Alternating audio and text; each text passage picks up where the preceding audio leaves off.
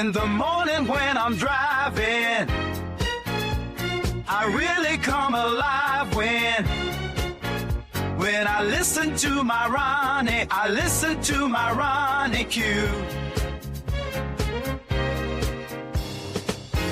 They are rare and they are few who can compare with Ronnie Q. So grab a chair, she's coming through. She's on the air, it's time for Ronnie Q.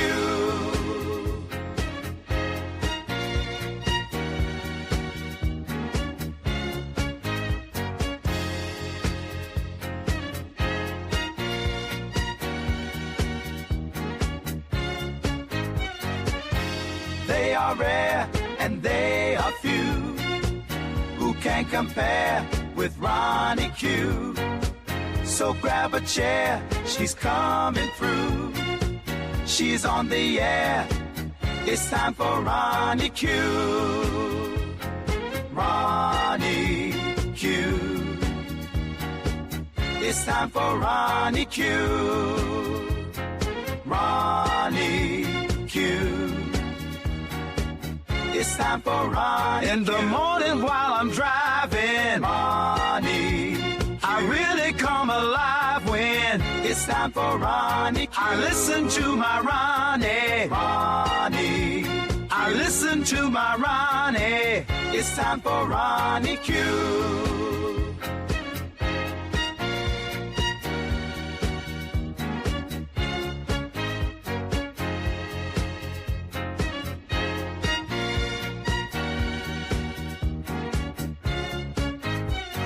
Take a seat and go meet Ronnie. Sweet, sweet, sweet, sweet Ronnie.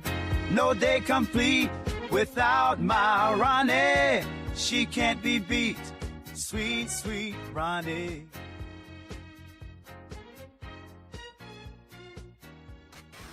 Happy Juneteenth to you all. Always remember, happy Juneteenth to you all. I hope you guys had a fabulous week. And if you don't remember Juneteenth, you may be able to remember it from here on out.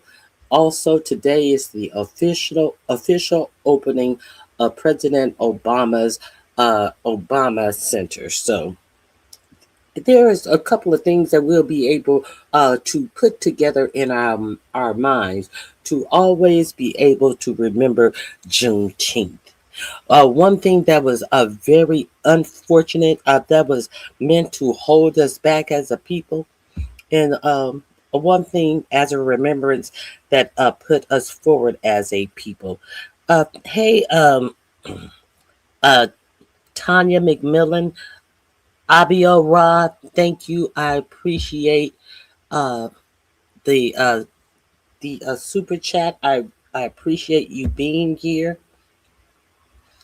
You are very addictive to listen. Thank you. Hold out your arm. I have a couple of things that I want to talk to you guys about today. I cannot wait to go to the Obama Center.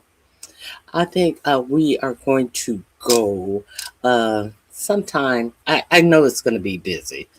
I want to go soon, but I don't want to go when it's busy. I want to go when it's, nice and quiet. I don't think that that's going to be anytime this calendar year, actually. We're trying to figure it out. We're trying to figure it out. I want to go soon, but anytime soon will be in the summer, and when everybody has a lot of free time, when everybody's scheduling trips. So we're going to figure it out. We'll figure it out. So I hope you guys had a fabulous week. There are a couple of things that I want to share with you. So let's start on the things that can never be etched from our history or our memory. Let's start with Juneteenth. Why don't we?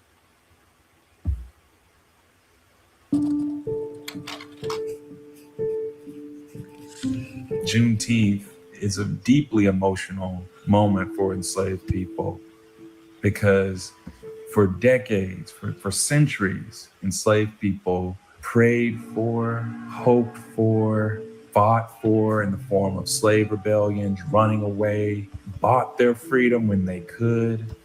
And if you read slave narratives, if you listen to spirituals from the era of slavery, you know that enslaved people longed for freedom.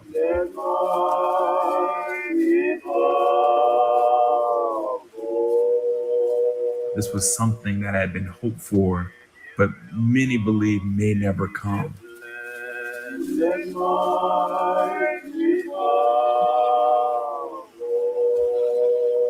Well, most promised to give me $40 a month in pay.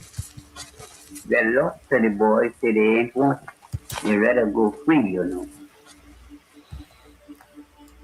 Being able to go wherever they wanted, being able to wonder about. For enslaved people, it was an expression of their freedom. Well, Matt Porter was the one that along with Miss Porter, one of our white folks in Navy. He was coming along, we all sitting on the fence, and the colored soldier come along and asked her, did she want to go with him? She said yes, she mounted one of them horses. She went on with them. I never did see her and hit that of her no more. When I think about Juneteenth, I think about it in the context of Emancipation Day celebrations that began January 1, 1863. They took on a whole new meaning when slavery was formally abolished after 1865. You would have had African-American veterans who fought in the Civil War be prominent in these celebrations, dressed in their military garb, speeches from enslaved people, the most prominent Black politicians singing of hymns, spirituals, discussions of registering to vote. Enslaved people celebrating in public their newfound freedom was an act of resistance. Because we have to remember, slavery came to an end after a 4 years bloody Civil War. Still the bloodiest conflict in American history. Many people in the South and in the nation who did not want to see slavery abolished fought tooth and nail to block the 13th Amendment.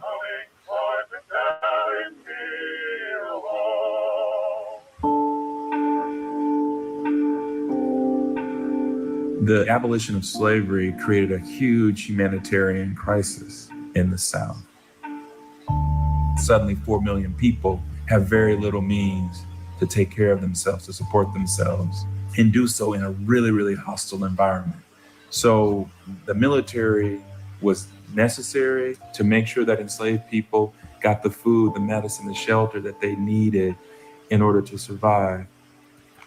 They're also there to protect, to the extent that that was possible, freed people from violence, from recriminations, from slaveholders, from Confederates who still hadn't given up the fight. And I remember, and the Yankees stopped here, and the Yankees stopped right on the corner of Square, and they prosecuted people, you know. We go to the ground scene, and they take them, hang them up with a slum. That's the punishment they got. Next time you see, they come a whole troop of Yankees, all riding horses. Hang on. And I said, Mama, where are they going? They're all going home now. When the last federal troops leave the South, it's a signal to Southerners. The federal government wasn't going to put its might into ensuring the civil rights of Black people would be observed. You have 20, 30 years later, Black people being lynched in public, and there isn't a federal anti-lynching law to protect them. In most communities in America, there's a history of lynching and racial violence, and very few communities have marked that, commemorated that. Every decade since the the end of slavery, Black people have been more educated, accrued more wealth, more status in American society. Every decade since 1865. But there's been one constant, and that constant is the presence of random racist violence.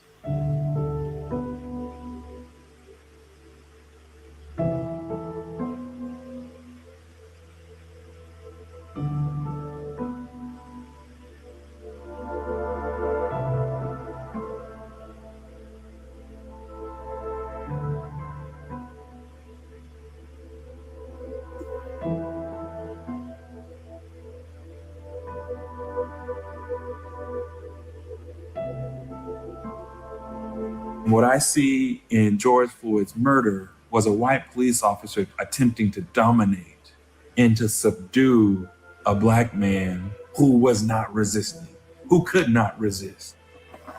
Even though slavery came to an end in 1865, the desire to master and dominate Black bodies did not. And we have never dealt with that. These are the kinds of stark realities that are highlighted during Juneteenth.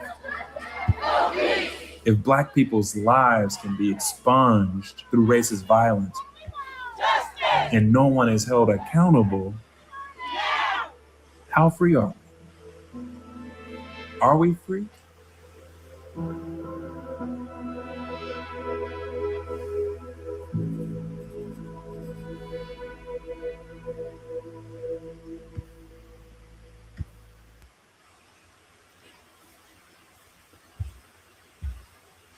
That link is in my description box because when we were free, we did not.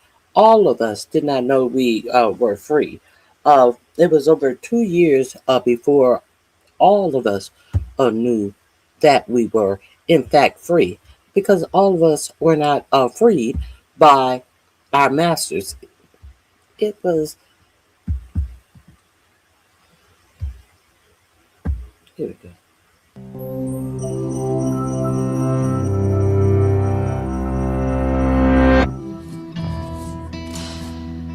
One day, while hiding in the kitchen, Charlotte Brooks overheard a life-changing secret. At the age of 17, she'd been separated from her family and taken to William Nealon's Texas plantation. There, she was made to do housework at the violent whims of her enslavers. On that fateful day, she learned that slavery had recently been abolished, but Nealon conspired to keep this a secret from those he enslaved. Hearing this, Brooks stepped out of her hiding spot, proclaimed her freedom, spread the news throughout the plantation, and ran. That night, she returned for her daughter, Tempe, and before Nealon's spiteful bullets could find them, they were gone for good. For more than 2 centuries, slavery defined what would become the United States. From its past as the 13 British colonies to its growth as an independent country. Slavery fueled its cotton industry and made it a leading economic power. 10 of the first 12 presidents enslaved people. And when U.S. chattel slavery finally ended, it was a long and uneven process. Enslaved people resisted from the beginning by escaping, breaking tools, staging rebellions, and more. During the American Revolution, Vermont and Massachusetts abolished slavery, while several states took steps towards gradual abolition. In 1808, federal law banned the import of enslaved African people, but it allowed the slave trade to continue domestically. Approximately 4 million people were enslaved in the U.S. when Abraham Lincoln was elected president in 1860. Lincoln opposed slavery, and though he had no plans to outlaw it, his election caused panic in southern states, which began withdrawing from the Union. They vowed to uphold slavery and formed the Confederacy, triggering the start of the American Civil War. A year into the conflict, Lincoln abolished slavery in Washington, D.C., legally freeing more than 3,000 people. And 5 months later, he announced the Emancipation Proclamation. It promised freedom to the 3.5 million people enslaved in Confederate states. But it would only be fulfilled if the rebelling states didn't rejoin the Union by January 1st, 1863. And it bore no mention of the roughly 500,000 people in bondage in the border states of Delaware, Maryland, Kentucky, and Missouri that hadn't seceded. When the Confederacy refused to surrender, Union soldiers began announcing emancipation. But many southern areas remained under Confederate control, making it impossible to actually implement abolition throughout the South. The war raged on for 2 more years, and on January 31st, 1865, Congress passed the 13th Amendment. It promised to end slavery throughout the U.S., except as punishment for a crime. But to go into effect, 27 states would have to ratify it first. Meanwhile, the Civil War virtually ended with the surrender of Confederate General Robert E. Lee on April 9, 1865. But although slavery was technically illegal in all southern states, it still persisted in the last bastions of the Confederacy. There, enslavers like Neyland continued to evade abolition until forced. This was also the case when Union General Gordon Granger marched his troops into Galveston, Texas on June 19.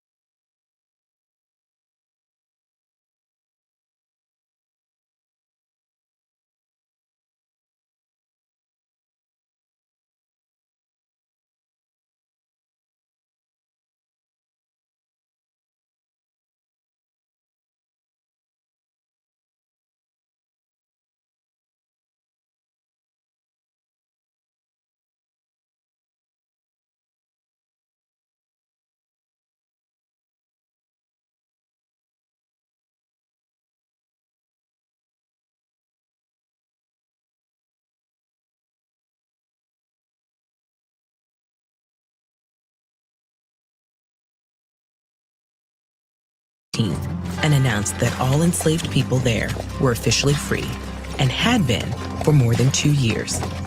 Still, at this point, people remained legally enslaved in the border. I said all that on mute. Now, this June 19th, when this colonel marched into Galveston, Texas. This is why Juneteenth is important, because up until June 19th, Black freed people were still being held as slaves. You know how some of these people still like to look at Black people as if they are less than? You know how some people in this country still try to act as President Obama is a less than person? Because they're racist. And you know how these white people want to talk about, oh, why are they talking about Juneteenth now? They just start talking about, no, we been knew about Juneteenth. You guys don't recognize it because every day for you is Juneteenth. Every day is Juneteenth where you want to try to denigrate Black people because of the color of their skin and try to make them feel in some way that they are beneath you due to your overt racism, bitches. We know what Juneteenth is. Just because you don't? No, Juneteenth ain't happening ever again. And we're going to let everybody know what Juneteenth represents. It represents your insecurities. It represents your laziness. It represents you cannot have an economy without us. That's what it represents. And we know it. States. It wasn't until more than 5 months later, on December 6th, 1865, that the 13th Amendment was finally ratified. This formally ended chattel slavery in the U.S. Because official emancipation was a staggered process, people in different places commemorated it on different dates. Those in Galveston, Texas, began celebrating Juneteenth, a combination of June and 19th, on the very first anniversary of General Granger's announcement. Over time, smaller Juneteenth gatherings gave way to large parades, and the tradition eventually became the most widespread of emancipation celebrations. But while chattel slavery had officially ended, racial inequality, oppression, and terror had not. Celebrating emancipation was itself an act of continued resistance, and it wasn't until 2021 that Juneteenth became a federal holiday. Today, Juneteenth holds profound significance as a celebration of the demise of slavery, the righteous pursuit of true freedom for all, and a continued pledge to remember the past and dream the future. People resisted slavery in the U.S. as long as it persisted. Uncover the story of those who escaped slavery. And now here we are in 2026.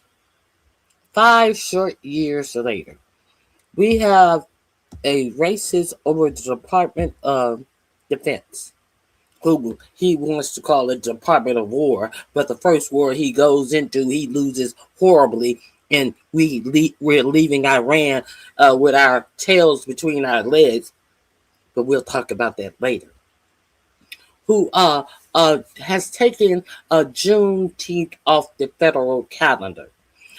We have a motherfucker who is renaming all of the Confederate military bases, not after the Confederate generals. He went through our military and found people in the military who have the exact same name as Robert E. Lee.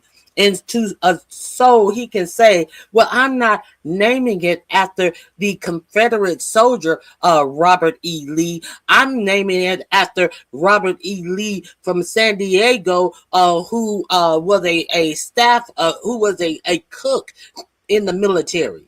And I'm naming a whole army base after a cook in San Diego because his name is Robert E. Lee. Make that make sense. Make that make sense. We have a whole white nationalist over our Department of Defense who is renaming our army bases that the names were taken away because they were named after traitors to our country. And he is renaming them on the slide after these traitors to our countries by saying, no, I'm just honoring this person who has no honor in our country. Kind of like himself, a person who has no honor in our country. So there's that. Now, did you guys watch the private opening ceremonies of President Obama's Obama Center, Presidential Center? If you did not watch that, I want to share with you.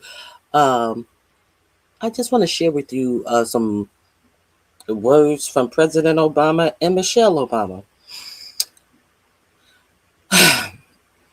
Do you guys remember the time that Melania Trump came out and did a speech, and she did a speech, and it was word for word what Michelle Obama had said? Did you think that Melania had her people copying this speech?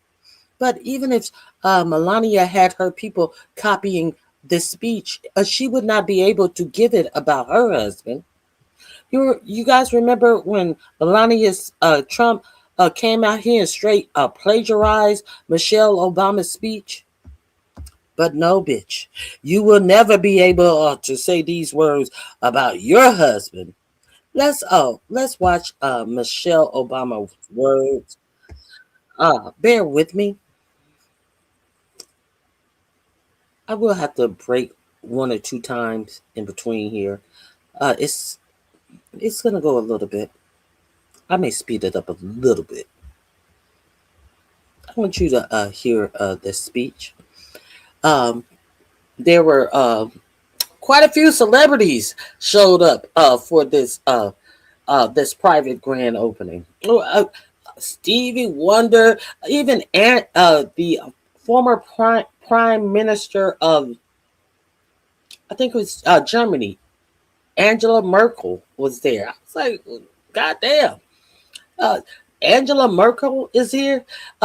We had George Bush, Laura Bush. We had Bill and Hillary Clinton. We had Joe and Jill Biden, all on the dais. Of course, their children were there. I was like, well, everybody's in the house. There were so many different celebrities that showed up while everybody was canceling out of that hillbilly hold down that was held on the White House lawn. Y'all remember all the Commodores, all of those I don't say Commodores are Z-list celebrities. They were A-list of their day. But they, shit. Uh, the Commodores, Milli Vanilli. The only one who didn't pull out of that hillbilly hoedown on the White House lawn was Vanilla Ice. That's how bad it was. Everybody pulled out of that hillbilly hoedown. So, did y'all see that? Did anybody watch that? Well, if you didn't watch it, let me show you some of the best parts of it. Of course, I cannot show any singing of it. So let me show you a woman who is standing behind her man, a woman who has never appeared on Russian TV the day that her husband took office. Russian TV was never able to show her nude on television, allegedly working a job being an alleged model. No, there has never been any pictures of her that Vladimir Putin showed all across his nation of her naked on TV for him to then turn around and say, oh, Vladimir is my friend. I love Vladimir, and roll out the red carpet. No. Vladimir has never been able to do that with Michelle, but I digress. Here we go.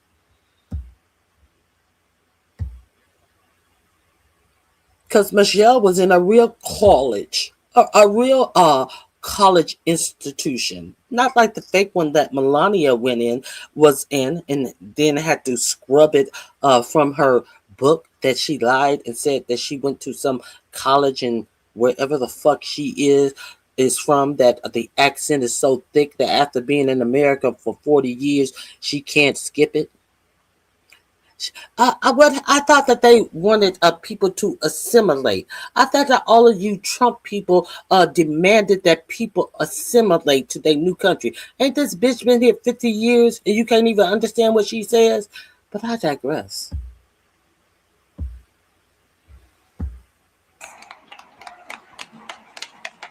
I got my tissue in hand. I don't know about all of you. Wow. Hello, everyone. And what a beautiful day, right? Nothing like a project by my husband to bring out the sun. Let me start by thanking Addison for that magnificent introduction and for exemplifying the heart, excellence, and determination that has blossomed right here on the South Side for a very long time. Good morning, Beverly and Jill. Time. I also want to send some love to everyone who made this day a reality. The construction workers, landscapers, designers, the architects, artists, chefs, our staff, our board members, our donors. Barack and I simply cannot thank you enough for the care and brilliance you poured into every square inch of this campus. I also want to recognize all of the elected officials and distinguished leaders from around the city, the state, the country, and yes, the world. Thank you for being here to celebrate with us, especially to all of my fellow formers, to Joe and Jill, George and Laura, Bill and Hillary. Thank you from the bottom of my heart for your service to our country over so many years, and for your constant friendship and support of our family. We love you guys, truly. Oh, to our daughters, Malia and Sasha, who will always be my babies, even though we're no longer playing hide and seek on the South Lawn with Bo or hosting sleepovers in the solarium. I see a lot of some sleepover girls here. You both have grown into such brilliant and beautiful young women, making your way out there in the world.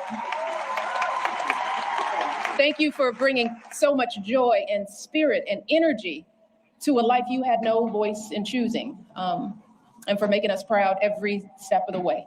Love you, babe. Oh, so please indulge me for a moment, because I'm gonna take a little time to do something that I know my husband will not do today, and that is to fully sing his praises.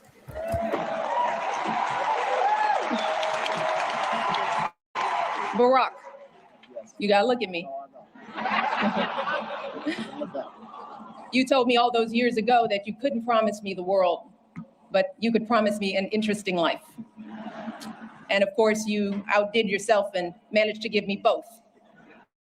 I know it hasn't always been easy, but there hasn't been a single second through this experience that standing by your side hasn't left me in awe. 8 years in the crucible, and not once did you melt from the heat. Not once did you let it harden you.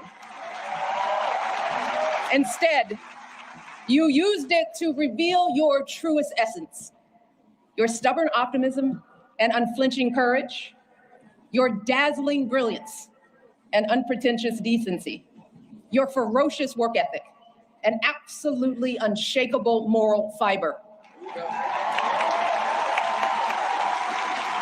And to do it all as a first, and the higher standard that comes with all that, the claims that a US senator and constitutional law expert wasn't qualified for the job, the lies about your birthright, your faith, your patriotism, the outrage when you stated the biological fact that if you'd had a son, that he too would be Black. Yet, you were unflappable at every turn, always focused, always calm, always looking at the long view. How absurd it is to even imagine that you might have buckled under the pressure even once, lashed out in frustration, lost your temper. How absurd it is to imagine that you might have done anything but make our family and this entire country proud.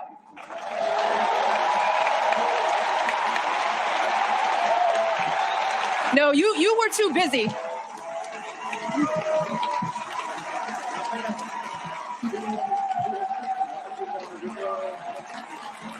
I'm not done, y'all. Not done. So much to say. You were doing the people's work, rescuing our economy, expanding healthcare, ending a war, ordering the Bin Laden raid, saving an auto industry, winning a peace prize.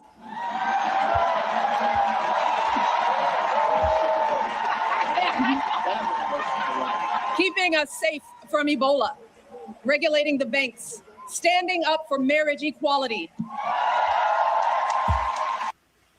Winning a peace prize, not walking across the nation crying, moaning, and saying that you deserve what you couldn't believe you weren't getting.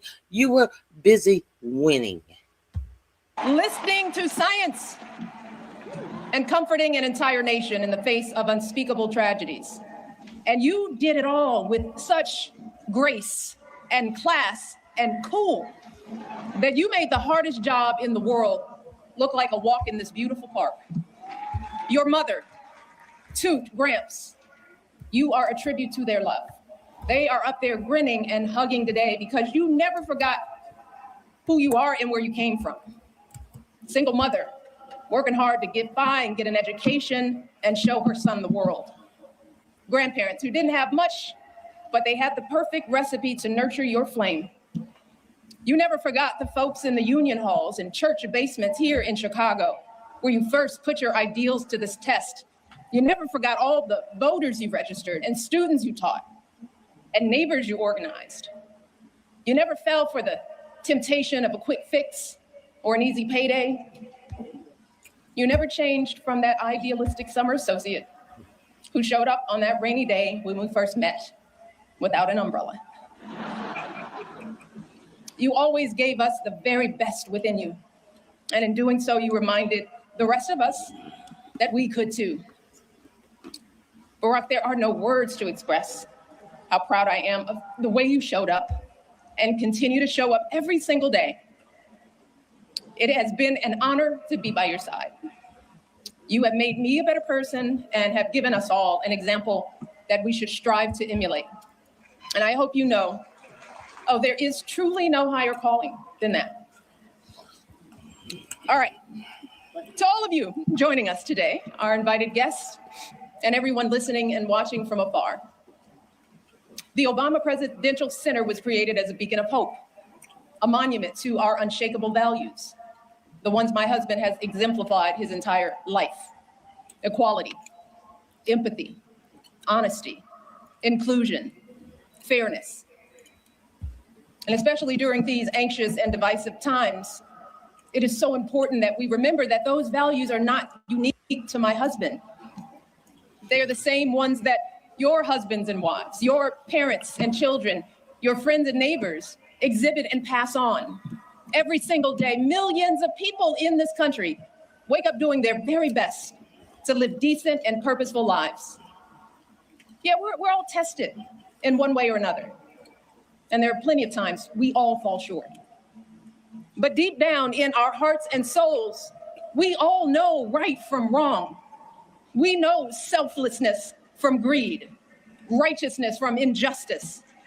We understand that we all rise and fall together, that every last one of us is an invaluable contributor to the greatness of America. And I'm talking about the workers living paycheck to paycheck, hoping to give their kids a better future. The teachers using their own money to take their students on field trips. The business owners struggling to meet payroll but refusing to close their doors. All those folks sweating over stoves to provide meals for their communities. Folks shivering in the freezing cold to deliver our packages, picking up trash to keep our parks clean, volunteers dedicating their weekends to coaching t-ball or directing the church choir or mentoring a child. That's where the truth of this country lies. Not in grabbing as much as we can get for ourselves or knocking folks down to prop ourselves up, but in the overwhelming goodness, the relentless striving, the quiet dignity that is inside all of us. Our greatest hope is that this center can reflect back just a fraction of that light, that it can capture the beauty of who we all are, no matter what we look like, or where we come from, or how much money we earn, or how we pray, or vote, or speak, or love.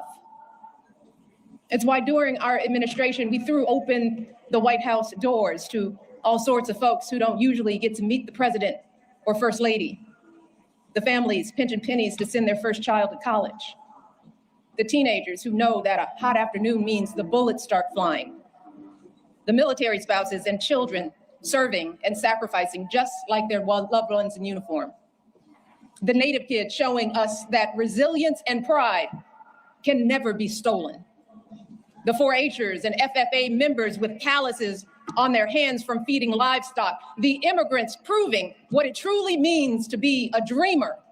These folks aren't Americans too. They are America. They are the beating heart of this country. They are us and we are them.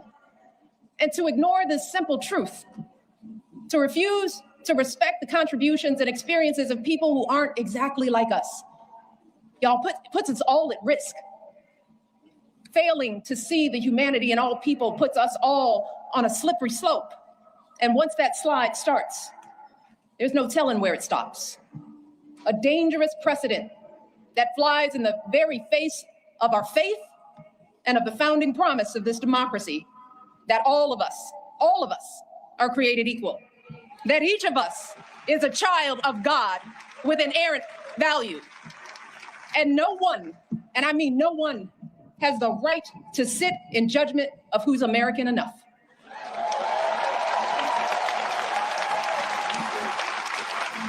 And that's why, folks, we simply don't have the luxury or time to be cynical or complacent, to wring our hands in despair, to wait for someone else to fix the problem.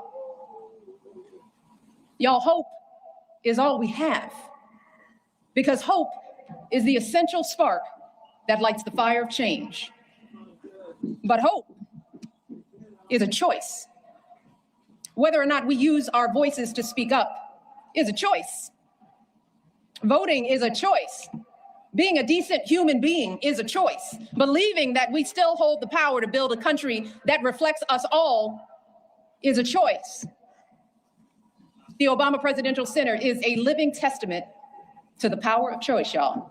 The historic example that millions of you gave the world about what this imperfect democracy has strived for and achieved, and an urgent call to go out there and do it again. So I hope that when you walk through this campus and bring your children here, you are reminded of the power of choice and the steady work of change. The arduous, unglamorous march up that mountain, one foot after another, day after day, generation after generation. But I also hope you fully absorb the elation of achieving something together. You know, that feeling when you clear the tree line and see a vista that takes your breath away. A feeling that can never be erased. And I know that can be hard to grasp right now, when everything feels so upside down, when fact and fiction run together, when folks seek to stifle speech, limit access to education, devalue diversity, erase the inconvenient parts of our history, when our phones constantly buzz with the latest outrage. So I hope that this place can offer a respite from all that, at least for a little while. I hope it can reignite the optimism and empathy and ambition that has always powered this country's greatest change. So we want you to come here and put away your phones and talk and laugh and cry, because you're gonna cry, and make new friends. Get your hands dirty in my garden. Push your baby on a swing in the playground. Have a romantic picnic on the great lawn. Because that's the work of democracy too. Being neighborly, taking care of public spaces, having some fun, enjoying each other, shaking out of the isolation and division that have crept too deeply into our lives. And to my fellow Southsiders, I want you all to make this campus a part of your lives. Be inspired by the world-class art. Check out the books from our beautiful public library and bring them back on time. Drop some beats in the recording studio, hit some corner threes at home court, hold birthday parties, jumpstart clothing drives, host citywide cleanup days here. Use this campus to show off this place we call home. This joyful place where Marion and Fraser Robinson taught their two kids to dream big. This hopeful place where an unknown guy with an unknown name took flight. This stubbornly optimistic place where family after family scrapes and claws and laughs and dances their way to a better tomorrow. That's what this has always been about. Barack and I have always said that this center is grounded in our stories, but it has never been about us. It's never been for us. And it's gonna be here long after we're gone. So what it becomes and how it's preserved, that work has to be done by all of us. just like our democracy. And thankfully, you have shown the world what we are capable of. You've proven that a lasting legacy isn't an award or a name on a building or a number of zeros in a bank account, but the difference we make in one another's lives. It's about seeing each other and showing up for each other and carrying each other when we're weary or faltering or losing faith. That's how you build something that endures. And that's what you all have done at every twist and turn of this extraordinary journey. You have protected and proclaimed the hope that beats within the heart of this campus. You've rekindled and renewed this untamable, unpredictable, and unbreakable democracy. And I know that you all are going to astonish us even more in the months and years ahead, because you all have proven beyond a shadow of a doubt that when we truly see each other, when we strive to bring out the best in ourselves and one another, oh, there is no limit to how high we can go. Thank you all. I love you all. God bless you, and God bless this country we love.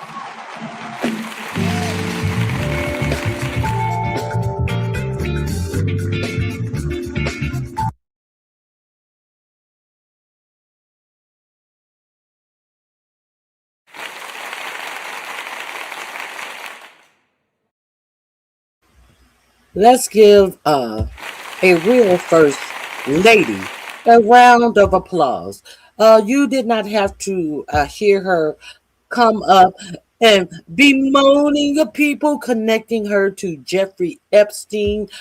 You did not have to hear her bitching and moaning about people telling lies on her. And I do not know Jeffrey Epstein.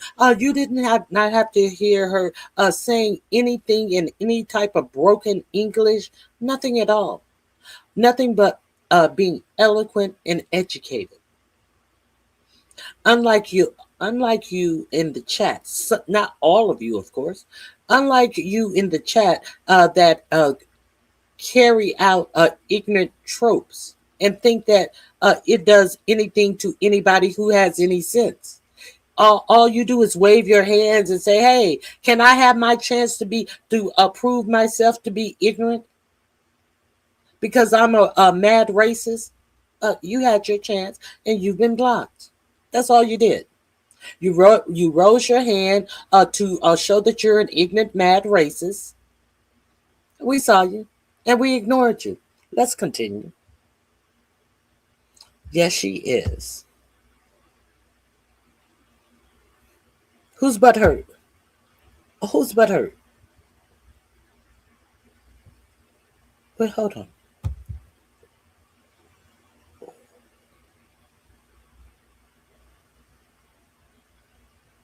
Who's butthurt?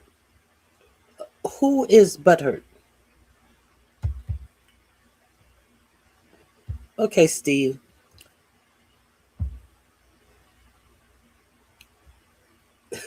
Okay, Steve. You raised your hand too. Thank you for raising your hand, Steve. Thank you for raising your hand as well, you stupid motherfucker. Let's continue. This is not the hour of the ignorance. Let's see what President Obama had to say. Are we gonna wait to see if he? Shut up, piggy! Shut up! You're disgusting. Are we gonna hear any of this type of talk from President Obama? You have the worst ratings. That's why no one watches you. You're disgusting. You know, you used to be good. You smile. Are we going to hear any of this from President Obama? Oh, ciao, bye. Hello, Chicago. Sweet home, Chicago. All of these links are listed in my description box. Make them mad, Barack. Make them mad.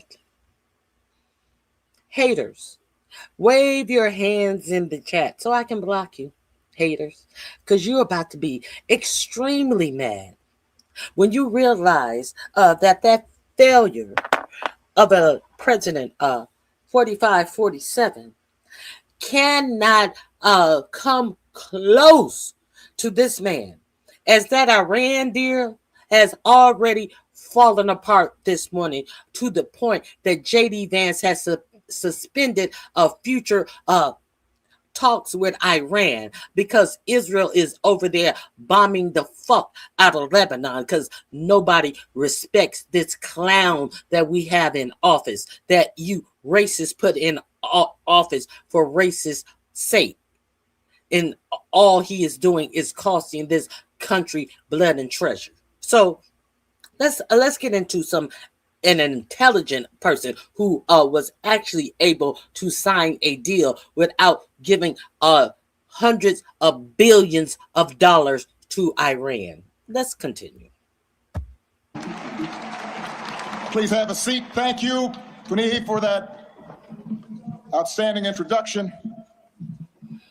President and Mrs. Bush, President and Secretary Clinton, thank you for being with us today and for your devotion to our country. And President and Dr. Biden, thank you for your steadfast partnership for 8 years.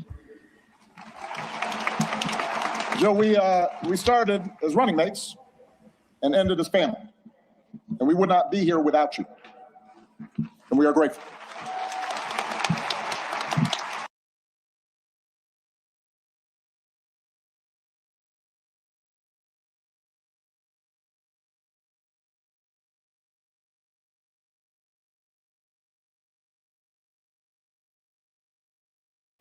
Obama gave Iran billions in cash.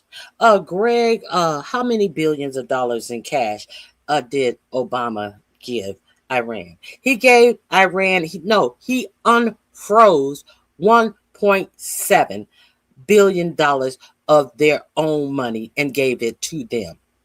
So where are the billions?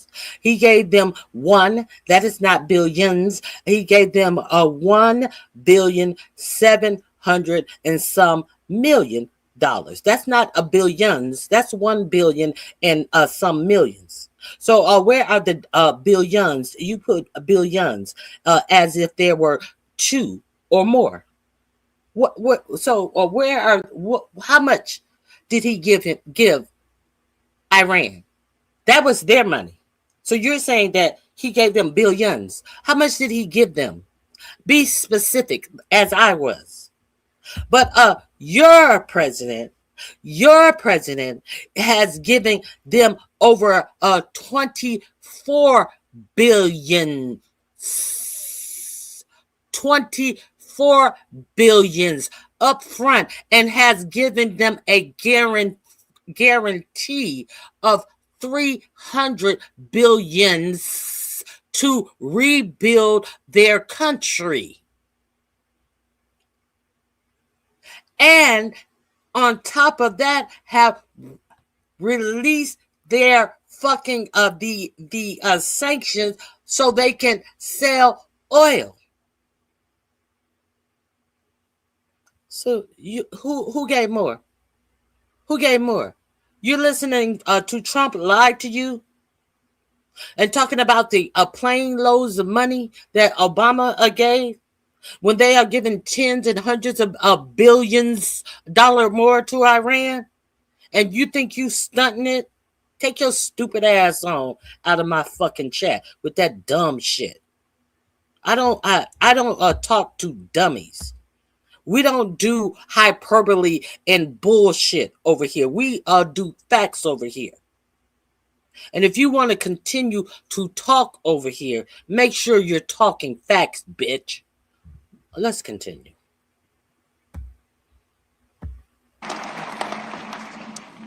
To our amazing foundation staff and our amazing board, to Governor Pritzker, Mayor Johnson, thank you for making this center possible. To congressional leaders and foreign dignitaries who've made the trip, I cherish our partnership together and all we got accomplished together. Thank you.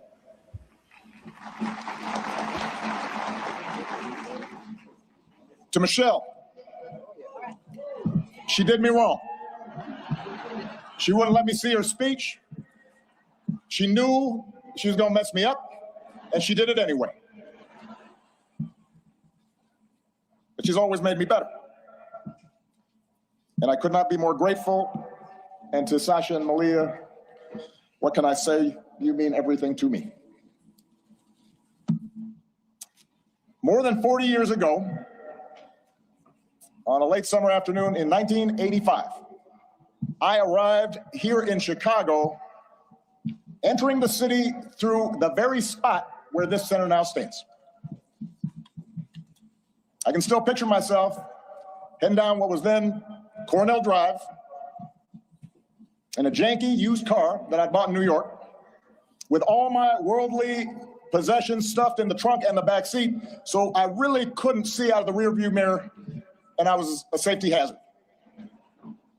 And I was 23 years old.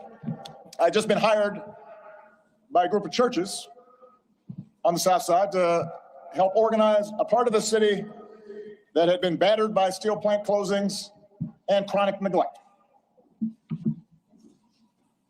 And I didn't have much organizing experience. Didn't know anybody in Chicago. But I had been inspired by the civil rights movement, and I knew I wanted to make a difference. And although I wasn't sure exactly how I was going to do that, I was possessed with this abiding faith that if we could give people more of a say in the forces that govern their lives, if we could bridge some of the differences that drove us apart, then we could build an America where everyone counts and everyone has a fair shot and everyone belongs. Even a mixed race kid with a weird backstory and a name nobody could pronounce. And it was here, in this city, a city of broad shoulders, that I found what I was looking for.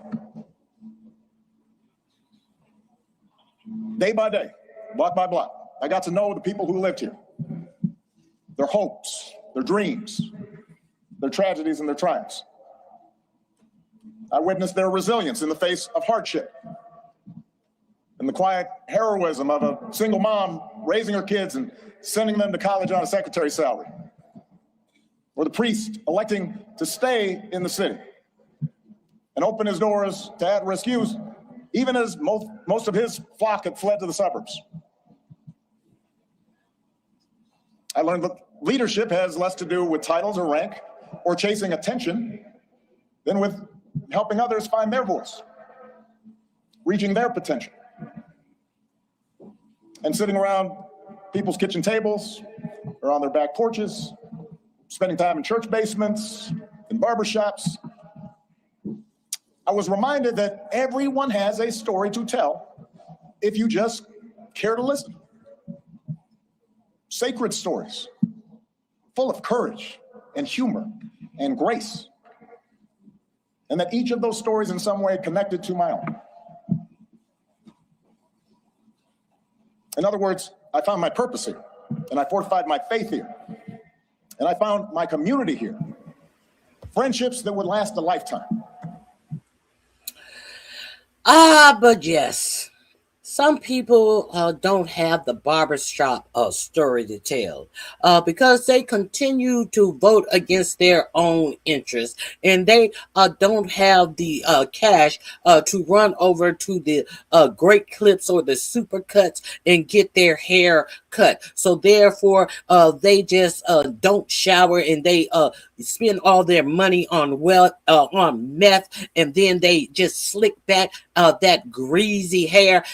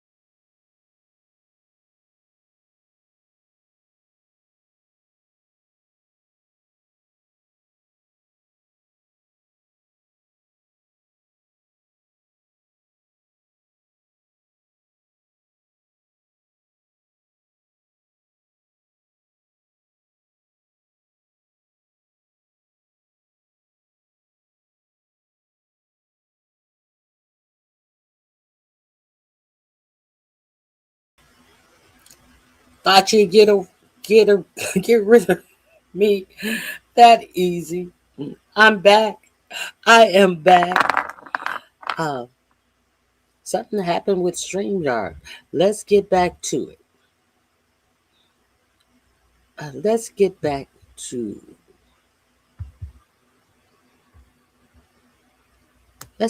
to President Obama. Let me share my screen. StreamYard. Let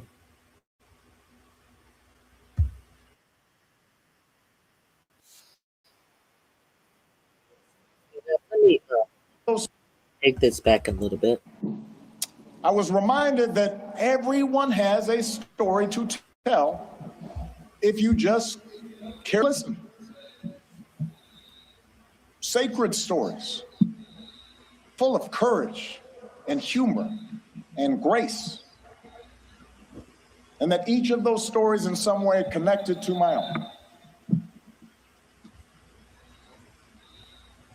In other words, I found my purpose here, and I fortified my faith here, and I found my community here, friendships that would last a lifetime. And I found a girl from the South Side who has been my greatest blessing. Michelle and I, our wedding reception was over at South Shore Cultural Center. You could walk from here. Our daughters were born right down the street. This is where we bought our first home. This is where our kids took their first steps. This is where I launched my candidacy for the Illinois State Senate over at the Ramada Inn on Lakeshore Drive, serving pretzels and soda, embarking on the path that ultimately and improbably led to this day. So, for me, this center could not be any place else. It's an expression of thanks, an acknowledgement that so much of what I hold most dear, I owe to the people of this city and the people of these surrounding neighborhoods.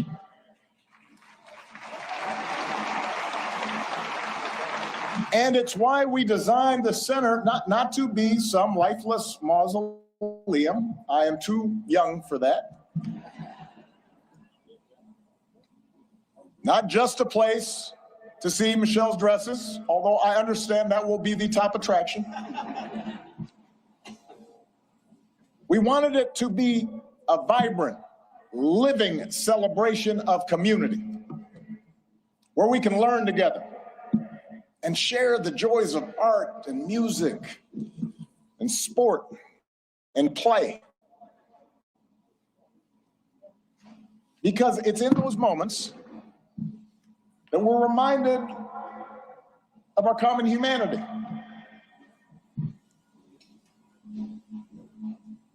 And strengthen the bonds of trust that not only make our lives richer, but make our democracy stronger. Now, we also wanted this center to be a celebration of the extraordinary public servants, many of whom are here today, that made this journey possible. Some of you helped get me elected. Some of you I had to talk into joining my administration. Some of you were seasoned veterans who helped show a rookie president the ropes. But a lot of you were younger than I was when I first drove into this city. And we're all a bit older now. Many of you have children of your own, even grandchildren. But the passage of time has only deepened my admiration for your talent and your dedication and your skill. It's only deepened my gratitude for how much you and your families sacrificed to make this country better. So when you visit this center today or in days to come, I hope you see yourselves and your hard work reflected in every exhibit. And I hope you take pride in what we accomplish together. You made that happen.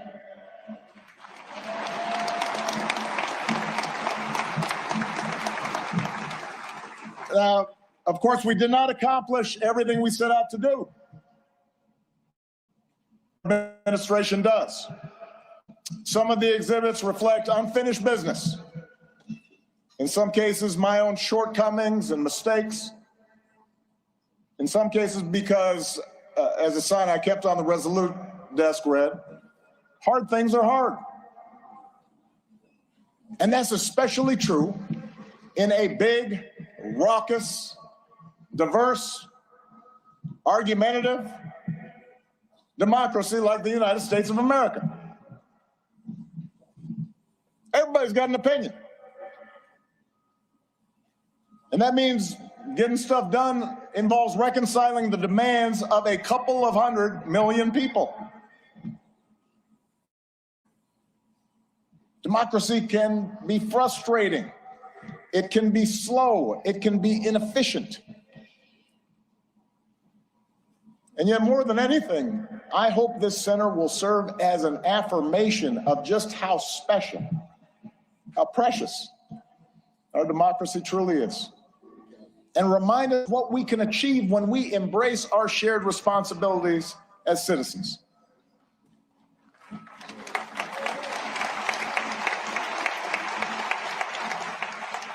And since we're a few weeks away from America's 250th birthday, it is worth remembering just how radical the whole idea of self-government really was back in 1776. To that point, human history was a tale of conquest and caste and rigid hierarchies. A world where the strong dominated the weak, where power and wealth and status flowed through lineage, and the many were ruled by the few. But out of the fire and steel of a revolution, a different story took flight on this continent. A declaration that we are all created equal, endowed by our Creator with certain unalienable rights, and that in the newly independent United States, there will be no kings or lords, no serfs or subjects, but only citizens, each of us free to pursue our own version of happiness and able to determine our collective fate through an elected representative government.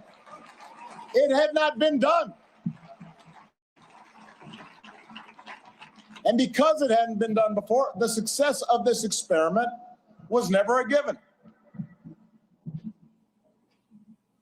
In forming our union, the founders fell terribly short of the Declaration's promise, leaving slavery intact, allowing states to restrict the franchise to white men's property.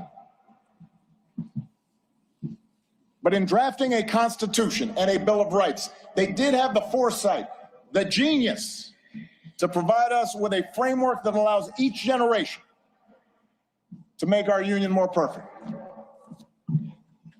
And over more than 2 centuries, through petitions and protests, marches and strikes, moral appeals from the pulpit, and conversations at the family dinner table, men and women from all walks of life, of every color, every faith, every region, took up the cause of democracy and made it their own, until we, the people, came to include not just some of us, but all of us.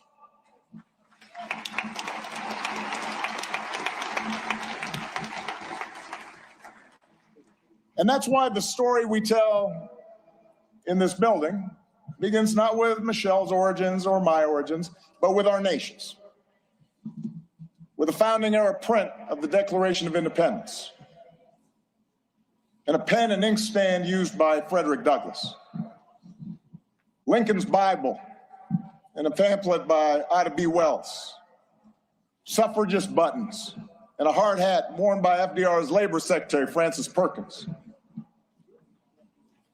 And it's why the exhibits here focus not just on policies, but on the shared values that make democracy possible.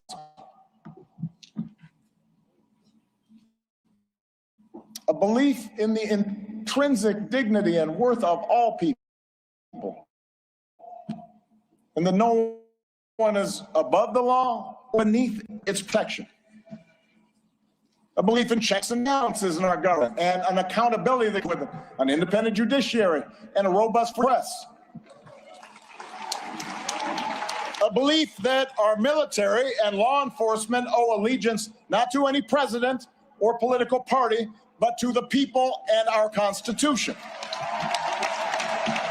A belief in the peaceful transfer of power after the people have spoken in fair and free elections, recognizing that in a large, complicated society like ours, no group or faction gets its way 100% of the time. And a belief that quality. Well, if I don't get my way, the election was stolen. They stole the election. It was all rigged. If I don't get my way. Of character, honesty, integrity, kindness, compassion, a sense of duty and honor. Those things matter in our public dealings, just as they do in our private lives. These are not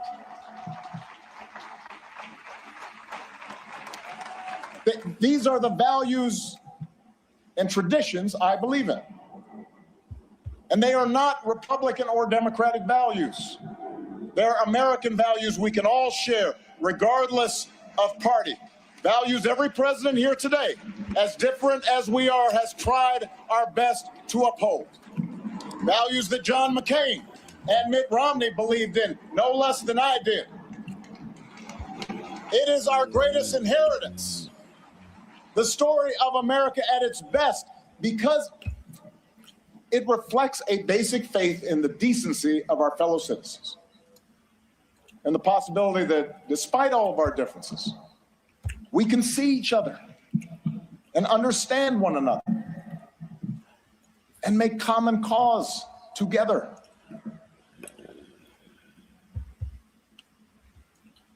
That's what I hope every visitor to this center takes away from their experience. And that's why if you come for a day and you don't have time to see anything, I would urge you to skip.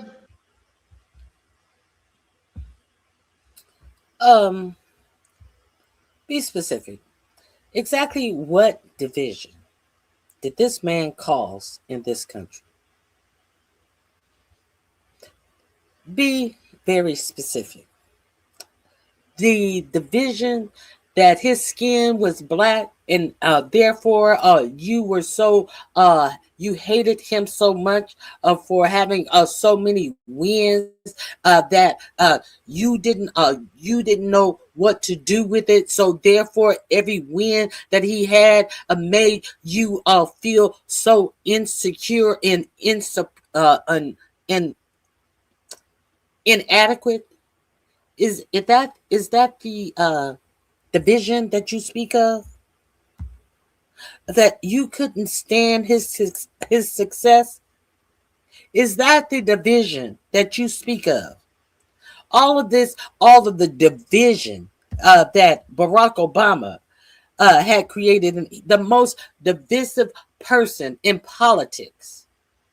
Do you find that that's only talked about the only black president in the United States? And you got Donald Trump up here calling people low lives and coming from shithole country, and this dumb fuck is telling you that he is caused the most division in this country, as we have ICE agents out here shooting dead U.S. citizens. And this dumb fuck is talking about President Obama caused most division in this country. Can you imagine that? Just say, hey, I'm racist and I want attention. Get the fuck out of here. Goodbye.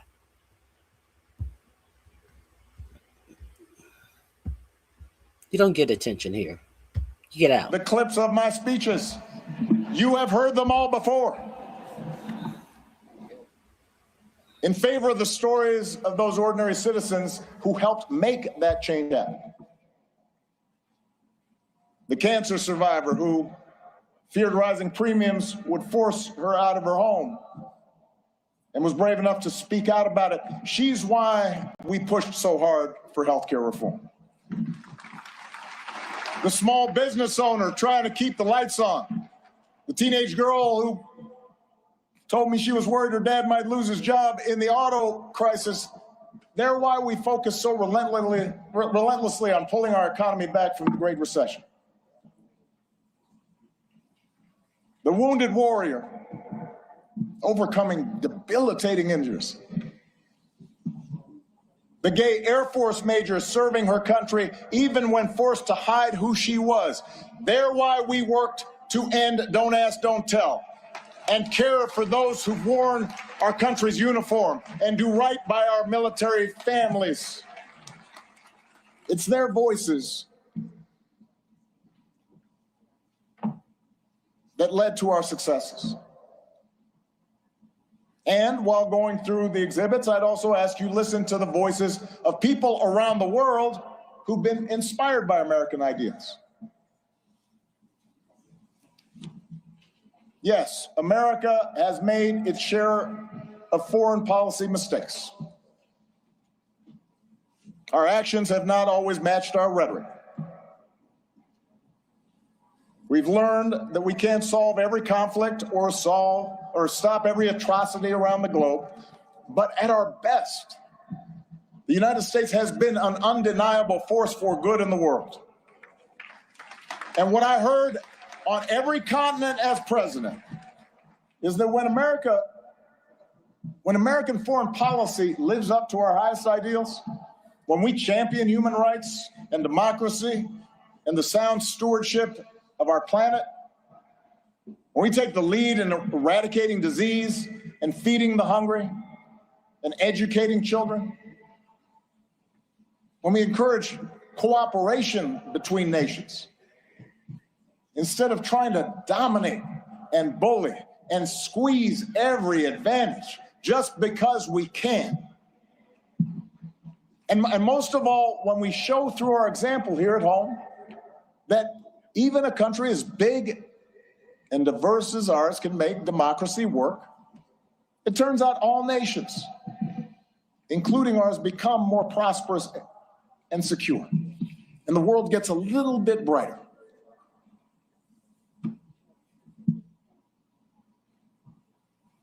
I recognize it's been almost a decade since I left office. In that time, we have lived through more war and a terrible pandemic, economic disruptions, mass protests, backlash against mass protests, political conflicts that have shaken the very foundation of our democracy.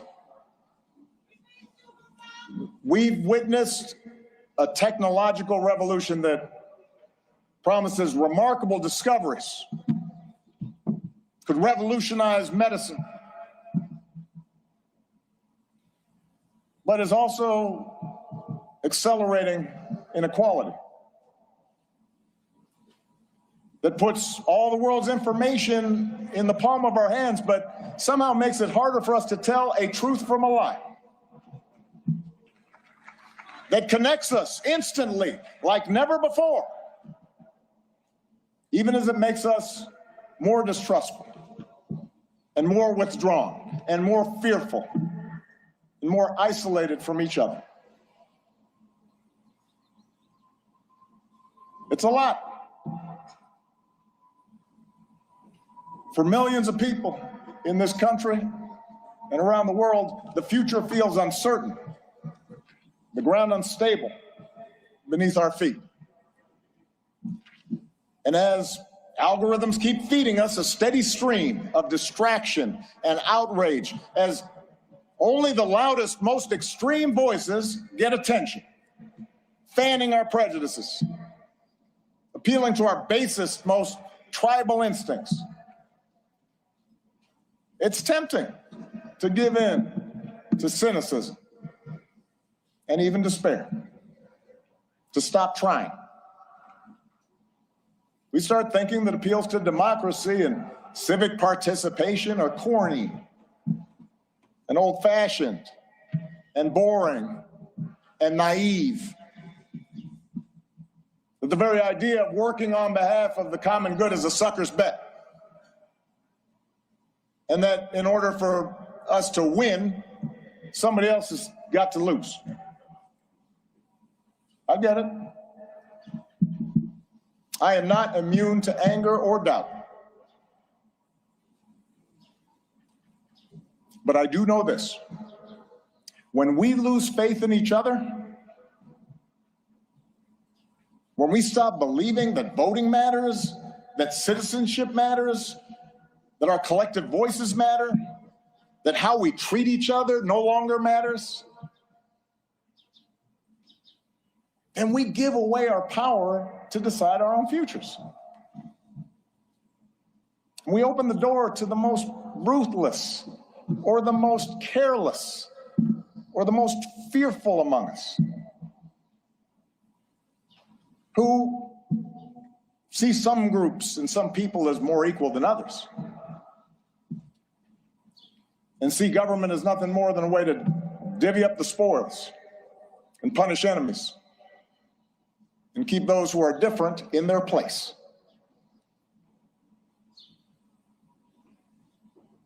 I do not believe that is the story of America that prevails in the end. I don't believe it because for us to give up, for us to give it now, after all this country's been through, to cynicism and division would be a betrayal of our founding ideas, a betrayal of our faith. And I remain convinced that the overwhelming majority of Americans feel the same way. That as unsettled as we are, people aren't looking for perpetual anger and division. They are looking for fairness and common sense and mutual respect. That deep in our gut, we want to find a way to turn towards each other again, not further away.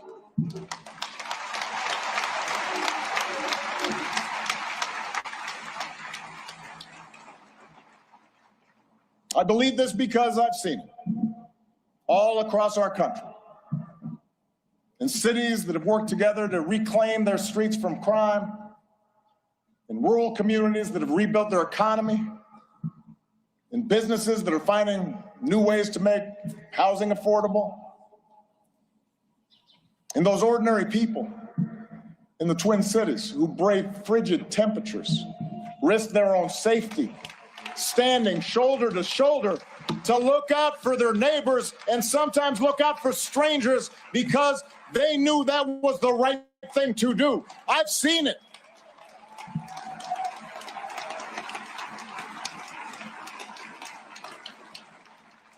And I've seen it in a new generation of leaders here and around the world, like Puniha and Addison.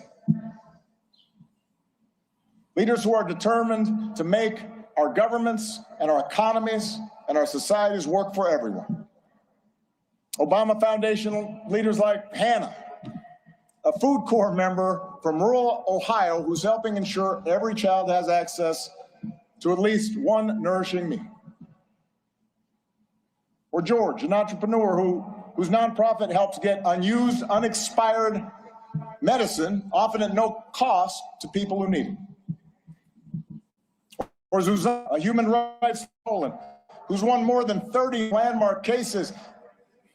There are thousands, tens of thousands, hundreds of thousands of these young people out there making a difference right now. And this center is devoted to lifting up their stories, giving them the tools and support they need to expand their impact.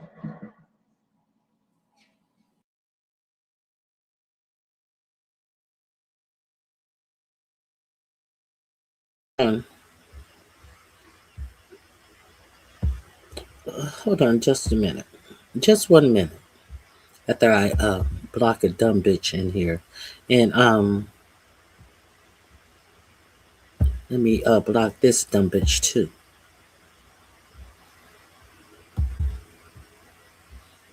So Ronald.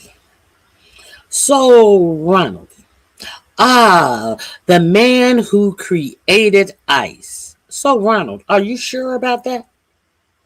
So Ronald, are you the one who also wrote in my chat that he has deported more people from the United States than any other president? Yes, he did. Yes, he did. And that is another reason why 4547 is angry. Yes, he actually did that. And he was supposed to have done that. And in doing that, he did not have a protest all in the street. And in doing that, he had ICE was not out here shooting United States citizens. And in doing that, he was doing his job. So, about this, the man who created ICE, are you sure of that? Is it so you're mad at him for doing his job? And you think that you're saying something slick about him deporting more people than any other president? Why do you think that 4547 and Stephen Miller is saying forget, don't go after bad people, just go after everybody, because they feel inadequate because they can't do what he was doing? Why do you think they just bum rushing and racially profiling people? Because they can't get the numbers that he was getting. Why do you think that they are stalking people at their immigration court hearings and taking them into detention centers? Because they cannot successfully do the job that he has done. Because they're inadequate. And they can't understand why them as who think that they are superior to black people can't live up to the greatness of this black man.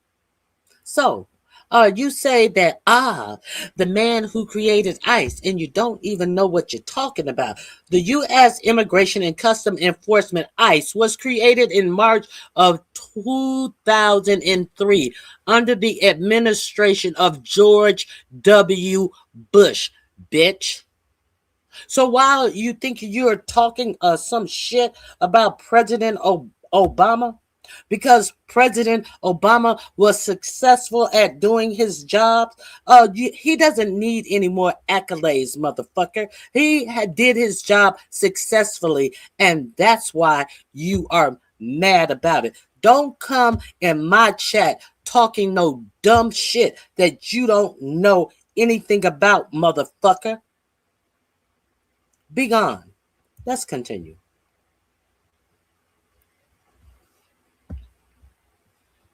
He was supposed to get undocumented immigrants out of the country. He did it so well, and you didn't see none of the mayhem. There were no concentration camp set up. There were no 100,000 children taken away from their parents. But y'all want to talk about what Biden and Kamala Harris didn't do. Which one you gonna complain about, bitch? Which one you gonna complain about? You're mad because you can't live up to the numbers that President Obama did without all of this mayhem in the streets, without all of this without all of this brutality, with all of this inhumane treatment of human beings. Which one you gonna be mad about? Stupid motherfuckers. For while our work is nonpartisan, we are not values neutral. We have a point of... Now, don't you feel stupid? Don't you feel stupid that you thought that you was just going to sneak your dumb ass up in my chat and write some dumb shit? Trying to blame a black man for some shit? To blame a black man for his success? Make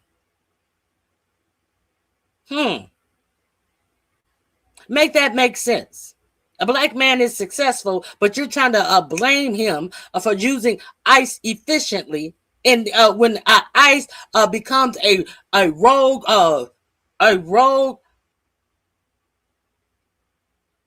police state under 45-47, you want to attribute ICE to President Obama.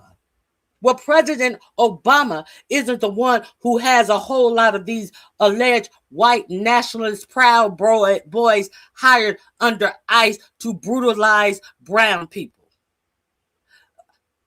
President Obama didn't hire a airhead Christy Nome to ignore laws.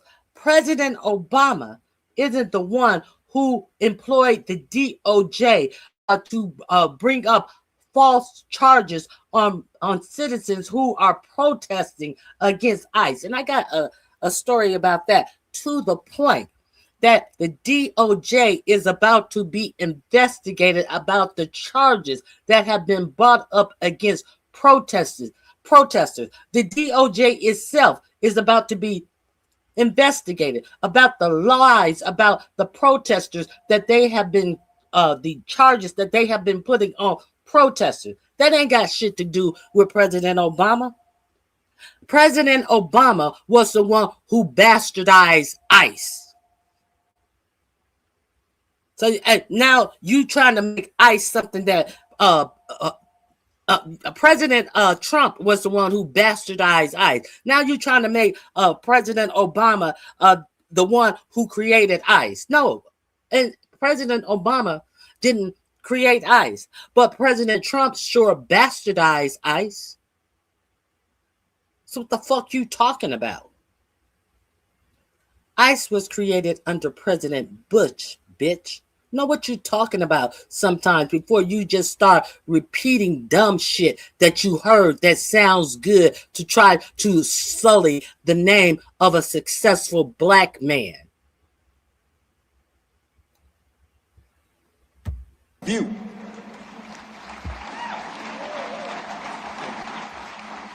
The exhibits in the center are not meant to evoke nostalgia for some gauzy bygone era,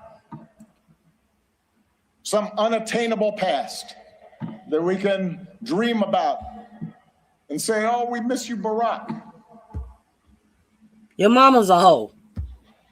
They're meant to remind us of who we can be,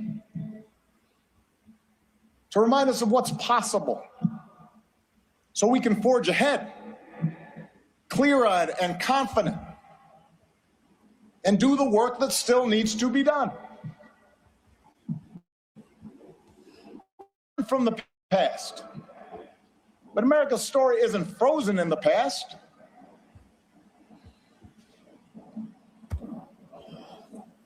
It has chapters yet to be written, not by one person or a few people, not. No, bitch, you're trash. No, bitch, you are the trash. Get the fuck out of my chat. It is no both sides, this both sides-ism bullshit. You are a one stupid motherfucker, and you are the trash. The trash has been taken out.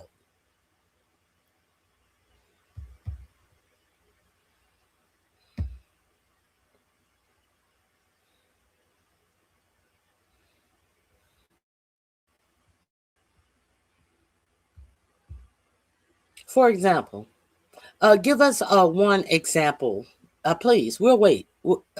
Give us one example of this. We'll wait. By Barack and Michelle. Let me go back. Frozen to people who need it. For Tony and Addison, leaders who are determined to make our governments and our economies and our societies work for everyone. Obama Foundation leaders like Hannah, a Food Corps member from rural Ohio who's helping ensure every child has access to at least one nourishing meal.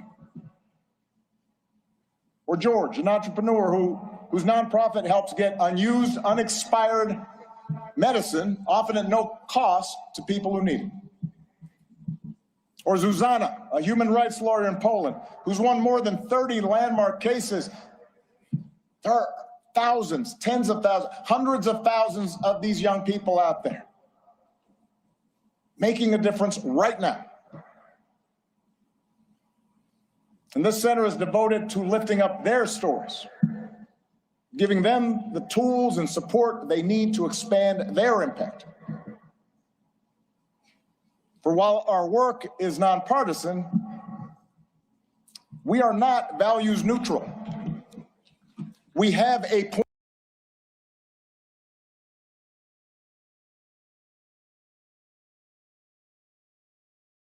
Sorry, that is not an answer to the question about prove your point.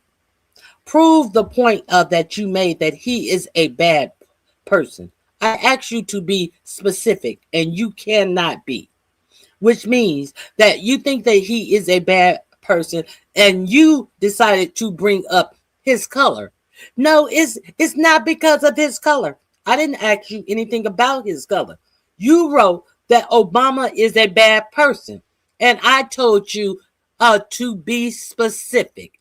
And your response is, his skin color means nothing. He is a terrible, power-hungry president. What power did he take? What power did he overreach as president and take?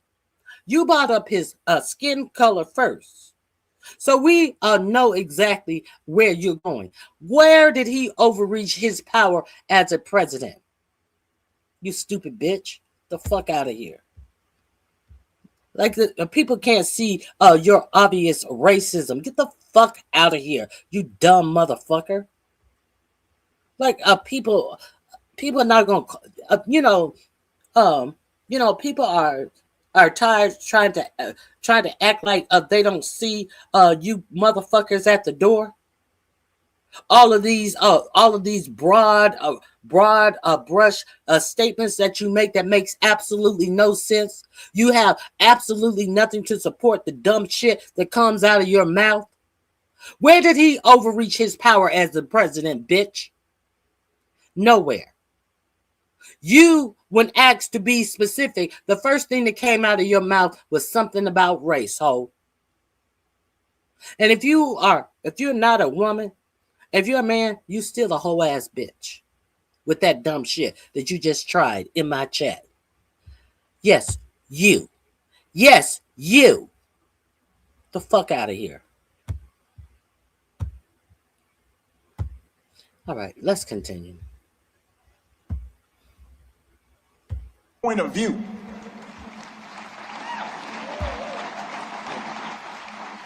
The exhibits in the center are not meant to evoke nostalgia for some gauzy bygone era, some unattainable. Not some gauzy bygone make America great again era. Hit the like button. I appreciate all of you being here and participating. We don't have to agree, but if you try me, I would suggest you not. We don't all have to agree. We can agree to disagree, but make sure you watch your motherfucking mouth when you talking to me. Okay. Please hit the like button. I appreciate the engagement. Thank you for being here. Past that we can dream about and say, oh, we miss you, Barack. They're meant to remind us of who we can be, to remind us of what's possible, so we can forge ahead, clear-eyed and confident, and do the work that still needs to be done. We can learn from the past.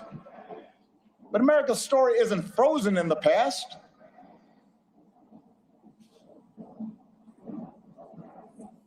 It has chapters yet to be written, not by one person or a few people, not by Barack and Michelle, or anybody with a fancy title or a high office, but by all of us. You know, one of the things a lot of presidential libraries now have in common is a replica of the Oval Office. And if you take a peek at the one inside this building, you will see some objects that carried some special meaning for me during the time that I was in office. There's a program that a friend from the South Side gave me that he had retrieved from the 1963 March on Washington. He was there. There's a Norman Rockwell painting of the Statue of Liberty with workers hanging on ropes, burnishing the torch that she holds aloft. And on the rug, you'll read words from some of America's greatest leaders, including a quote that inspired that arch that you see right there at the south end of the plaza by Martin Puryear. The arc of the moral universe is long, but it bends towards justice. And it's a quote that was often invoked by Dr. Martin Luther King Jr., but it originally comes from a Boston minister's sermon more than 170 years ago. And at the time, the abolitionist cause seemed lost. The Compromise of 1850 had made harboring fugitive slaves a crime under federal law, even in those states that had abolished slavery. And in a case that garnered national attention, a young fugitive in Boston had been seized and tried and marched to the wharf by hundreds of armed officers, where he was summarily put on a ship bound for the South, where he would remain in shackles and chains. It was a moment of profound uncertainty and despair. A moment the minister called darker than any New England had witnessed. We do not see, Reverend Theodore Parker observed, that justice is always done on earth.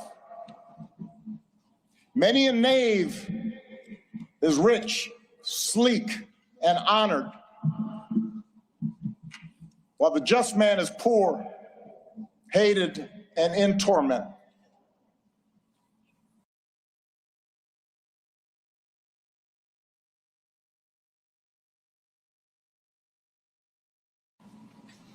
I do not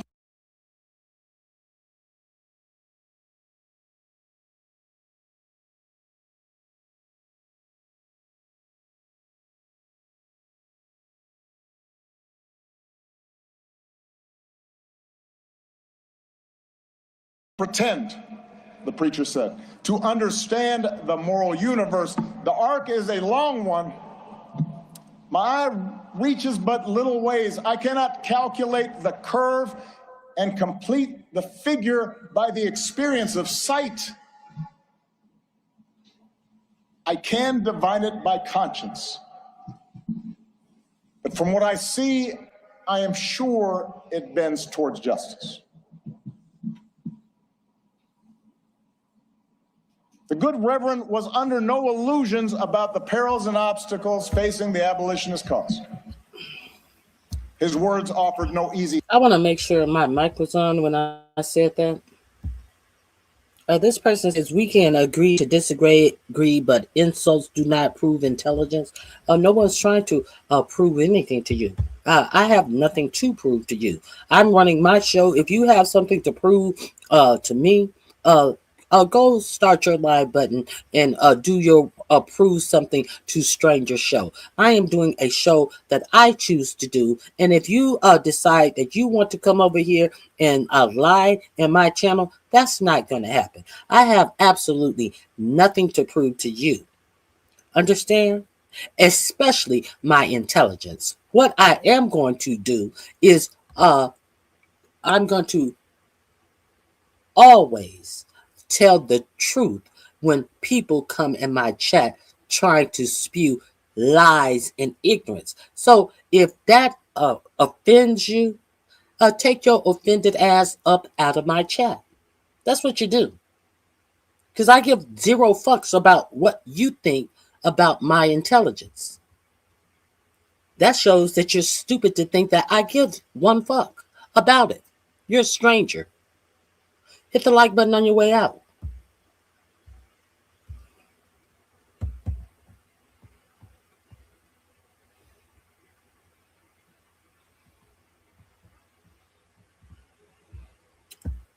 Yes, we said that at the beginning of the chat. Happy Juneteenth to you all.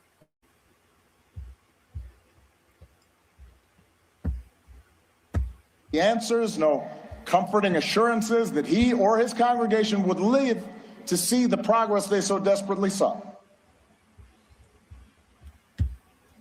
Rather, his was a declaration of faith, a defiant call, not to abandon hope or give way to fear, but to stay true to our better selves and true to one another, and to keep fighting to fulfill the promise of this nation, even in the face of cruelty and bitter disappointment, even in the face of impossible odds. It is that spirit that we open the center today. The same spirit that so many of you showed all those years ago. The same spirit that inspired generations of Americans to meet the challenges of their time.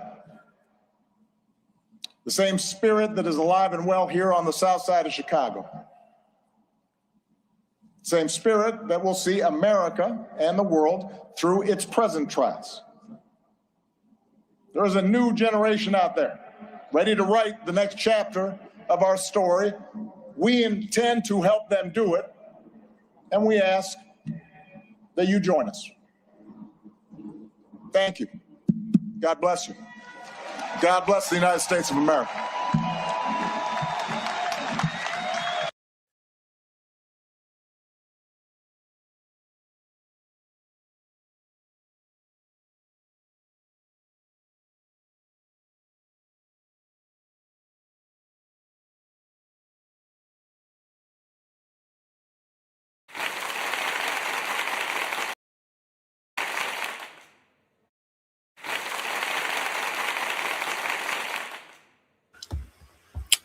Applause, applause, applause.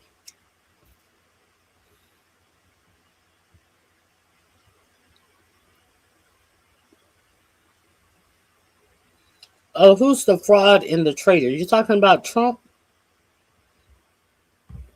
Who you talking about, Trump?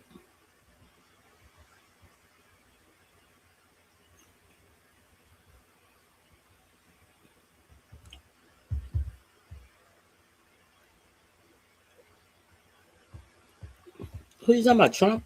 The fraud and the traitor?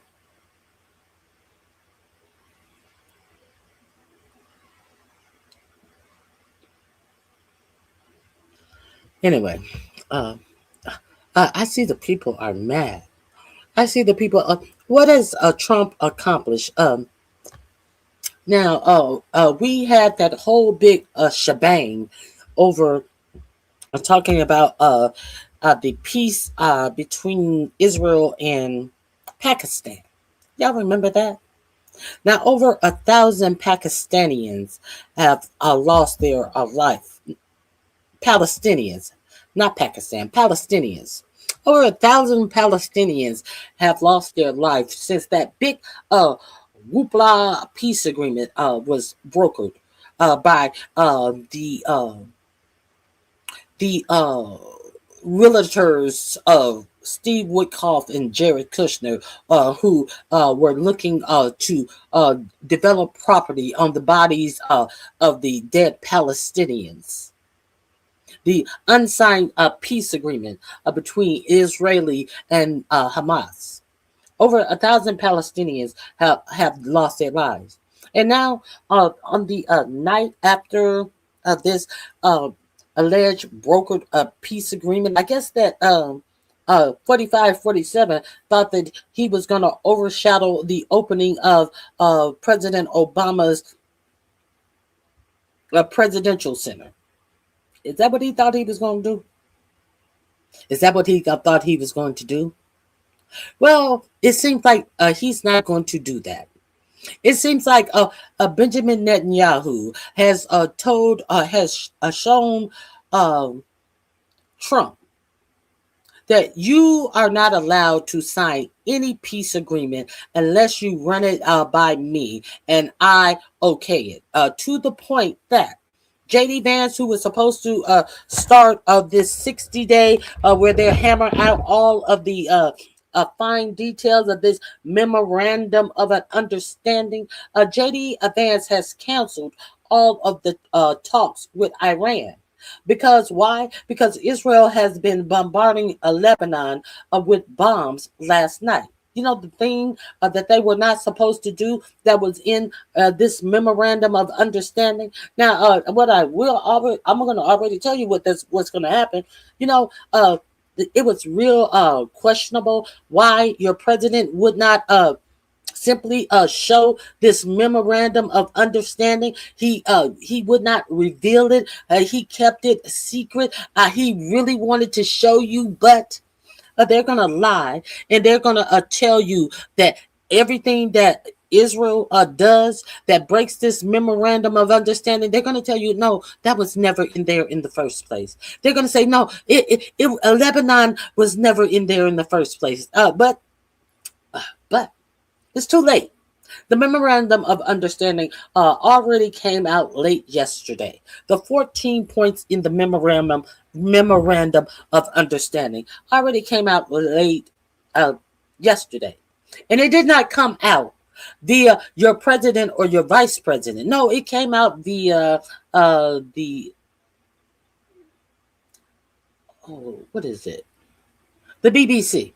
It's the one who put out the memorandum of understanding. So let's get into what a abject failure 4547 is. Since we want to talk about failures, let's talk about failures. Let's talk about failures, shall we? Let's get into the failures of this president. Here we go. What was supposed to be day one of this new 60-day negotiating period between the United States and Iran, day one, has turned into day nothing. Vice President JD Vance was supposed to be in Switzerland meeting today, but that trip has now been postponed, is what they're saying, with little explanation.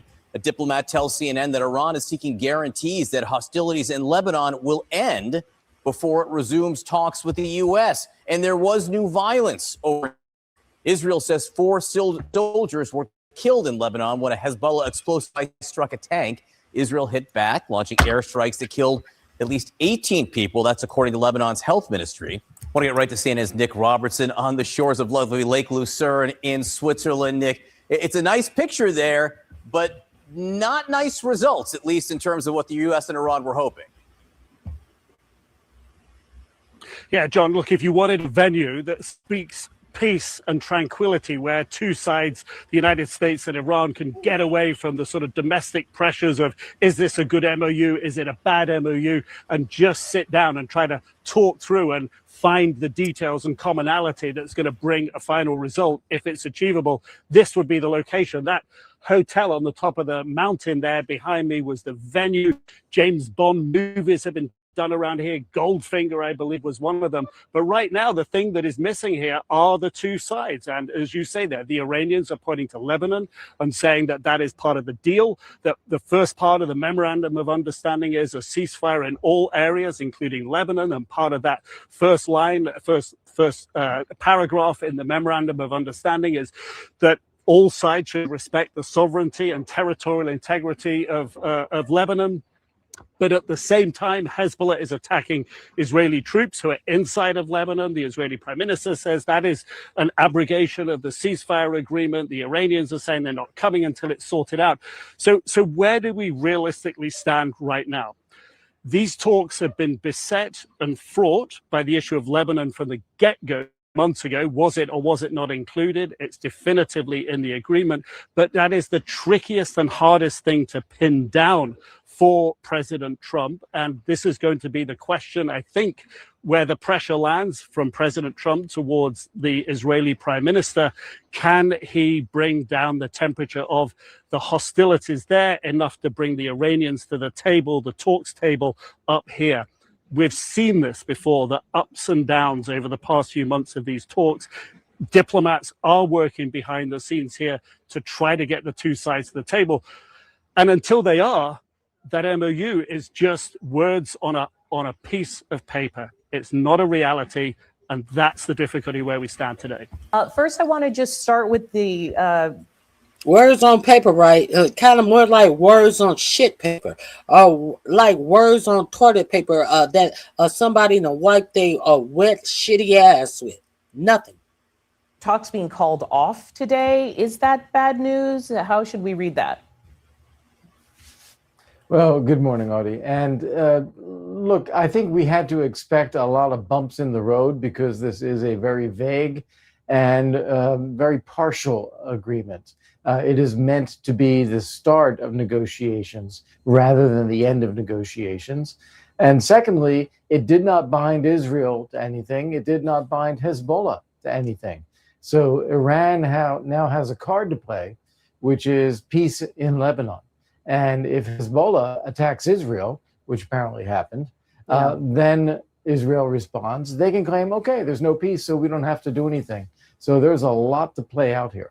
Yes, you just mentioned that last night, at least 16 people actually were killed after Israeli airstrikes. Vice President Vance had pretty strong words for members of the Israeli government who have criticized the agreement with Iran and him. Here's what he had to say. I don't think Bibi himself has actually criticized the deal because I think he's maybe a little bit more familiar with the details of what's in it. But yeah, you've seen people in their system, Ben-Gvir and Smotrich, who've attacked the deal. And I guess my response to them would be, what is your exact proposal? And, you know, you're a country of 9 million people. You can't just kill your way out of solving every single national security problem that you have. As a diplomat, how do you hear how he's defending this?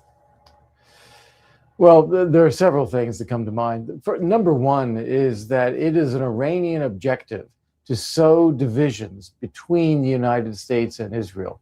And here, that kind of comment from the vice president about Israel is fulfilling that Iranian objective of sowing those kinds of divisions. Secondly, if you're Israel, you're living in a very dangerous neighborhood, and what you need to do is provide security for your people, and that rests on deterring what are very real threats to your people. So Israel is focused on that. We may not agree with them as to how they go about that. We may think sometimes they are too aggressive in pursuing that, but that is what the Israeli prime minister's job is, and he's not going to be deterred from that. We have to look at that reality. And then thirdly, we shouldn't make an assumption that because there is now this memorandum of understanding with Iran, that everything that is not in the memorandum of understanding is somehow better than it was before. Iran funds, supplies, trains, supports terrorist networks all over the world, especially those that are targeting Israel. And we have to recognize that that is real. Yeah, and I think a lot of people do, frankly. The people who are loudest in their complaints about this deal are Republicans. And we're just hearing so many senators saying similar things even to what you might hear from those loud voices in Israel. I want to play for you a series of voices. Everything I've heard about it causes me concern. I do have concerns that certain aspects of this deal might be a step in the wrong direction. I have to know where that money is coming from, because I don't think my constituents are going to be really happy about it if that's all U.S. taxpayer dollars. History demonstrates that giving billions of dollars to theocratic lunatics who want to murder us is an exceptionally bad idea.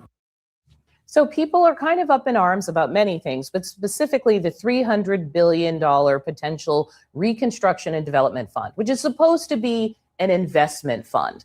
And Senator Roger Wicker of Mississippi, he's a top Republican. He was saying, look, I get that it's not funded by taxpayer dollars, but it's still a payoff. And he's saying it's a payoff that would make Obama's 2015 deal look like a pittance by comparison.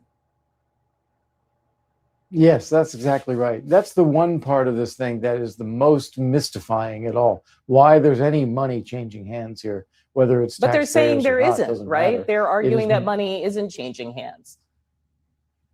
Well, they say that, but then you look and you say sanctions are being lifted. Iran is getting oil sales. There will be a reconstruction fund that the Gulf states will organize. That's money. And what you have to look at here is where we were in January was Iran's nuclear program had been bombed and substantially destroyed, and the Gulf of Hormuz was open.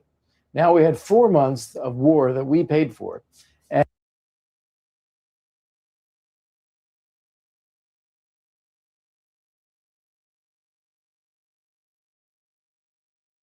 And the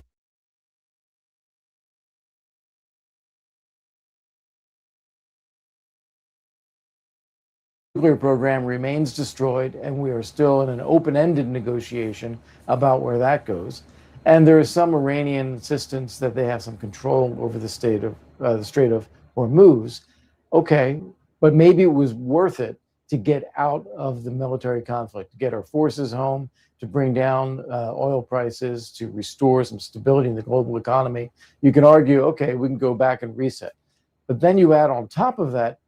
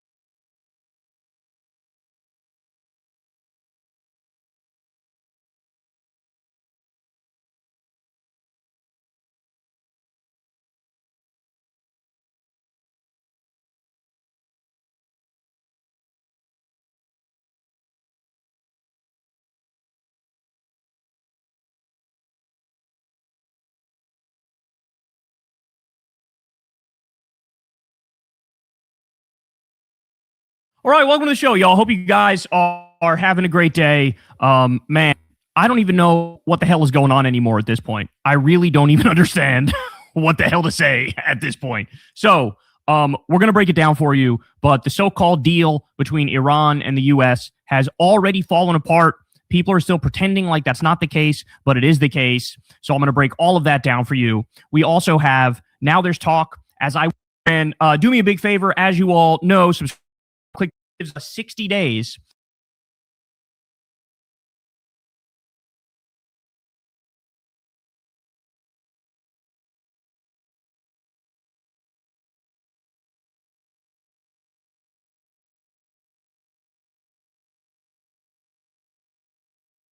to like halt hostilities to then iron out specifics. That's the notion that we're talking about here, okay? But according to Clash Report here, of understanding between Iran and the U.S. Now, by the way, a memorandum of understanding is just a fancy way of saying we're going to have a deal to make a deal in the future, to make a more specific, detailed, permanent deal in the future. So I believe this gives us 60 days to like halt hostilities to then iron out specifics. That's the notion that we're talking about here, okay? But according to Clash Report here, what's in this memorandum of understanding that the U.S. and Iran agreed to? Well, number one, immediate permanent end to fighting on all fronts, including Lebanon.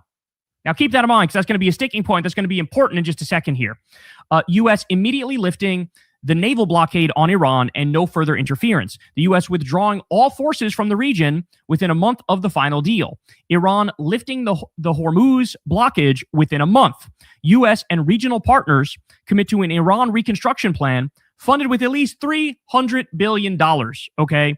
Now, Iran lifting the Hormuz blockade within a month is going to be difficult because there's mines in the strait, right? So this is going to require a lot of work to like free it up.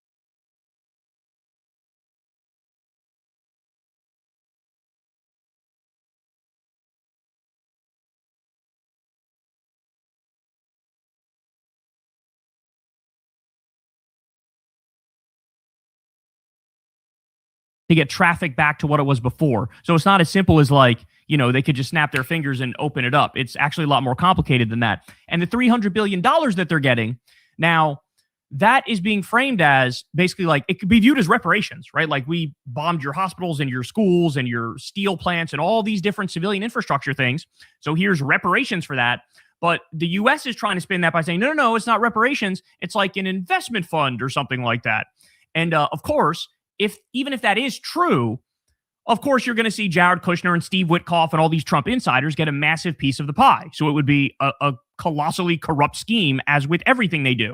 Okay, they continue here. If the final deal is implemented, the U.S. removes all current sanctions, including UN IAEA resolutions. Iran commits to never build nuclear weapons.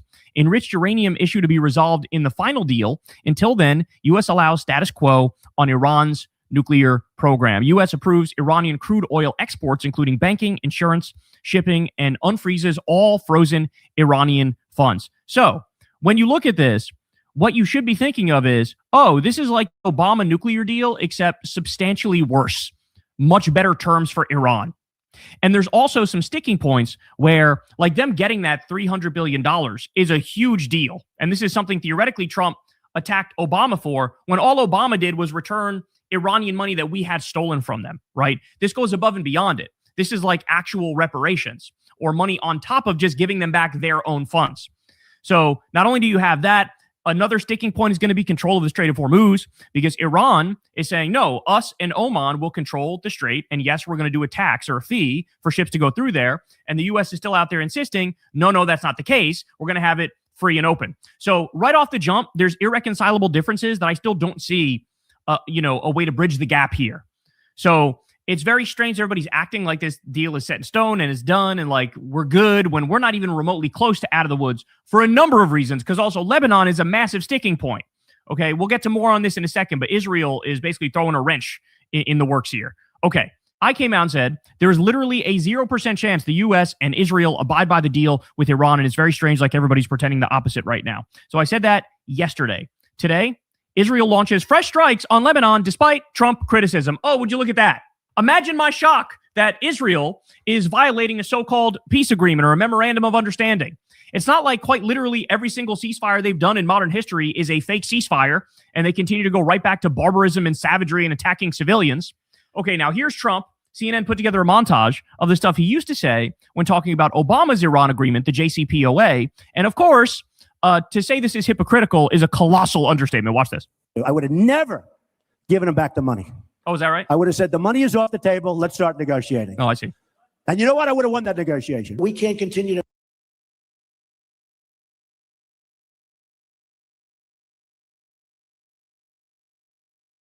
Where's the fool that was in my chat talking about Obama gave back more than Trump gave back?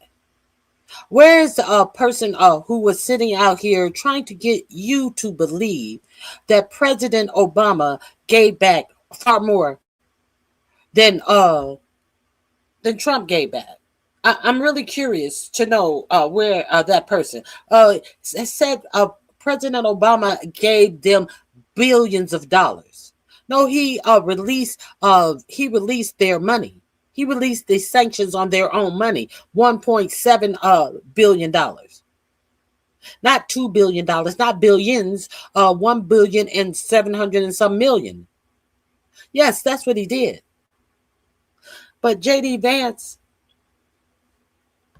and President Trump agreed to release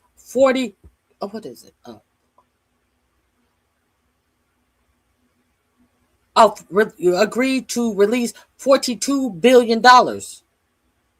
And they had to give them half up front, which would be what? How many? 12 billion.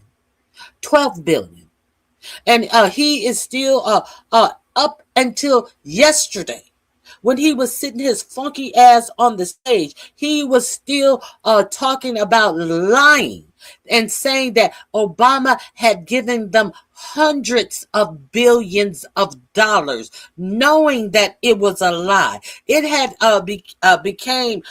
he had given them billions of dollars, and he had given them so much money that he had put it in a 757. Let me tell you something. Hundreds of billions of dollars could not have fit in a 757. Could not. Hundreds of billions of cash money would not have fit in a 757. Period. But he set his ass up there at the G7 because he knew his deal was that much worse, and continued to lie and added hundreds of billions to the amount that he wanted to lie and said that Obama gave, because his deal was that much worse than Obama's deal. Welcome to the channel. Please subscribe. Yes, and he released far more money. Exactly. Let's continue. Thank you, very caring. Make deals like that horrible Iran deal where we give them $150 billion back. Yeah, we should give them 300. But they didn't give them $150 billion back. He's lying. He's trying to make it a horrible deal. We gave them $150 billion. No, they didn't. Billion, not $150 billion. What are you guys talking about? Iran deal was so bad. Oh, is that right? I would have said, the money is off the table. Let's start negotiating. Oh, I see.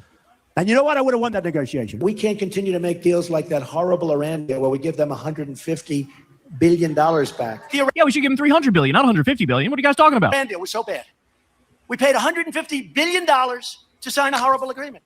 Now, by the way, that wasn't even the actual number that Obama gave, because like with Trump, literally every single thing is a lie. But like I said, this is the JCPOA, except significantly, objectively worse.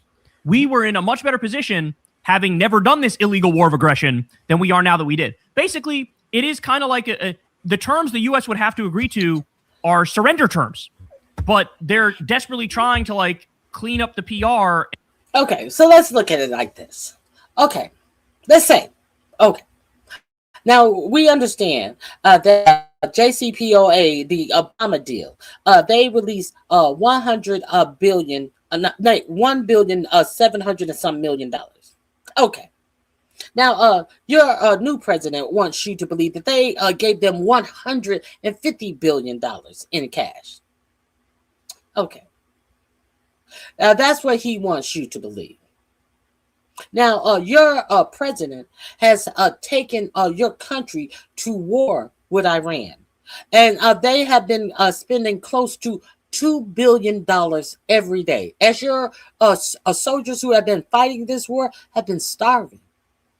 Your President Pete Kegbreath actually went to Congress in the middle of this war and asked for $200 billion more. In the middle of the war, he asked for a supplement to the military budget of $200 billion to shore up the military that has $1 trillion budget. He went back. When was that? I think it was either in May or June, and asked for $200 billion more in money. After they have $1 trillion budget, and the troops are losing weight because they are not being fed. And he said it is to buy munitions and to re-up the stockpile and weapons that they had depleted. You mean to tell me that is not a part of the $1 trillion budget, is to make sure that our military has all the armor and the stockpiles of weapons? That they need to come back and ask for $200 billion more. But hey, whatever. Now, let's talk about all of the aircraft, all of the fighter jets, all of the arsenal that was used in this war. Which one was more successful to you? All of the carrier. They had 2 of those carrier planes when they were trying to save that pilot. That were over, I think they were over $300 million. They lost fighter jets. They lost helicopters. They had the U.S. Gerald Ford. It is reported that it got struck and was horribly damaged, and they had to take it off site and get repaired. How much money was spent on this war?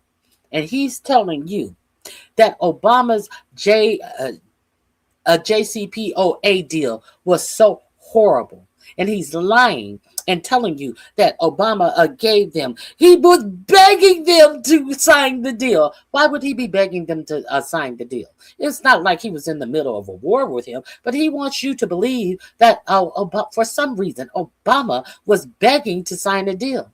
Now, who would be more likely to be in the position to be begging to sign a deal? When Obama got everything that he got more in his deal than this president got in his deal. Who would be in a position to be begging to have a deal with Iran? Obama or this dumb motherfucker who is in the position of that they're bleeding cash and have no way out? And yeah, and if you will pay attention to what he rambled off at that G7 summit, while he told you he didn't give a fuck about the prices of the American citizens, what he slipped up and said, he said that the stockpiles, the oil stockpiles are being depleted, and pretty soon that there will be no oil stockpiles and we will be in trouble. What did I tell you guys? I said that at the end of June, it was expected that gas prices were about to double because the stockpiles were being depleted. And then all of a sudden, this president signed a clumsy deal where the United States gets absolutely nothing but their face was mushed in the mud by Iran and laughed at by the world.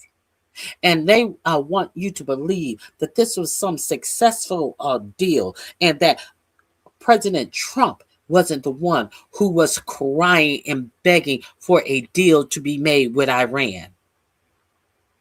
And he continues to increase the amount of money that he wants you to believe that Barack Obama released.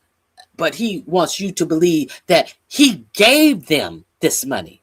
But no, it's different. I'm releasing their money. He wants you to believe that there's a difference in what he's doing in releasing their money as opposed to what Obama did. But he gave them money. But I'm releasing their tax. He's doing the same thing that Obama did, and he's trying to make you believe that it's something different. Let's get into this and act like that's not the case when it is the case. Now, let me be clear: we should motherfucking surrender. Absolutely.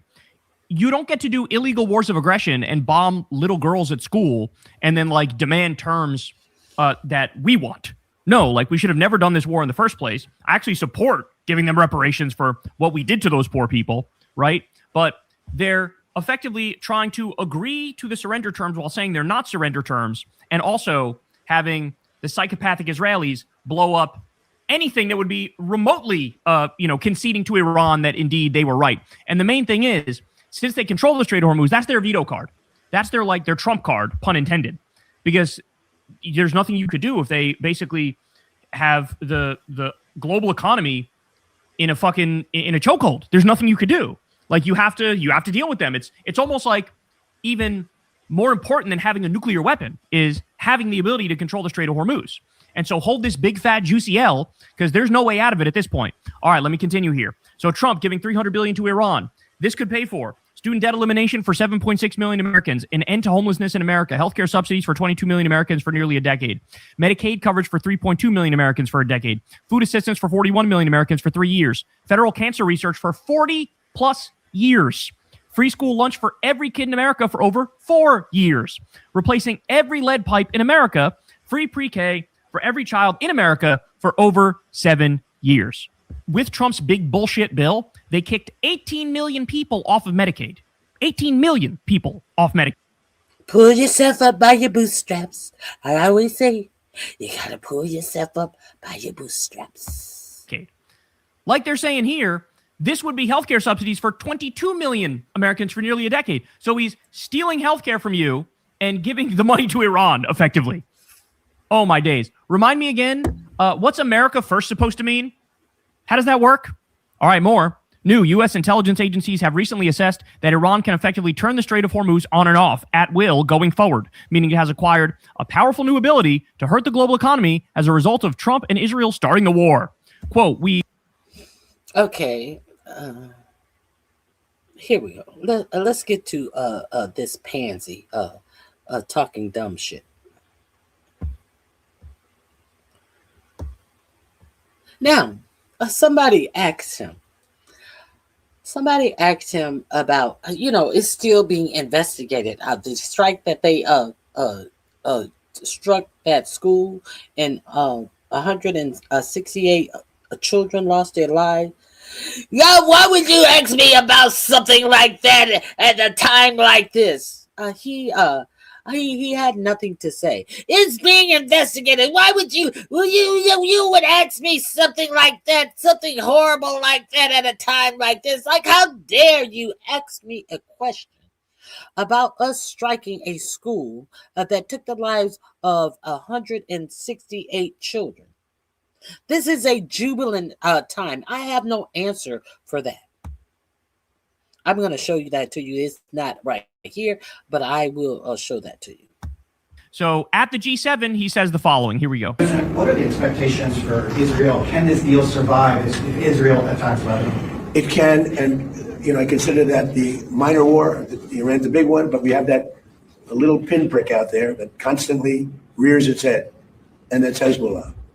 And I was very responsible for Syria, and the man that's running Syria now is a person that I put there along with President Erdogan and some others.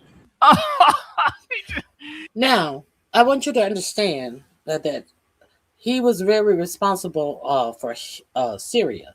Now, I want you to understand that in his first term, your president was striking Syria. I want you to understand that the interim president of Syria has been to the White House, has visited the White House in Trump's second term. I also want you to understand that the interim president of Syria is a former Al Qaeda leader. You know, Al Qaeda that was fighting against our troops has been sitting in this Trump's second term White House. Yes, invited and sitting in the White House. Why? Because MSB, the Saudi crown prince, told him, "Hey, you should meet this guy. He's a great guy."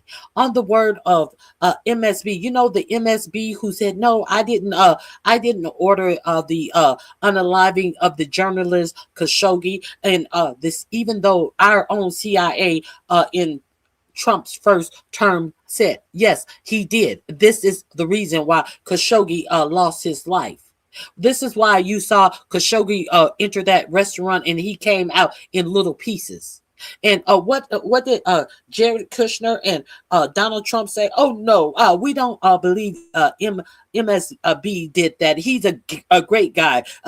He's a good friend to Jared." And what happened with Jared after the first term of Trump's administration? Jared Kushner got a $2 billion, not million, billion of dollars from the Saudi Arabia against the will of the sovereign wealth fund that was overridden by the crown prince.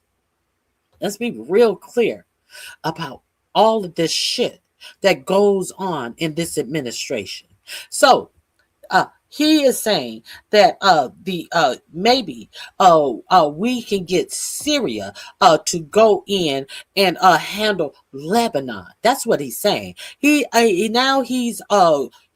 saying we can get Syria to go in and handle Lebanon and handle Hamas. So he is trying to put in a different proxy from Israel. But we know that Israel want to do a big land grab in Lebanon. That's why they're going in. And he's saying that, oh, well, you know, maybe we can get Syria to go in there. So now Israel's like, what, bitch, what? No, we finna steal this land. No, bitch, we about to steal this land. You're not giving this land back to Syria. Now, Israel is quite upset about him. And then Trump goes on and says, maybe, Syria, they need to, Israel, they need to use a softer touch. They need to use a softer hand. They don't have to blow up a whole apartment building because they see someone goes in an apartment. Isn't that what Pete Kegbreath and the Trump administration did in Yemen? Didn't they do the daddy's home technique that was done in Palestine? Isn't that the same technique that the Americans used in Yemen? They followed these people. They didn't get them when they were out fighting. No, they followed them to their homes, to their families, and got them there. Isn't that what Americans did? Yeah, that's what the Americans did. It's on the Signal call, the unsecured app. That's what the Americans did. But now, he said, maybe Netanyahu, they don't have to blow up a whole building just to get one person. Maybe he ought to send Syria in. So Syria is, he's kind of, he's not Syria. He's striking Israel the wrong way. And then he came out and said, Israel wouldn't even exist if it wasn't for him. So there's some bad blood between him and Israel. Now, I want to get into the threats.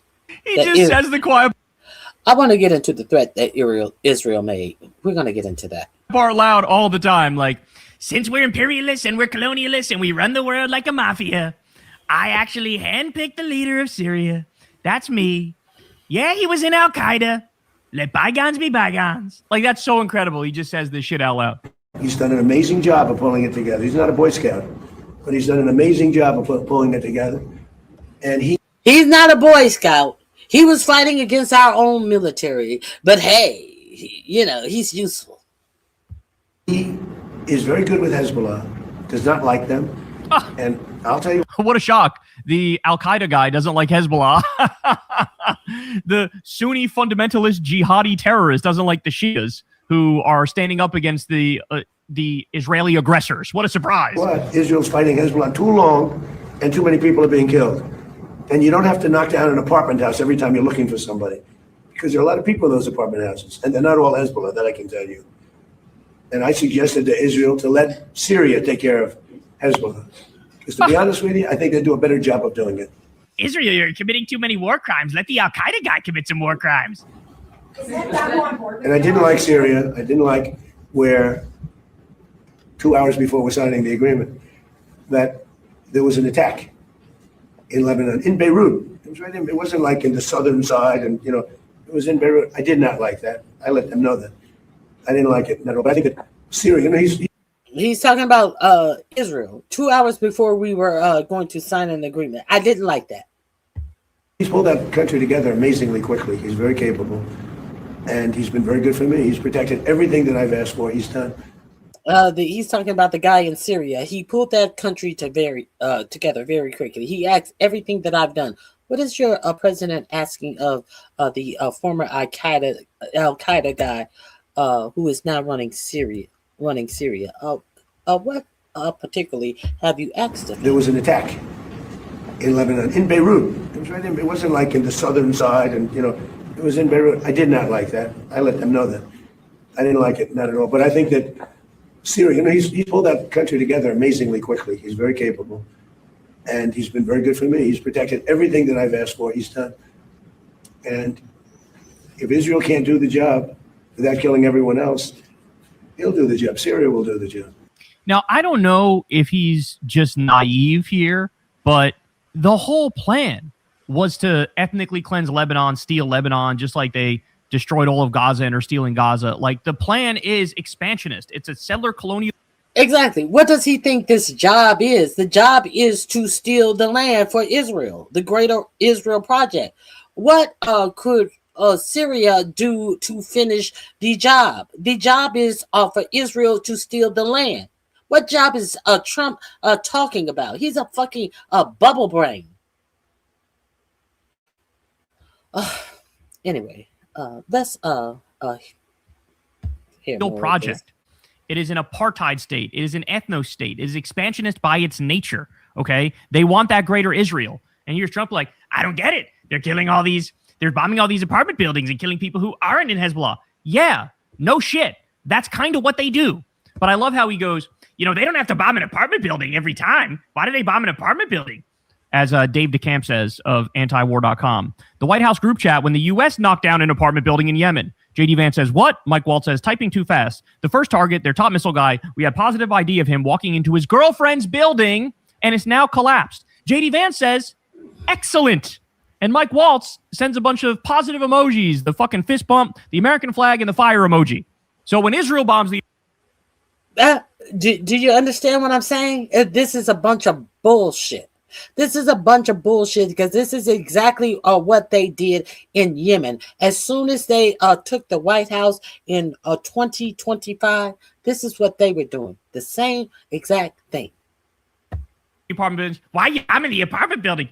When they bomb the apartment buildings, oh, yeah, excellent. We love that, bro. All right, not done yet, though, because he continues here. And Trump says, without the United States, there would be no Israel, which, fact check, kind of true. Without the United States, there would be no Israel. Without me, there would be no Israel, because no other president was willing to do what I did. Damn. Okay, still more. Trump. He said, we give Israel 2/3 of their bombs. You're exactly right. You're absolutely right. So let me be real clear. When we as Americans sit back and don't our representatives don't represent us. And we are sending bombs to genocide another group of people. and American people are bumbling around, paying attention to dumb shit, to bullshit, as this is done with our American dollars? Do you not think that we are angering the world against us? That's the thing that baffles me. So many people don't have time for politics, and they can't put shit together. You'll be able to put shit together when shit starts happening in America. You'll have time to put shit together when bodies start flying apart in America. You'll be able to put shit together then.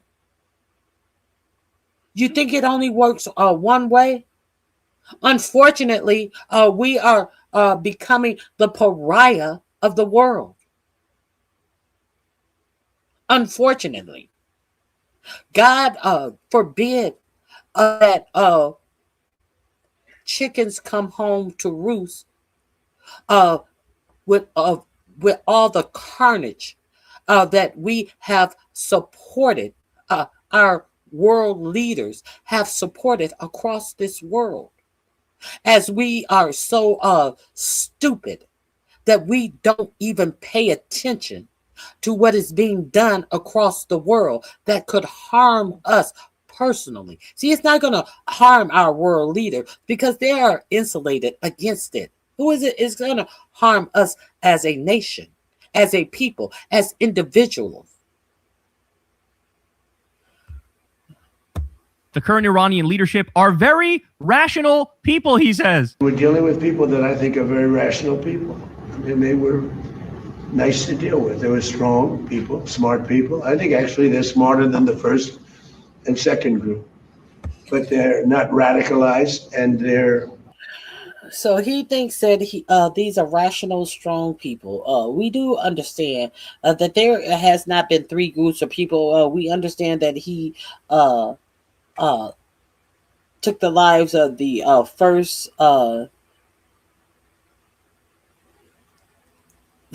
religious leader, and we do understand that his more stringent son has taken the place. All of this, the third bunch. You know, if there were three groups of leaders, he would be able to name them.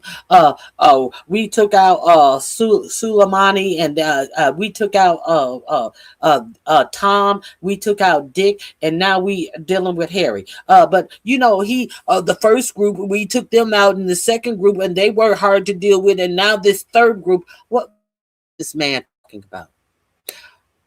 What is presidential about? Anything this man is talking about? The first group and the second group and this third group, they were really, really good. You didn't even deal with them. We don't even know who did the negotiations on behalf of the United States because you never said. We are in a world of trouble. We are in a world of trouble.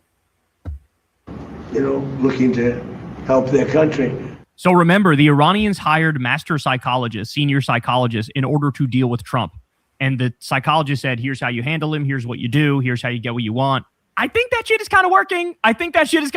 Okay, here we go. So in response to all of that, mass flip out in Israel. The Zionist neocons are losing their goddamn minds. Now, what they don't understand or what they don't realize is the deal is already barbecue chicken. Israel already ruined the deal, right? The U.S. is going to insist that certain terms that they did agree to, that actually, no, we didn't agree to those things. I would bet anything that there's no way this actually sticks. But nonetheless, even just the potential discussion of maybe reducing hostilities, maybe getting a ceasefire, maybe having some sort of an agreement, even just the talk of that makes the Zionist war pigs lose their mind. Okay? So first, as I told you, Trump is caught between a rock and a hard place here. Because if he were to actually stop the war, which he should, and he should fucking surrender, well, as you all know, Jeffrey Epstein worked for Mossad. He was in with a bunch of intelligence agencies all around the world. And he had... And we're going to get to that juicy part of people at the actual Israeli government saying that if Trump keeps it up, they are going to release information on him. Dirt on virtually every powerful person in his order. to actually stop the war, which he should, and he should fucking surrender. Well, as you all know, Jeffrey Epstein worked for Mossad. He was in with a bunch of intelligence agencies all around the world. And he had dirt on virtually every powerful person in his orbit.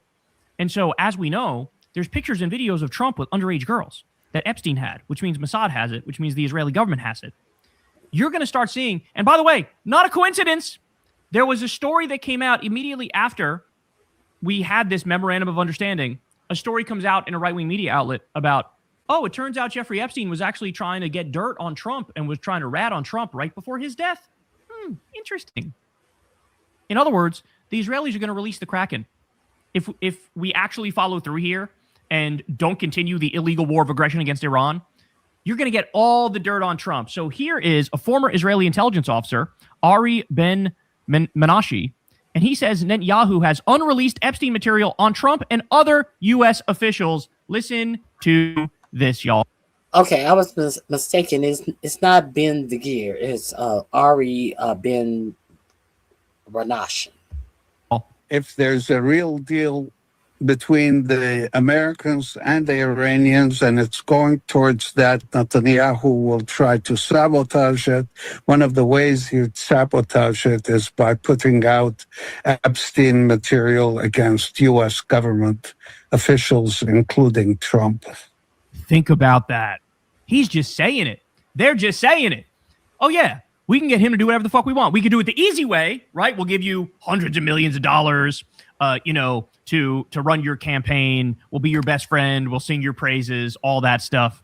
We'll do corrupt deals with you, whatever you want. Well, we can do it that way. Or if you're not our little fucking dog, our little bitch, and you don't heal when we want you to, then we can do it the hard way too. I'll release all the dirt I got on you. New material that wasn't seen before in public. So it's not just Trump.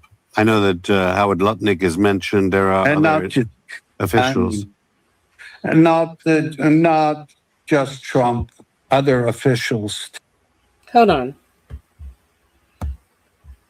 Hot GG61. If that is true, why are you here? Hit the like button. Obviously, you're a fan. So if what you say is true, why are you here? That would mean you are stupid. You are far more stupid than anyone else here could be. So if that is true, why are you here? Are you a fan? Do you want to lick between my toes? Do you want me to shat some diarrhea so you can lick your tongue up my butt? Why are you here? Oh, you're not.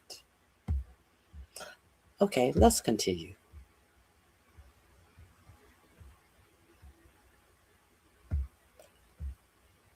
Where are all of these black contractors? Where are all of these black contractors?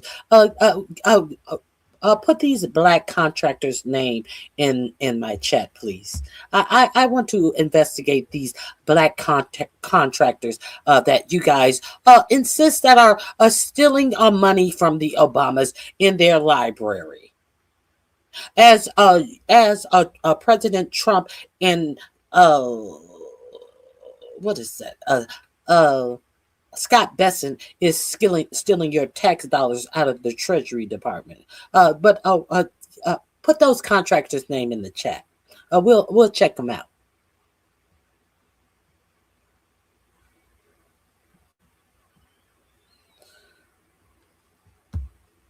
What have black people ever invented? What have white people ever invented? Would be a better question. We have invented everything. We have invented refrigeration that is the reason that you have a refrigerator. We have invented the clothes dryer. We have invented the elevator. We have invented the ironing board. We have invented the lubricator that lubricated the wheels on the railroad trains. We have what else have we? We have invented everything that you use in the United States today. What have white people invented? Oh, we have invented the lawn chair. We have invented the folding chair. What have you invented? What have white people invented? I'm waiting. We invented the traffic light, the stop sign. We have invented separating a plasma from blood. We have invented the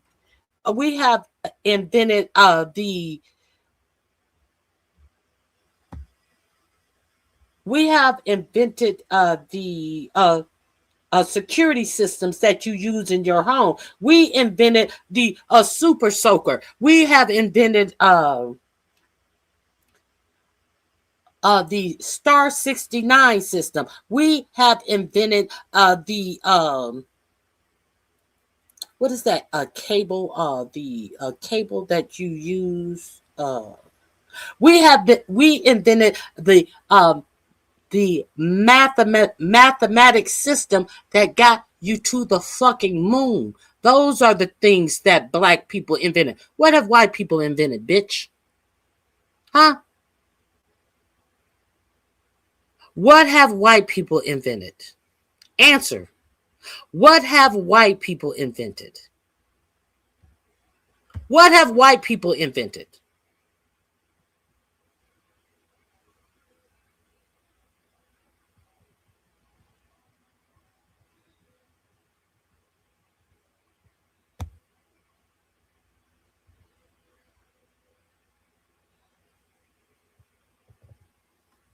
I'm waiting. Where are all these white inventions? I'm waiting. Where are all these white inventions?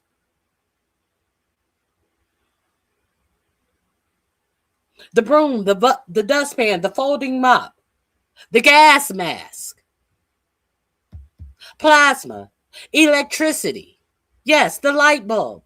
You thought Ben Franklin invented the pacemaker?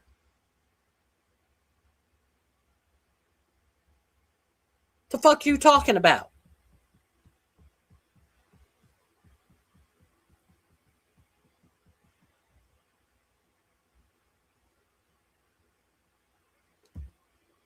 Am I still waiting? Oh, okay. Answer. Oh, nothing. Oh, what is your answer? Nothing. Thank you for the Cash App, Melissa Swisser. Exactly. You notice that they have no answer? Where are the where are the black billionaires? They are nowhere because all of their inventions, all of their patents were stolen by white people. That's where they are, because all of their patents were stolen by white people, or stolen by their bosses, or stolen by their slave masters. That's where they are. Yes. So in other words, you twist the arms of other people in the orbit, you better defy Trump. You better convince him otherwise, or you better defy him. And he'll try to sabotage the whole negotiation and deal that this. A black woman invented cataract surgery. What surgery did a white person invent that you know of? Be quick. Since you want to talk about black inventions, let's talk about black inventions. A black woman invented the security system that you use today. Since you want to talk about black inventions, let's talk about it. That would be that they're trying to make together. Now, remember, as I tell you this, remember, Bill Clinton, Barack Obama, Joe Biden, even George W. Bush, Netanyahu tried to get them to do this illegal war of aggression against Iran too, and they told him to kick rocks. And not only did they tell him to kick rocks, they said, not only are we not going to help you attack Iran, you are also not going to attack Iran. Trump was the only one fucking dumb enough and co-opted enough and corrupted enough to do this in the first place. And now he's up Schitt's Creek without a paddle, son. That's where he is. Okay, ready for this? Clash Report says, Israeli National Security Minister Ben-Gvir, we cannot stop destroying houses in southern Lebanon. We cannot stop, period. We cannot allow the population of southern Lebanon to return. We must continue to control the territory, even if Trump disagrees. We are an independent state. Now, let me just point out to say that last... Now, this is what Ben-Gvir says. We are an independent state. We are a sovereign nation. We do not have to agree to this memorandum of understanding. Understand? This is what he said. Line is 100% not true. They get so much money and so many weapons from us that the whole project would collapse if we cut the money and if we cut the weapons. Now, let me also point out, that since your vice president has had to suspend the talks with Iran on this memorandum of understanding, your chatty Mr. President has gone silent.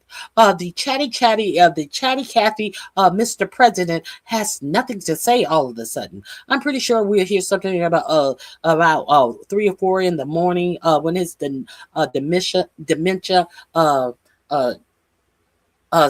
sleep cycle sets in, and he'll be up all night chatting, but he'll probably be doing stupid AI memes and this, that, and the other. But your president has said nothing. All of a sudden, he's silent. Is he going to tell Israel you're not getting any more aid from the United States? Is he going to say that? Wouldn't that be the obvious statement to have if Israel is messing up your peace agreement? Or is it going to be obvious that he's going to, if they don't do it, we're just going to bomb the hell out of them. We're going to spin down bombs on their heads. We're going to bomb the hell out of them. Which one is your president going to choose to do? Oh, dilemmas. Dumb Maga. Which would you prefer, Dumb Maga? Which would you prefer your president to do? So let's hear some more of the ignorance that your president is sprouting off, shall we? Let me hear some more ignorance from your president. The White House is in complete and utter disarray at the moment because you have people under Trump disagreeing with Trump, sometimes directly and overtly. They do not like this memorandum of understanding that is happening between the U.S. and Iran and Israel. And not only that, but now there's word that Trump might fire some of these people if they don't shut the fuck up and get on board. So first of all, let me just show you. Here's our fucking top ally. I already showed before, but the only democracy in the Middle East, as they say, who's, our partner forever. Israeli Defense Minister Israel Katz to a bunch of IDF soldiers. He said, "You are fulfilling the vision of the prophets. One only has to open the Bible and read about what this is based on. We have already been in these places. We have already done these things. We will continue to do them." In other words, listen, you're fulfilling your religious duty. So, this is in my description box under STFU. Shut the fuck up. You remember we talked about this earlier, how they are preaching to our military that this is about some religious function that they are fulfilling. Bullshit. Whatever they need to compel our military, our soldiers, that they are stealing land and dissipating a group of people. They don't care. Under the guise of religion, how they always bastardize religion. A certain group of people always bastardize religion. Here we go. By marauding and crusading and pillaging your way through Lebanon and bulldozing houses and stealing territory and killing innocent people. You are fulfilling the vision of the prophets. This is our top ally. People who already came out and said, we're not abiding by this deal you just made, even though we have to because, one of the terms is no more attacking inside Lebanon. We're not going to abide by that. They're openly saying we're not going to abide by that. Okay, here's our top ally. So you would think in a situation like this, right, you would have our administration would say, oh, well, obviously that's fucked up, and we need to try to get them in line.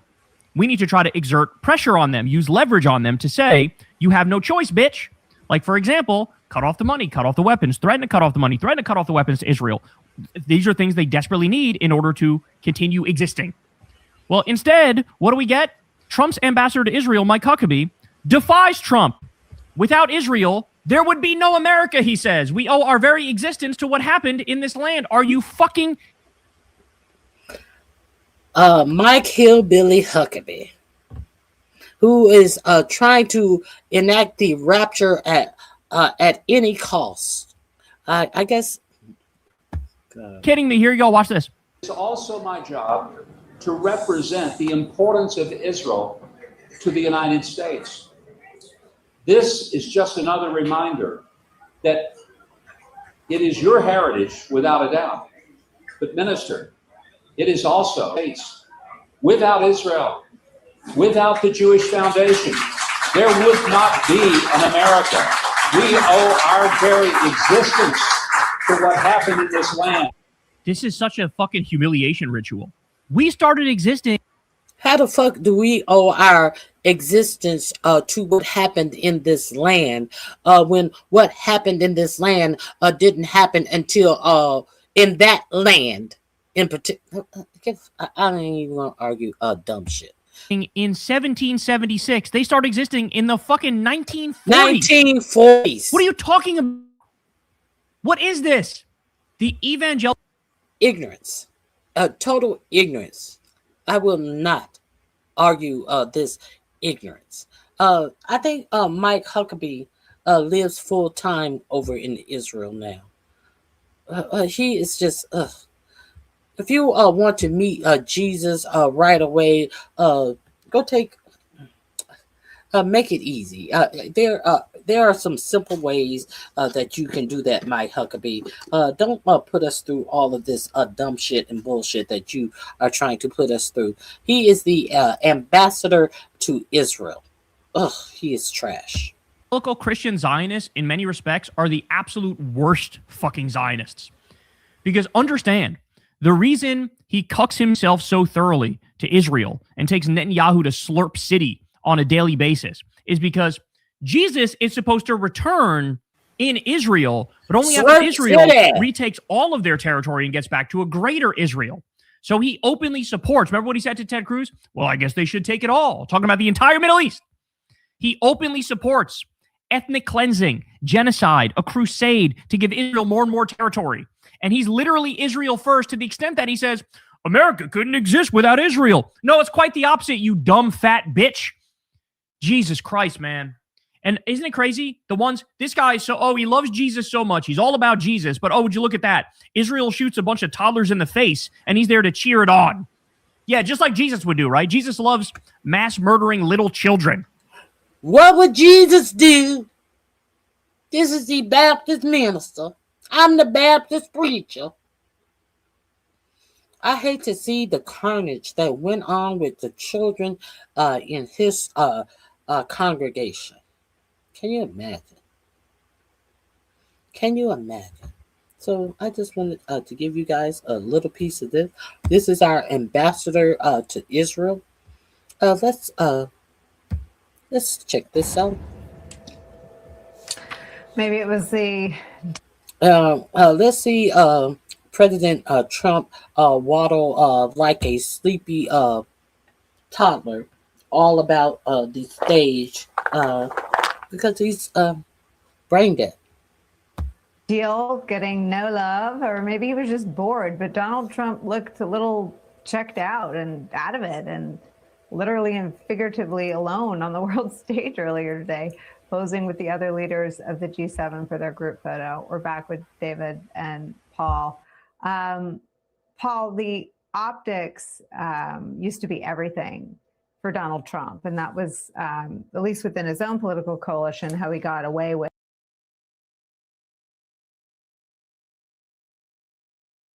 What's that song by the OJs? He looks lost and turned out. Olivia, you're the slave.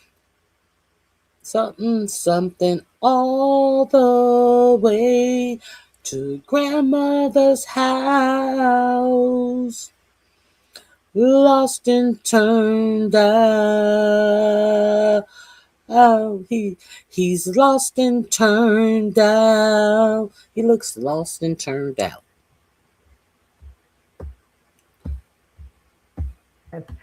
The substance never being exactly what everybody thought getting with him.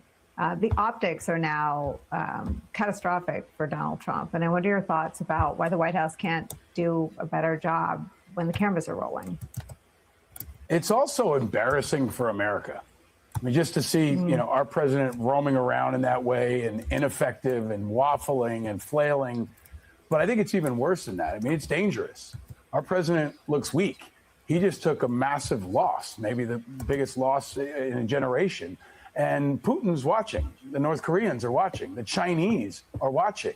So if you're sitting there thinking about what to do on Taiwan, you're in the driver's seat. And our military, I think this will impact morale. It'll definitely impact recruiting. And we've, reduced our stockpiles. 40% of our Navy was occupied. We spent tens of billions of dollars that they still can't fully account for. And they're putting forward a defense budget at the end of the year that has a $500 billion plus up for Iran, probably just to cover the cost of what they already spent. So it's just a loss across the board. But from a strategic standpoint, this weakens our country and our standing in such a profound way that our enemies are celebrating. I also think that, David Rode, we're at this point where Trump announces something, everybody learns the reality of it. His own party recoils, the right-wing press, barfs all over it, and he undoes it. I mean, he said twice in today's news cycle that he reserved the right to, quote, drop bombs on the heads of the Iranians. Is this really over? We don't know. I mean, he did raise this possibility of pushing the signature back, but it's a pattern here of, I think, Trump just showing such deep disregard, for the future of his own party. We were talking about JD Vance earlier, and yeah, I've heard from sources, it's been well reported, Vance completely opposed this war, and now he's being forced to publicly defend it. It's going to damage his political future. And then Paul mentioned the defense budget. Just back to the working class Americans who voted for Donald Trump, who've hoped, through all these elections that he was going to turn around their lives, their sense of being left behind by the rest of the country. The total new defense budget was $1.5 trillion. That includes tens of billions of dollars for Trump-class battleships that, Republicans say the Navy doesn't need. They need more Aegis destroyers. That's what would have helped us break this Iranian blockage of the Strait. And then lastly, I just feel, watching the president today and the way he's erratic, I feel bad for young Americans of all parties. For presidents, they've had two octogenarians who are struggling, I think, to not be erratic, I'll be polite about it. And that's all they've seen. And I just worry they won't vote. They won't think it matters. And I feel for them. And so it's a critical challenge for the country. But there's a new generation, to state the obvious, that is needed. Nicole, can I make another point too? What about the Iranian people? What about the Iranian people? All the brave young Iranians who stood up and died and were waiting for America to save them. So many Iranian American friends that I have are saying, you know what, I'm rooting for this to happen so that we can finally get that generational change that we wanted. We'll know that things are different in Iran because the Iranian people will tell us. And now they're completely hung out to dry. This regime is still in place, and it's going to go right back to killing any Iranian who stands up to them. And I think that's an underreported part of this story it's incredibly tragic and damaging long term. Well, and will you be more brutal or less brutal if after the president of the United States of America said, quote, help is on the way, he did this, leave the remove the sanctions on day one, return all of the brutal regime's assets on day one, the thing he attacked Obama for doing for a decade, and leave the nuclear issue. I mean, he could not have made this brutal regime stronger if he'd sat down with a team of advisors and asked them for a plan of how to make the brutal regime stronger. He did all the things that would have been on, and I'm not suggesting that he was executing a plan, because he never is. But if he asked his advisor, he never has a plan. So this link is in my description box under Lost and Turned Out. So let's get into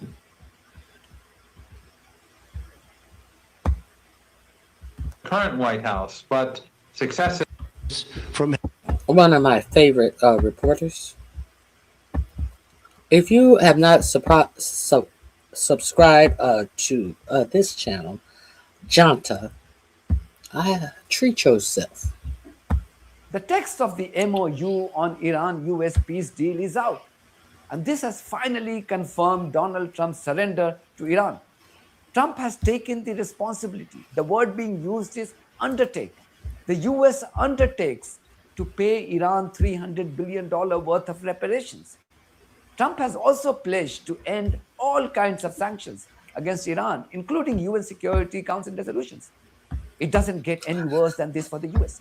So, if the wording says that the U.S. undertakes, now how many different times have they said that no, the U.S. is not going to pay out any money? No. And now when the text comes out, why do you think that they were trying to hide the text and trying to tell you what exactly was in it without showing you the text? Why do you think they tell you to read everything before you sign it? Because you can are you going to buy a car and let the car dealer tell you, well, your warranty covers X, Y, and Z and A, B, and C, and you sign it and you have no warranty? That is why. So now let's go back. Let's go back and see what does the text say? It's official. The text of the MOU on Iran-US peace deal is out. And this has finally confirmed Donald Trump's surrender to Iran. Trump has taken the responsibility. The word being used is undertake. The U.S. Trump has taken responsibility. The word being used is undertake. The U.S. undertakes to pay Iran $300 billion worth of reparations. If that's what the text says, that's what the text says. Trump has also pledged to end all kinds of sanctions against Iran, including UN Security Council resolutions. It doesn't get any worse than this for the US.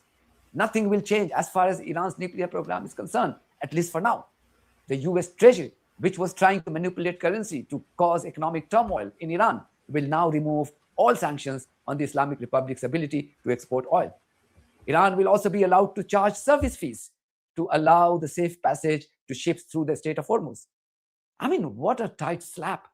This is going to be the broad focus of my video tonight. Also in this video, a Zionist has a meltdown when security officials in the World Cup football allegedly confiscate his flag but allow Palestinian flags to be raised during a match. So please stay tuned. So there was nothing wrong in our reporting on the American surrender to Iran. This is now confirmed after the full text of the MOU was released today. The Iranian claims on the $300 billion worth reparation and the unfreezing of $24 billion worth assets were absolutely true. Even the Iranian claim on the future control of the Strait of Hormuz has turned out to be true. I will share the full text on my Telegram channel in a bit. You can read it in full there. Since there has been so much of confusion over the Iranian claims on the $300 billion worth reparation, here's what the actual text says on this.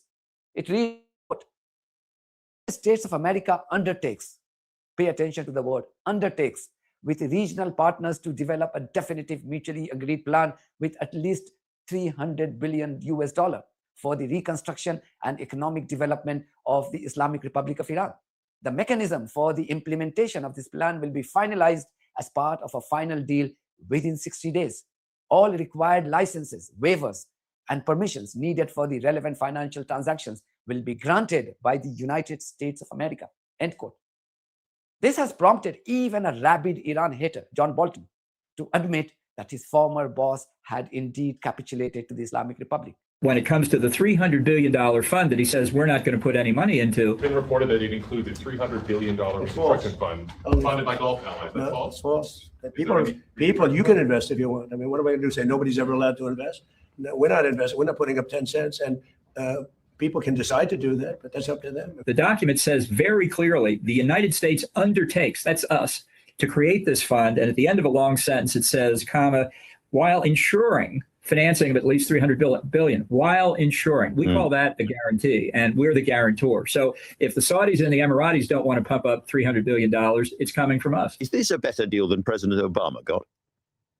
Well, no, it's not. It's not really comparable, but it's a political surrender. Watch this analyst on CNN explain Trump's capitulation. I want to start by asking you, what stands out to you from this draft memorandum, this memorandum of understanding, as it's called? Yeah, well, I've been going through it this morning. I think if I want to make the most charitable case, there is an article, Article 9, which says that everything is status quo. So if you consider the military operation last June kind of knocked out the nuclear program, Iran is not enriching uranium, you could make the argument this basically freezes that, so Iran therefore cannot enrich uranium. That's not insignificant, and that's different from when we were negotiating the JCPOA, when they were enriching and had an advanced nuclear program. However, the crux of the deal, as you just said, is reopening the Strait of Hormuz. And it's kind of like a jigsaw puzzle. Certain articles unlock others. I've kind of gone through it carefully. Basically, Iran is committing to not fire at ships so that ships can go through the Strait of Hormuz. They're really making no other commitments in this entire text. I don't see any other commitments from Iran. The US is committing to actually very significant concessions that Iran has always really wanted. And particularly in the immediate term, with this exchange to open the Strait, we commit to waiving all oil sanctions, banking sanctions, trade in the petrochemicals. That's basically returns to what was in place under the JCPOA, under the Obama era deal. That's massive revenue for Iran, Wolf, up to 60, maybe more $billion a year. Up until now, this deranged occupant of the White House claimed that his illegal war wasn't hurting the Americans, as his country had excess oil and there was absolutely no shortage in supply. So much so that he even offered the rest of the world to buy oil from the US. He had even claimed that ships from around the world were heading towards the American coastline to buy the US oil. But how long could he fool the world with his lies? Today, he sensationally admitted that had he not signed the peace deal with Iran, the world would have run out of the oil supply.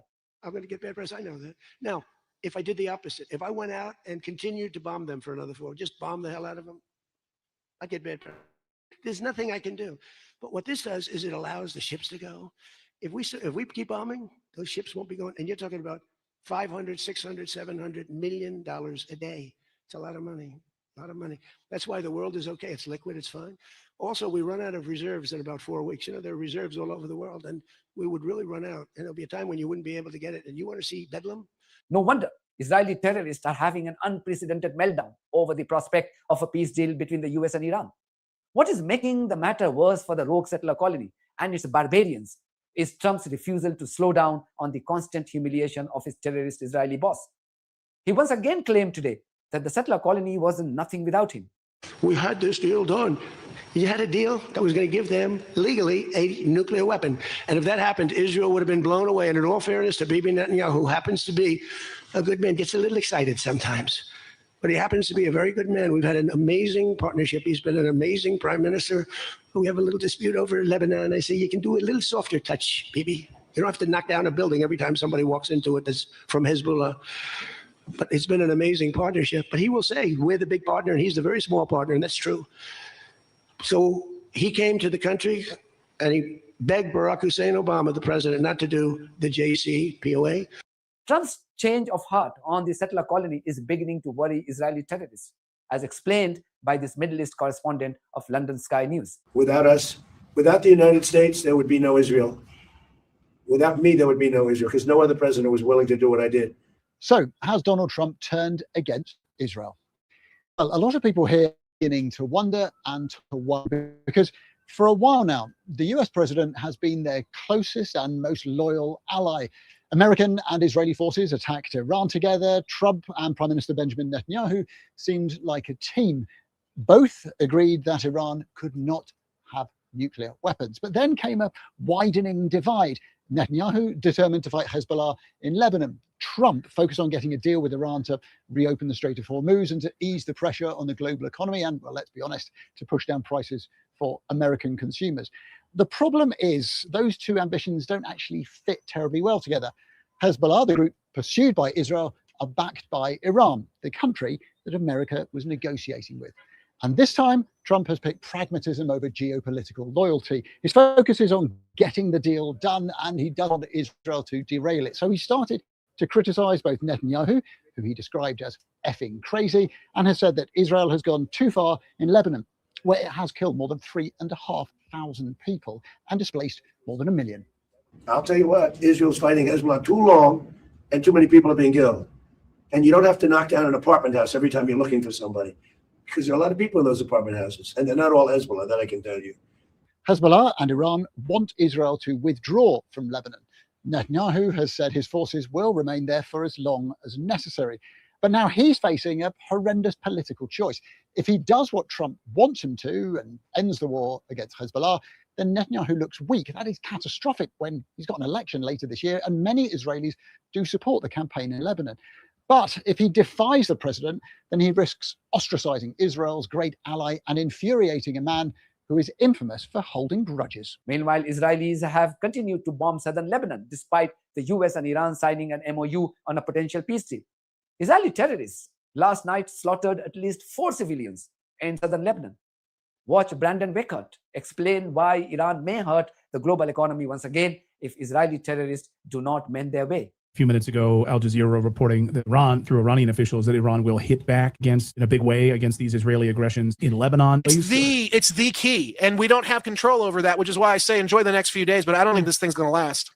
So you heard from former Israeli intelligence officer back in February, Ari Ben Menashi, saying Benjamin Netanyahu would release the full weight of the Epstein files in order to prevent a U.S.-Iran peace agreement. But I think that the real issue with the Trump family in general is they're highly exposed to Israeli business interests. So irrespective of whether the Epstein thing, there's anything there, or if it's just bluster, the fact of the matter is the president and his family are making a lot of money off of Israeli business ties. Trump cares about one thing alone, and that is money over all else. And I would just say also that the Israelis will not go quietly, regardless of the Epstein thing. They've got moves to complicate things. And lastly, I'll just say, if they go too hard against Lebanon, the Iranians don't even have to fire missiles. All Iran has to do is call up Lloyd's of London and say, guess what? Remember how we said we're going to let all the ships through the Strait of Hormuz? We're not doing that now, because they're going to figure out, they've already figured out in Tehran, the pathway to getting America to pressure Israel, because that's the problem, pressuring Israel, is to cut off our economic sources. So they're going to go after the Strait of Hormuz again. They will put their foot down on the neck of the strait, and it will put pressure on Trump in ways previously Trump was able to avoid. Now that those buffers we're hitting tank bottom here, that's it. Trump will have to do something very serious against the Israelis if the Iranians decide that the Israelis have gone too far into southern Lebanon.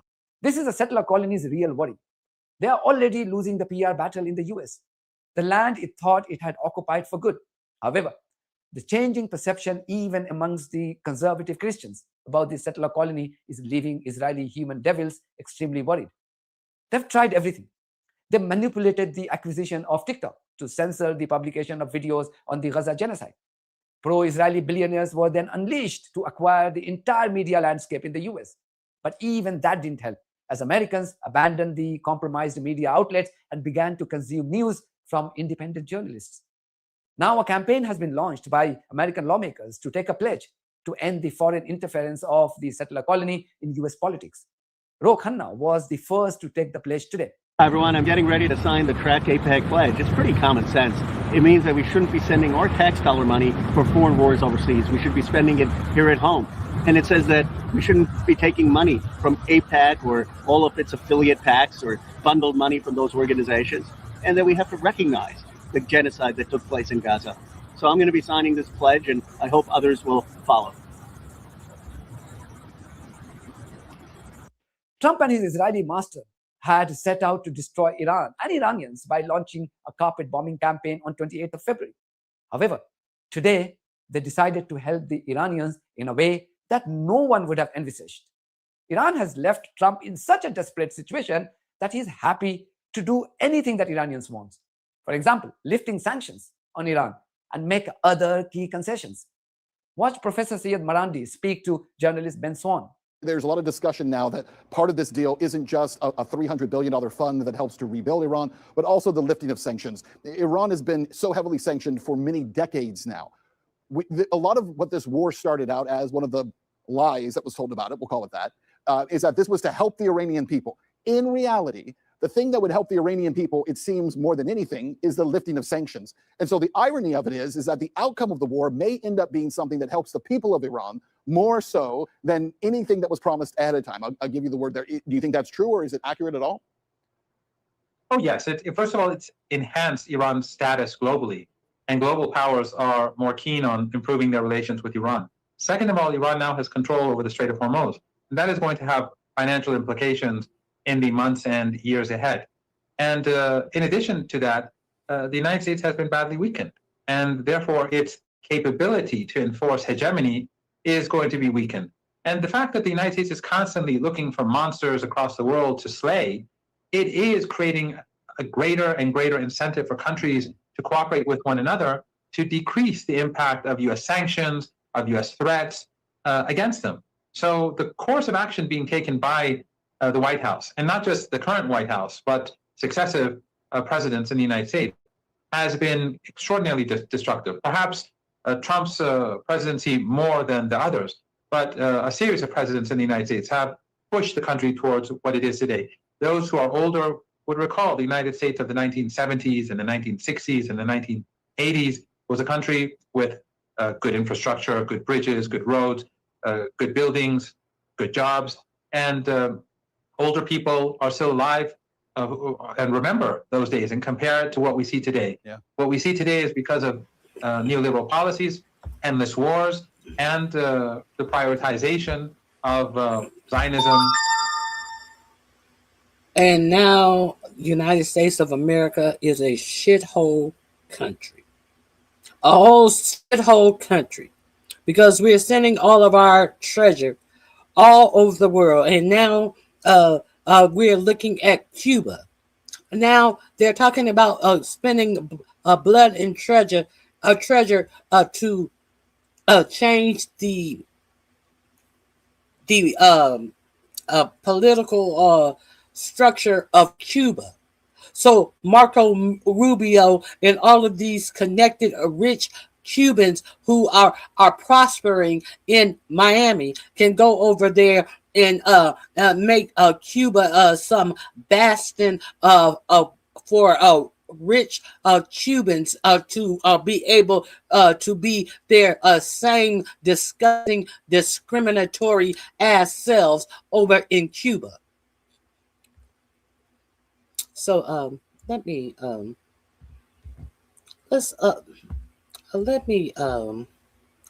pause. Take a little pause. And, somebody wants to argue. Somebody wants to argue. If you want to argue with me, go through my videos. Every day during Black History Month, I give you a highlight of great achievements in Black history. So why are you acting as if I don't know the greatness of Black people? Because you pretend like white people created everything in this. I guess you believe JD Vance and Donald Trump when they say that they created this country and everything in this country was created by you, meaning white people. I guess you guys really want that to be true. But over here on this channel, we only deal in facts. Now, this motherfucker wants to argue me up and down about the motherfucking traffic light. I give you the traffic light and 99 more things of importance that you did not know. Three-light traffic light. The three lights that changed our lives. Before we get right into the video, please smash the like button and subscribe to the channel so you can catch all the parts in this series and keep informed of our eye-opening Black narrative. Number 100, three-light traffic light. The 3-light traffic signal we see today has greatly improved our safety on the roads, but very few people know that the traffic signal was inspired by the invention of a black person. The person behind this brilliant invention was Garrett Morgan, an African-American businessman and inventor. He lived in Cleveland, Ohio, and was the first black person in the city to own a car. In 1922, he witnessed an accident between a horse-drawn carriage and a car, which inspired him to find a way to prevent such accidents in the future. At that time, police officers were responsible for directing traffic, but it was difficult for drivers to see them, and their signals were limited to just stop and go. This made it hard for drivers to navigate through traffic. So Morgan came up with a new idea. He invented a traffic signal that had folding arms with signs that said stop and go. The signal would be placed on a post above the road, making it easier for drivers to see. He also added a third position where the signal could be raised halfway, indicating caution. This was like the modern yellow signal that we see today. To operate the signal, a traffic attendant would turn a crank, raising the post and showing the appropriate sign. If necessary, the attendant could stop all lanes by showing the stop sign. Morgan's invention was patented in 1923, and he sold the rights to General Electric for $40,000. Number 99, home security system. The 1960s were one of the most dangerous times in American history, and for a black woman whose husband was always working at odd hours, staying alone in her home at night left Marie Van Britten Brown feeling pretty vulnerable. Unfortunately, their neighborhood had a high crime rate, and Marie was concerned about the slow response time of the police. In response to this, Marie came up with the first home security system when she was 40 years old. Initially, their invention consisted of 4 small windows, a movable camera, TV screens, and microphones. The cameras could move from one window to another. These cameras were connected to TV screens inside Marie's home. By using the TV screens, Marie could see who was at her door without actually having to be there physically or open the door. The microphones were also important as they allowed Marie to communicate with the person outside without having to face them directly or open the door. Marie Van Britten Brown's invention of the home security system has had a significant impact on the security systems we have today. Her innovative idea paved the way for further developments and improvements in security systems that are still used today. Number 98, folding bed. In 1885, African-American inventor Sarah Good would create one of the most famous inventions designed for maximum comfort. Her patented folding bed would inspire the modern-day Murphy bed. Being a furniture store owner, she saw a business opportunity and made an audacious move. When Sarah Good heard about the problem of limited space in Chicago apartments, she wanted to help. She invented a bed that could fold up and be hidden, similar to the Murphy bed we know today. It was like a cabinet that could turn into a desk, with spaces for writing supplies. Sarah's goal was to make the bed easy to lift and keep in place when folded, and to provide extra support in the middle when unfolded. In 1885, Sarah Good became one of the first African-American women to get a patent for her invention of the folding bed. Number 90, protected mailbox. In October 27, 1891, Philip B. Downing was granted a patent that changed the mail system forever. That patent was for a street letterbox, essentially the mailbox we see all around the country, where you can post a letter any time of day. In the early 1800s, U.S. citizens posted and received their mail via a post office. People would need to travel far distances to visit their local post office for their mailing needs, so there was a need for a better, more convenient solution. Downing designed the mailbox that we all recognize today, a metal box with 4 legs.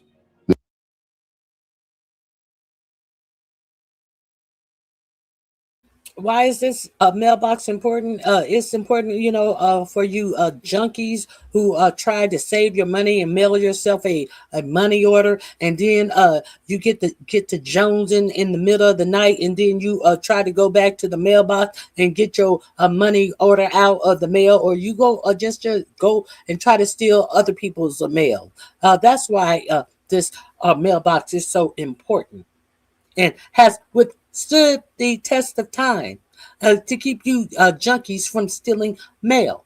But y'all didn't know that, and y'all thought we didn't know that. But let's continue. Good morning, 2300 Jackson Street. It is good to see you always. This invention changed the need to go to the post office in order to mail a letter.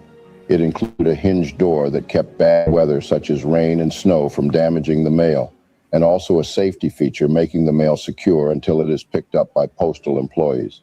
The Downing letterbox patent became the basis of the letterbox we have today. Number 96, blood banks. It's impossible to determine how many hundreds of thousands of people would have lost their lives without the contributions of African-American inventor Dr. Charles Drew. This physician, researcher, and surgeon revolutionized the understanding of blood plasma, leading to the invention of blood banks. During World War II, there was a great need for blood transfusions due to the... Just think of it. If it wasn't for Charles Drew, Midwestern junkies wouldn't have a place to go to sell your plasma so you can go get high once again. You should be grateful, all of you junkies, that now that all of these plasma centers that are popping up all across the country, or you dummies that continue to vote against your own interests so that you must sell your blood plasma to survive the rest of the month. You have Charles Drew to thank for the ability to understand that it is important to have available stock of blood plasma. You're welcome. Large number of casualties, but there were challenges in transporting and preserving blood for long periods. Recognizing this problem, Drew focused his research on finding a solution. He developed a method to store and preserve plasma, which is a vital component of blood, separately from whole blood. This allowed plasma to be stored for longer periods without losing its life-saving properties. He also came up with the idea of blood banking, which involves collecting, testing, and storing blood so it can be used for transfusions when needed. Drew's work was a game changer. It not only helped save many lives during the war, but also paved the way for advancements in blood transfusion techniques. His ideas and innovations laid the foundation for the modern blood banking system that we rely on today.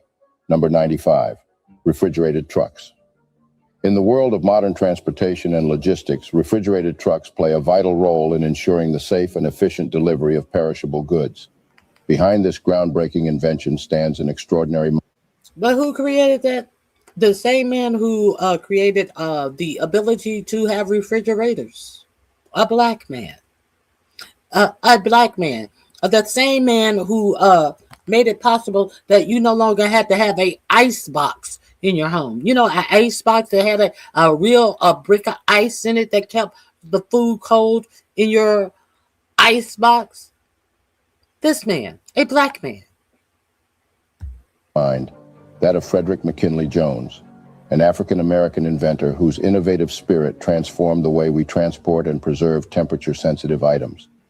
In the late 1930s, Jones was approached by Joseph A. Numero, an entrepreneur in the cinema industry.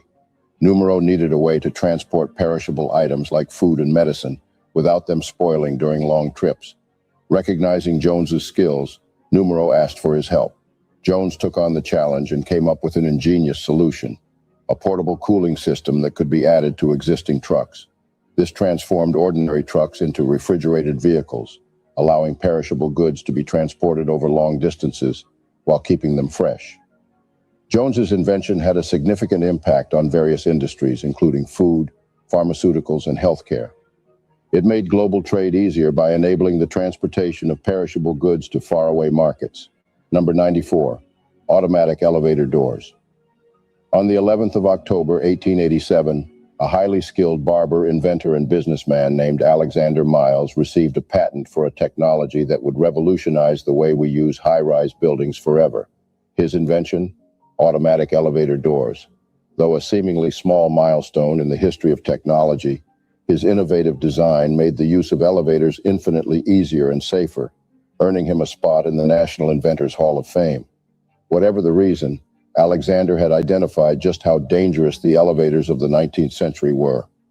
As they had to be opened manually, either by an operator or the passengers themselves, people were often at risk of plummeting down the shaft with horrific injury.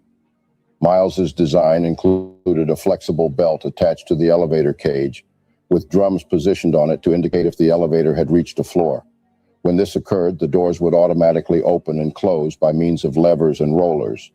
The influence of his elevator patent is still seen in modern designs, and the automatic opening and closing of elevator and elevator shaft doors have become a standard feature. Number 93, Super Soaker Summer just wouldn't be the same without Lonnie Johnson's invention. Johnson was an aerospace engineer for NASA who happened to invent the popular children's toy. In 1982, Air Force and NASA engineer Lonnie Johnson conceived of the idea of a pressurized water gun after shooting a powerful stream of water in his bathroom while performing experiments for a new type of refrigeration system. This experimentation, which resulted in Johnson shooting a stream of water across his bathroom into the tub,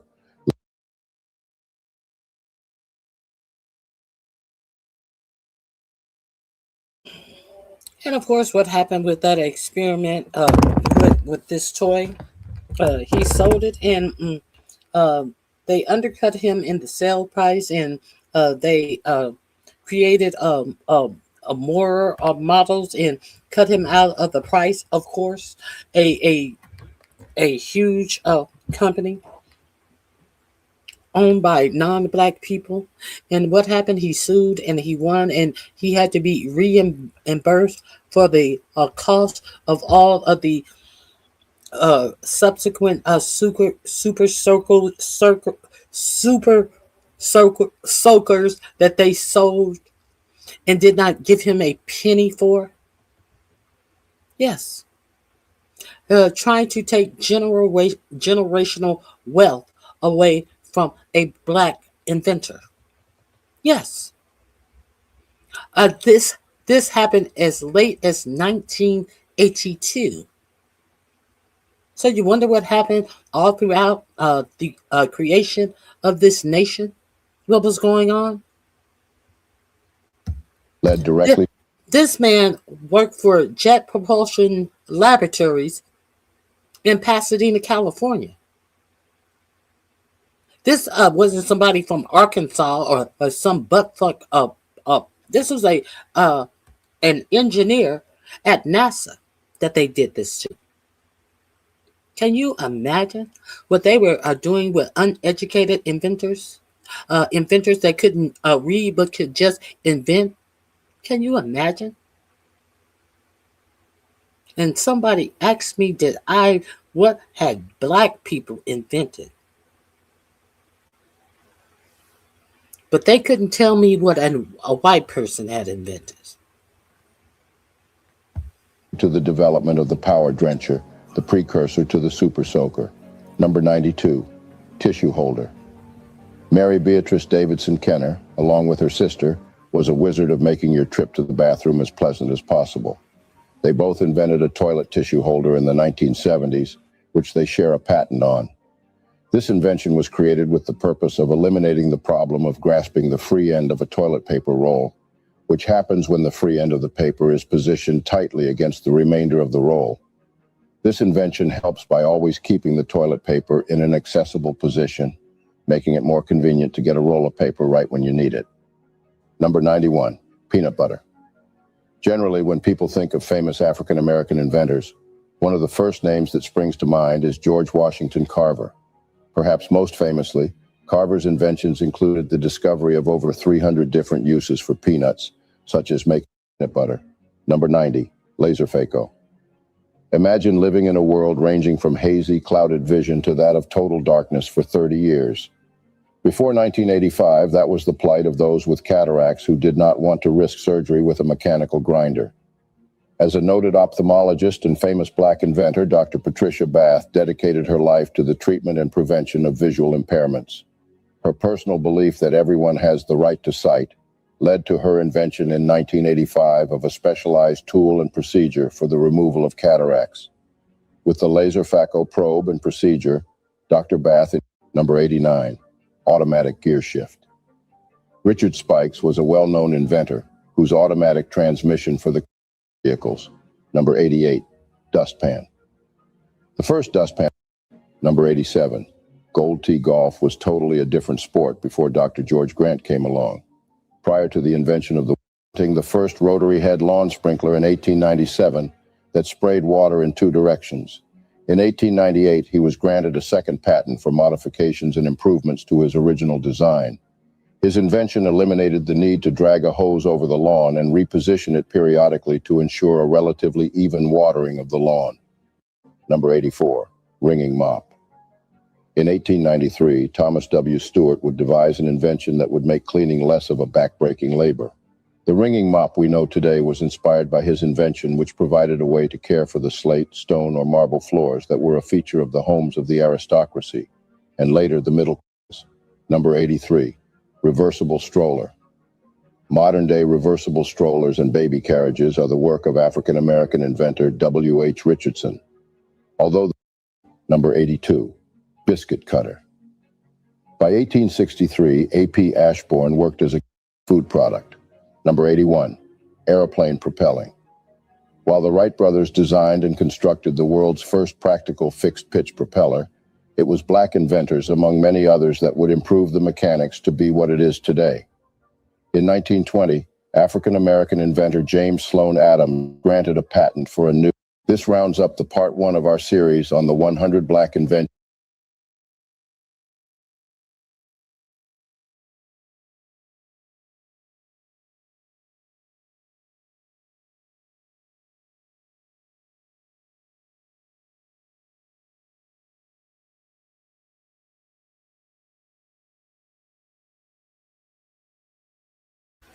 Let's continue in highlighting the ignorance of this administration, who had us go to war and lost a lot of lives, injured a lot of soldiers because they went to a full-fledged war with a zero plan.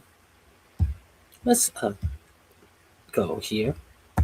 Question. What was all that even for? You're going to hear from Trump, Vance, and Hegseth about everything they've accomplished with this war, how they've met all their goals. This was born of strength. Iran was put in a position where they had to come to the table. We have set the terms. Disagreements about one thing, that Iran will never have a nuclear weapon. Never, ever, ever. If you're willing to allow real inspections of your nuclear program, then we will welcome you back into the world economy. But is that really the case? I want to break this down super visually because I think when you see the results side by side, it's actually much easier to understand. On the left side here is where the world stood before Trump in 2015. President Obama negotiated a comprehensive nuclear agreement with Iran. The result of that deal was that Iran shipped away almost all of its highly enriched uranium, submitted to international inspections, and agreed that they wouldn't pursue a nuclear weapon. In return, they got reduced sanctions. And maybe this goes without saying, but the Strait of Hormuz was wide open. In 2018, Trump killed that deal, saying he would negotiate a better one. Obviously, he never did, which leads us now to this war. Now, on the right here, after months of war, hundreds of billions of dollars spent, thousands of lives lost, and rising inflation and gas prices, where are we? What's the new deal? Well, according to the latest reporting on the agreement, the immediate baseline is this. The fighting stops on all fronts. The US lifts the naval blockade, the Strait of Hormuz reopens. Iran promises not to pursue a nuclear weapon. The US will lift the sanctions and unfreeze all Iranian funds. And that's basically it. Unlike the 2015 agreement that Trump killed, this new framework contains no immediate restrictions on Iran's nuclear program, just promises. No agreed upon inspections, and no requirement for Iran to ship away its highly enriched uranium. They just kick the can down the road into a 60-day negotiating window. And some part of the negotiations will include a $300 billion fund to rebuild Iran, to be paid by either the US or other Gulf Coast countries. So American taxpayers might be asked to pay billions to rebuild the country we just spent billions to bomb, to secure an agreement that we already had, but likely a much worse one. And that's because Trump showed Iran that their strategy works. Close the strait, ramp up the pressure, and he'll fold in time. He's lost his leverage. Peace agreements are long and complicated to negotiate. Lots could change in 60 days. The fighting could start again. No, it's not final. It's a memorandum of understanding. And if I don't like it, we'll go right back to dropping bombs right smack in the middle of their head. But even if the Trump administration manages to negotiate these nuclear restrictions, I cannot emphasize this enough. That would mean the US fought a war to get back to the same or a worse agreement that we already had before Trump himself killed it. When you look at the facts, they've accomplished almost nothing, and they've done it at a catastrophic cost. It looks like... The link is in my description box. Unfortunately, this is where this bumbling president has us right here today. You cannot make this stuff up. Let me share some more with you that I wanted to share with you about. Let's hear him in his own words.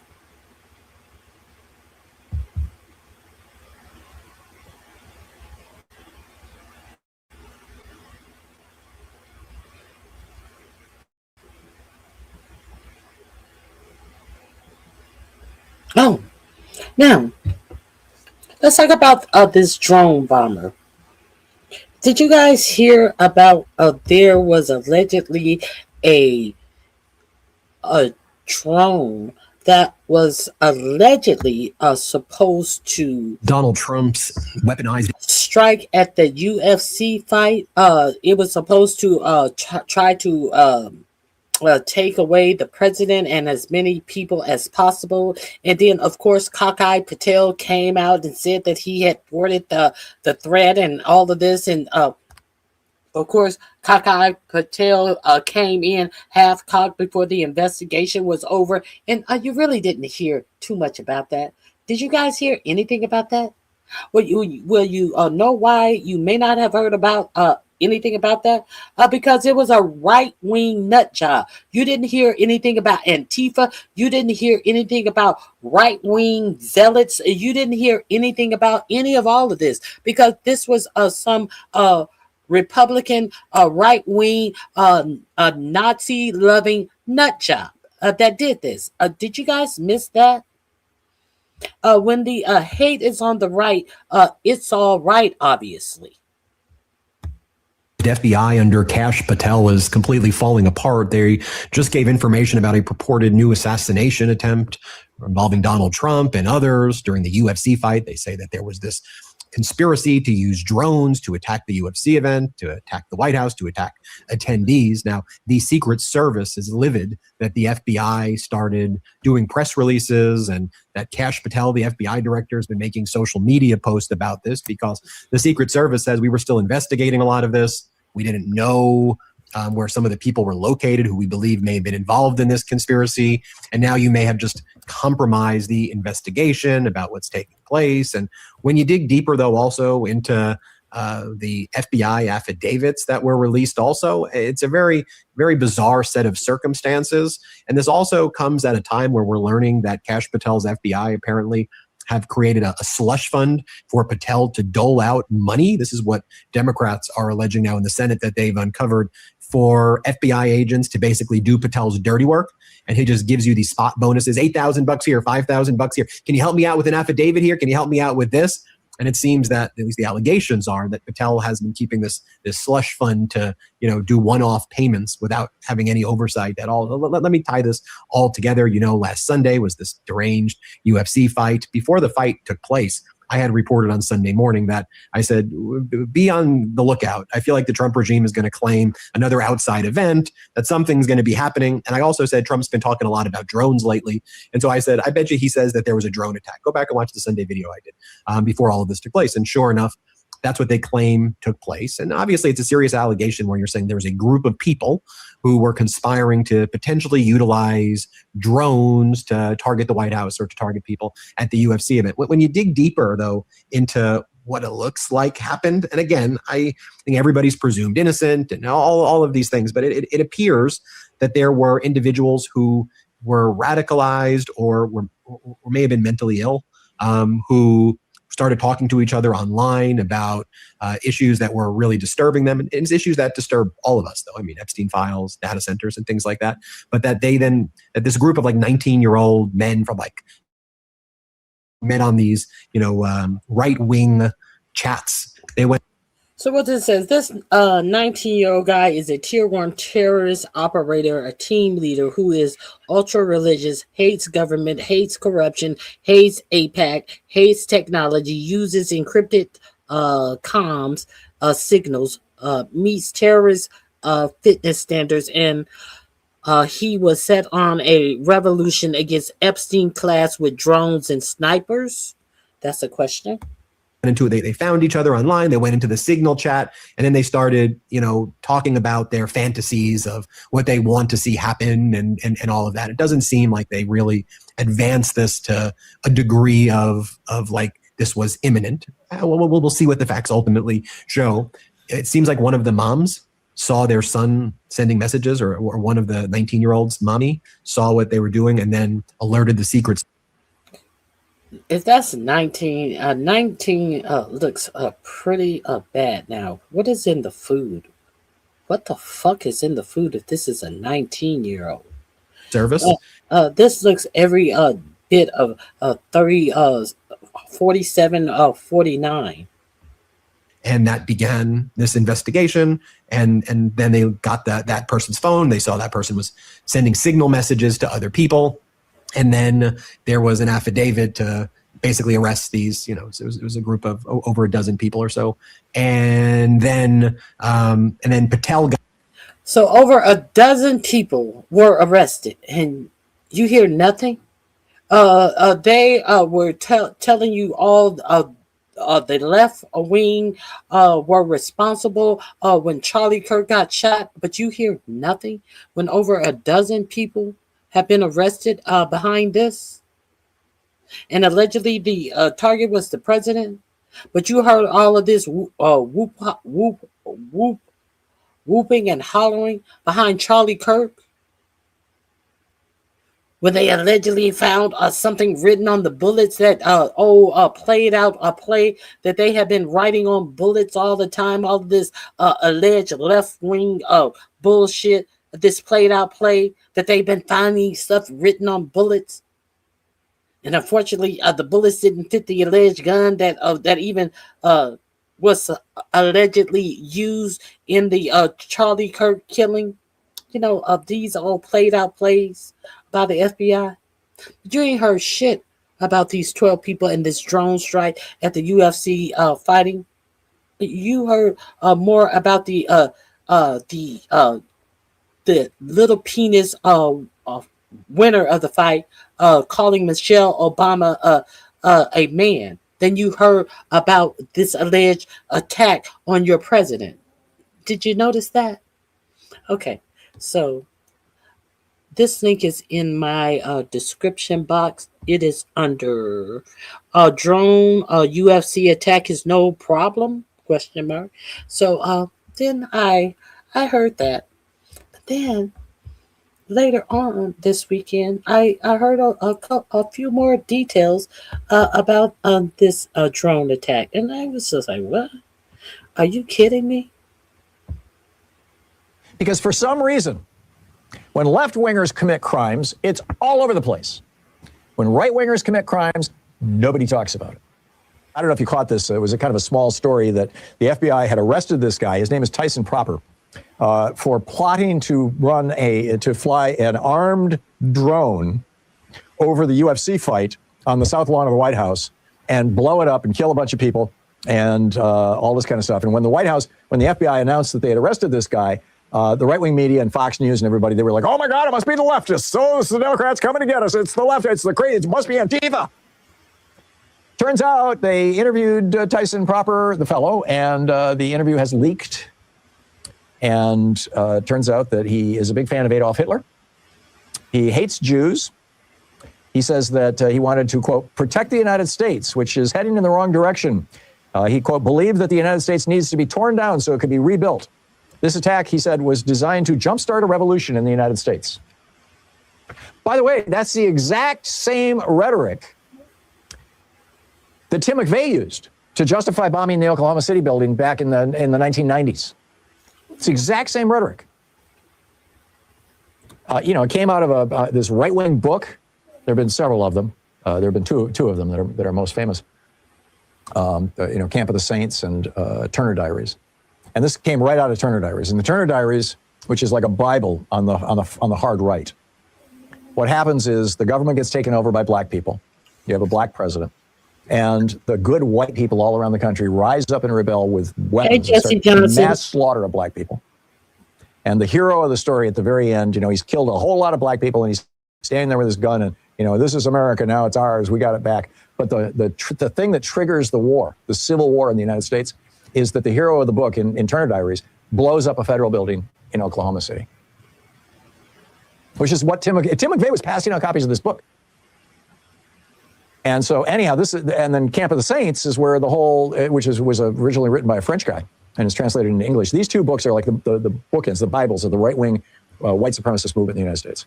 And in Camp of the Saints, it's kind of a similar story, but the main through line of that is that rich French Jews were paying to bring Algerians who can legally, Algeria used to be a French colony, and they're black, and they can legally come to France, or at least could for quite a window of time, to bring Algerians into France to populate France with black people and destroy French culture. And that has been translated into English, and now that's the basis of this whole great replacement theory that Elon Musk is running around talking about. Where now they're claiming here in the United States that, oh no, it's American Jews. It's George Soros, who was actually born in Hungary, but whatever, he's now an American.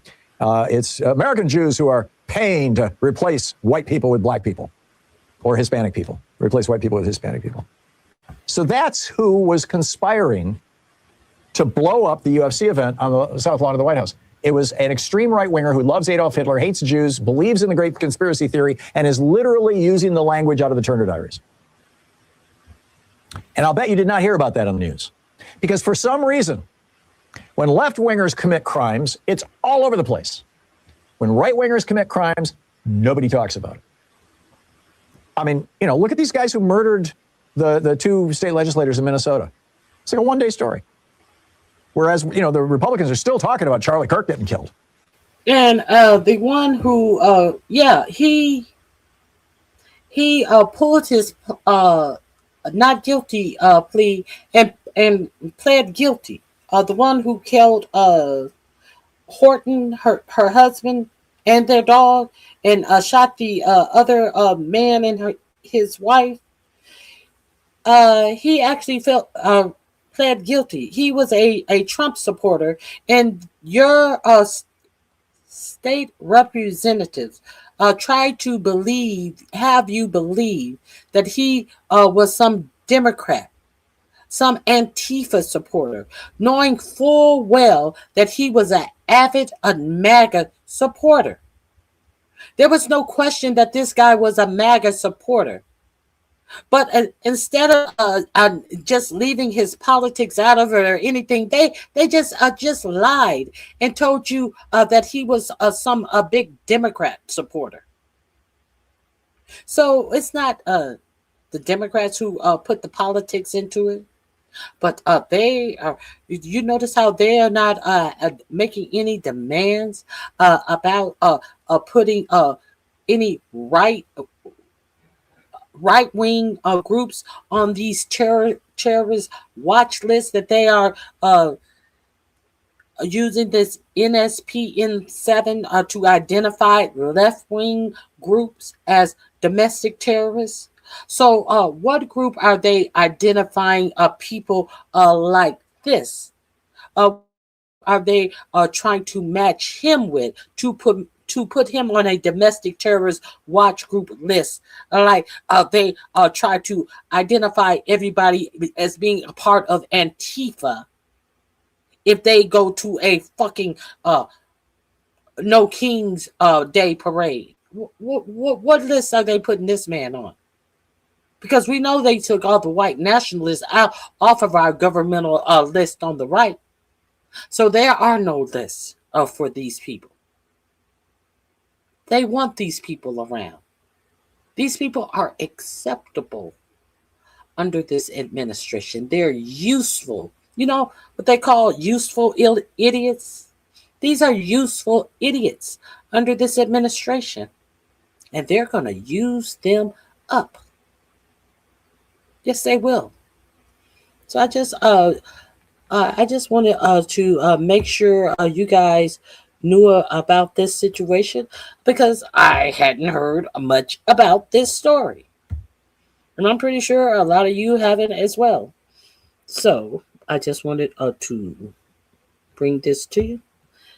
All right, everybody, I regret to inform you, it's real. The leaked memorandum of understanding between the United States and Iran was just confirmed by this administration, therefore confirming the worst foreign policy defeat the United States has handed itself since Vietnam. I have talked to multiple of my advisors, people on foreign policy and domestic policy, and they have said this is the worst defeat for the United States since Iran, potentially even worse. Now, obviously not in body count. A lot of U.S. soldiers died in Vietnam. He said since Iran, he meant since Vietnam.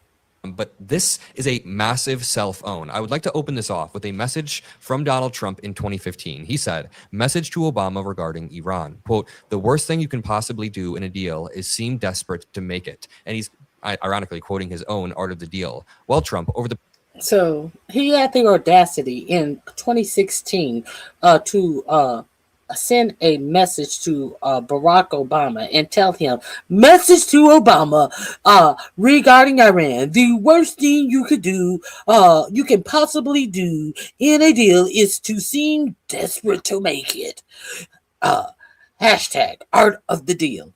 Bitch, everybody knew you were desperate to make this deal. And this is why it was a horrible deal. And you had the audacity to think that you could give Barack Hussein Obama any advice about making a deal. Past few months, you have desperately flagged to every single country across the globe that you were trying to pressure Iran into making a deal, and it has backfired entirely. You know, you're a young guy. I don't know how many peace deals you've lived through. They don't generally work like this one. Yeah, you know what young people have lived through, both Gen Z and millennials, are previous wars in the Middle East that we were promised victory from, but then it turned into a grinding counterinsurgency that cost us trillions of dollars and oftentimes a failure. So now we're seeing the same people that used to lie about these wars 20 years ago, lying about these wars on TV, and we have to be calling this out. We have been primed at a time to understand that just because the president says we won militarily doesn't mean there's actual political concessions translating to helping us out on the ground. All Americans are struggling, young people are struggling, and as you rightly pointed out, Iran now has more control over the strait, and what have we gotten for it? Zero concessions. We didn't need this war. This war has gotten us zero concessions, and Donald Trump tearing up the JCPOA in 2016 has now very clearly put us in a worse position. The most offensive part of it all is that we are looking to free up $300 billion to rebuild Iran. So think about this. We just fought a war with Iran, and then the deal we signed commits us to a $300 billion reconstruction of Iran. The United States isn't paying it entirely, but we have to start pressuring Gulf countries and private investors. We will be paying it entirely. We are insuring it. See, they don't have the total tax. This is before the total tax come out. We are insuring it. So if no one pays it, yes, we are guaranteeing it, which means we are insuring it. So if push comes to shove and no one steps up, we have to insure it, which means we would have to pay it. To pour hundreds of billions of dollars into a country that is rather unreliable. We're unreliable as well. Nobody in this deal is reliable, and any company that pours billions into Iran knows that the moment things fall apart, the sanctions snap back and it hurts their company. It hurts their entire enterprise. I'm just laying out the cold hard facts of this, and I want to jump into the deal in just one moment, but Donald Trump has had a hell of a few days walking around Europe. He was in Evian, France. Now he's in Versailles, France. Here's him on the tarmac talking to reporters about this deal, and he's undermining, or he's downplaying, Iran having missiles. Listen, don't misconstrue this as me wanting to restart a war with Iran or wanting to destroy all their missiles, but you can't say in one breath as Trump that... No. And he also said that they had to eliminate their ballistic missiles. This is what they were saying in the middle of the war as their ballistic missiles were ripping through Israel Iron Dome. You know, when Israel wasn't allowing reporters into Israel to show you the damage, when they would allow people into Israel, they could not move their cameras anyway. They would set up a shot and they could not expand their shot or rotate their cameras because they were trying to hide the damage that the ballistic missiles were doing inside Israel. It has been reported. Now, all of a sudden, your president was telling you that they could not have ballistic missiles back then. But now all of a sudden your president is saying, well, I don't think it would be fair to say that they can't have ballistic missiles when other people, people in their region have missiles, within reason. Within reason.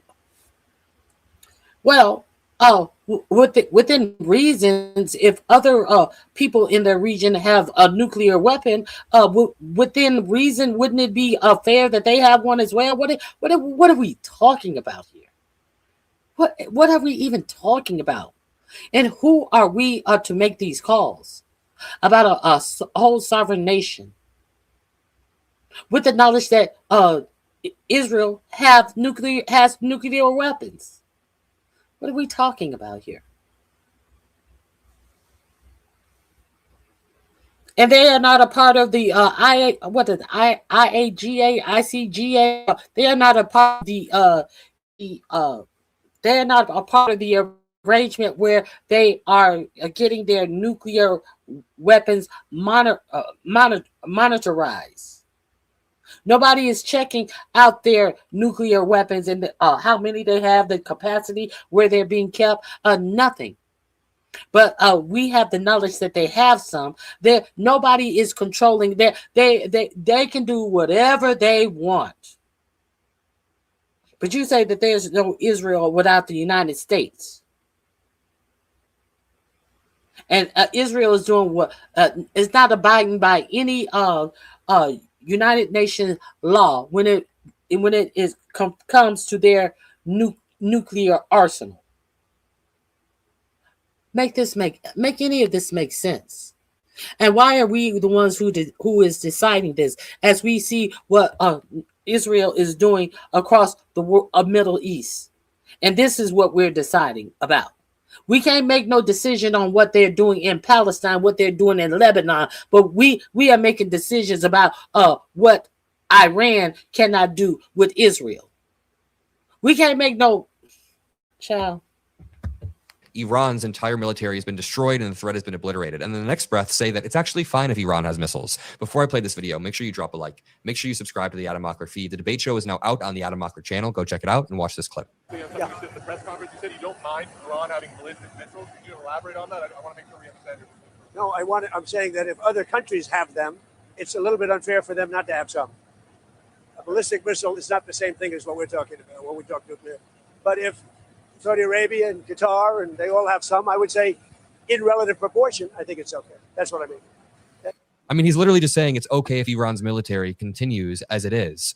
I also want to point out, it's very important to stress, the CSIS estimates that we have burned through about half of our Patriot interceptors and more than half of our THAAD interceptors, the missiles whose entire job it is to shoot down incoming missiles. The CSIS says it might take 4 years to replace them. So in that window, China can move on Taiwan, Russia can move on other countries, Russia can continue to invade Ukraine, and the United States is weaker on the global stage. Again, I'm just telling you the reality of the situation. He then says that Steve Witkoff seems to have shot his load. The press conference seems to have gone well. You shot your load pretty much, Steve, right? Pretty much. But going well. What the hell happened at this press conference that I missed? Trump then says, if the Iran deal works out, I'm going to take the credit. If it doesn't, I'm blaming Vance. It may seem like he's joking here, but he's not. I'm sure Marco Rubio would want nothing more than for Trump to blame Vance and open up the path for Marco Rubio's run. But Trump has been basically trying to make Vance the one that negotiates this, defends it on TV. This way, if it works out, I'm going to take the credit. If it doesn't work out, I'm blaming JD. You better be careful, JD. He's going to turn his plane around and get the hell out of here. Yeah, I like that idea. I think it's a good idea. This way, if it works. Okay, so this was supposed to be a 4 to 6 week war. You know, before I read this deal, it's supposed to be a 4 to 6 week war. We are now on day 108, and in those 108 days, we burned through half of our Patriot missiles. We've killed over a dozen U.S. soldiers, spent over $100 billion, and we've done all that just to degrade a small part of Iran's conventional military. Then we signed the deal, even worse than the JCPOA. This is absolutely absurd. And now the White House is trying to say, listen, yes, Iran's getting $300 billion, but it's not us writing that check. But again, as I said before, the Gulf partners we are forcing to invest, it'll likely backfire. Just listen to this. Breaking. The U.S. has released the full 14-point memorandum with Iran. It outlines sweeping commitments that would fundamentally reshape U.S. policy toward Iran, including sanctions relief, the release of frozen assets, a $300 billion reconstruction commitment, changes to the U.S. military deployments, and a framework for broader negotiations. It's important to point out this is going to be a seismic shift in the U.S.-Israel alliance, because Israel has been over and over and over kind of betraying us during this war. This is a country that we've given hundreds of billions of dollars, and they are just betraying us in this war by keeping it going. Donald Trump has been just totally dog-walked by Bibi Netanyahu, and now no future president will let themselves get dragged into a war with due to Israel, because they view it as a problem. They view it as a huge risk. So let's read this. The United States of America and the Islamic Republic of Iran have jointly agreed in good faith on the following. Number one, the United States of America and the Islamic Republic of Iran and their allies in the current war are signing this MOU, Memorandum of Understanding, which is like they haven't even signed it yet. So they're about to sign a memorandum that gives them a 60-day window to potentially get a broader deal. I'm just not very convinced that this is beneficial. I think Trump is desperate to tone this down. It says the termination of all military operations on all fronts, including in Lebanon. Okay, so Israel has already said that they're not bound to any deal. So this is going to fall apart so incredibly quickly. I can't believe this is real. Again, the worst military defeat since Vietnam. It says all military operations, including in Lebanon, which I want to happen. I want military operations to stop everywhere. But the reality is Israel isn't going to allow this deal to bind them. They're trying to decouple this.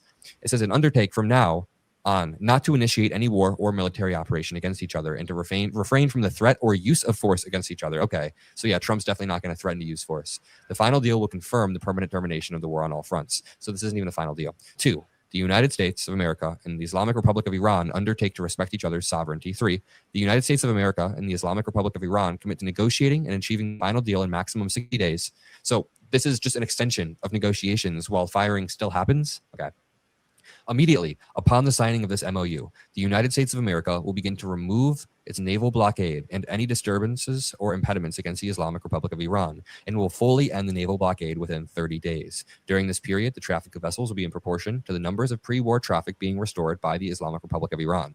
The United States of America further undertakes to remove its forces from the proximity of the Islamic Republic of Iran within 30 days after the final deal. So how I'm reading this is essentially we're going back to the status quo. The United States is going to remove all of our forces. The Strait of Hormuz is going to be reopened temporarily, and we go back to the status quo, and this is supposed to be a win. Upon the signing of this MOU, the Islamic Republic of Iran will make arrangements using its best efforts for the safe passage of commercial vessels with no charge for 60 days only from the Persian Gulf to the Sea of Oman and vice versa. Okay, so 60 days free of charge in the Strait. The traffic of commercial vessels will immediately start, and considering the need for removing the technical and military obstacles and demining by the Islamic Republic of Iran.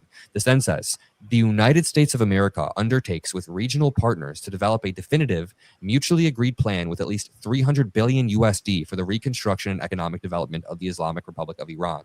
The mechanism for the implementation of this plan will be finalized. A 300 billion USD. That's US dollars. This is a part of the final That's deal. not crypto coin.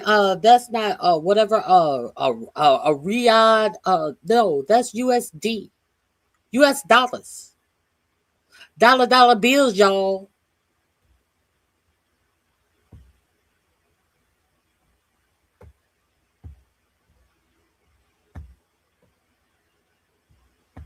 Within 60 days. All required licenses, waivers, and permissions needed for relevant financial transactions will be granted by the United States of America. The mechanism for the implementation of this... And who you think they're going to give licensing to? None other than Steve Witkoff and Jared Kushner. I don't know if they would have the balls to try to make money over in Iran. I don't even think that they would be that greedy to try to go over and try to make money in Iran. But I don't know. Their greed never has surprised me as of yet. Plan will be finalized as a part of the final deal within 60 days. So basically, this is a deadline for the United States to get together $300 billion, and it has to come from our own allies. We have to lean on and pressure Saudi Arabia, the Emirates, Qatar, and pressure them to pull money out of their sovereign wealth funds and hand it to the regime that was firing missiles at them 6 weeks ago. What the absolute hell? Let me just repeat this. A $300 billion reconstruction fund has to be put together by the United States by pressuring our allies that Iran was just firing missiles at because of us. Let me tell you something. let me say something here. At what point, who do you think is more under the thumb of the other? Do you think that it is these numbskulls, Jared Kushner and Donald Trump and Steve Witkoff? Who do you think has a more power play to play?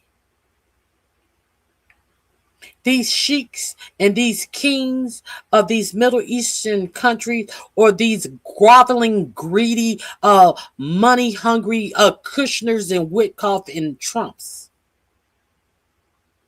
I'm very curious. Who do you think has more to lose? We'll see how this fleshes out.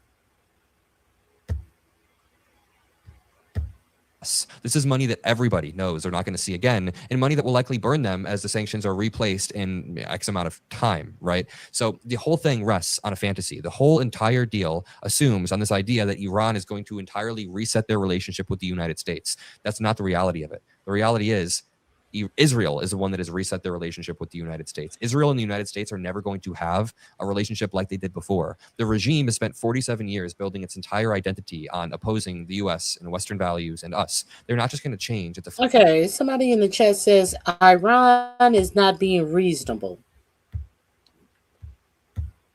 What are you talking about? They're not being reasonable. Why should they be reasonable? They were being reasonable the weekend before we decided to go strike them. You know, the weekend before that Thursday when they left the negotiating table with Jared Kushner and Steve Witkoff, and they shook hands on them having a preliminary deal that they were then going to fly off to, I think it was Istanbul or somewhere, and sure up the deal with the UN on that following Monday. However, Israel and the United States, then after that handshake on that Thursday, Israel and the United States struck them in a war, this war on February 28th. So, what reasonableness do you think that Iran is expected to have with them when they were in the middle of negotiations and were expected to come back and shore up something that they had agreed upon in the negotiations, where they had agreed to give them more than they are giving them now in this negotiation, but they turned around and the country was bombed. So what reasonableness do you expect them to have is what I'm asking.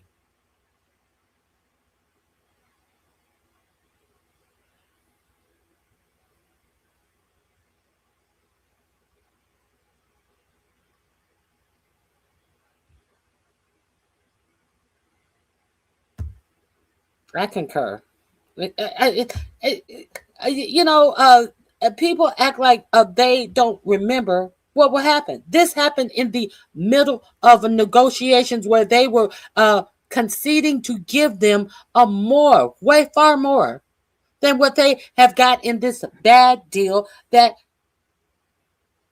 Trump has brokered after losing so many people, injuring so many people, after Iran has lost so many people, after our military is alleged to have struck and killed innocent children, blood and treasure, to get absolutely nothing but more fucking $1 billion, $100 billion of debt.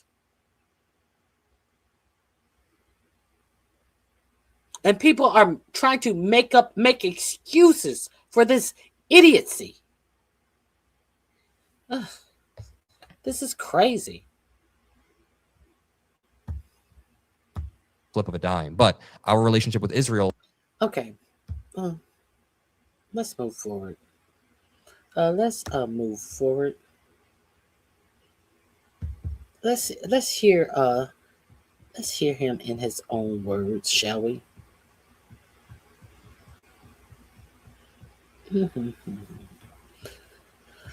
Oh, okay. Let's hear. Do we have it? Do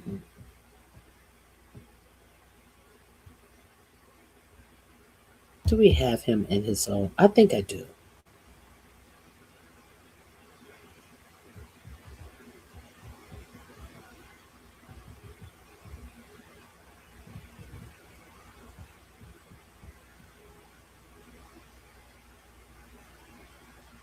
re-listen to that one.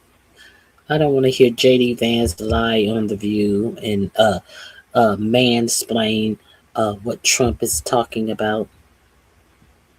Da da da da da. Where are we? Here we are. No, are we here? No.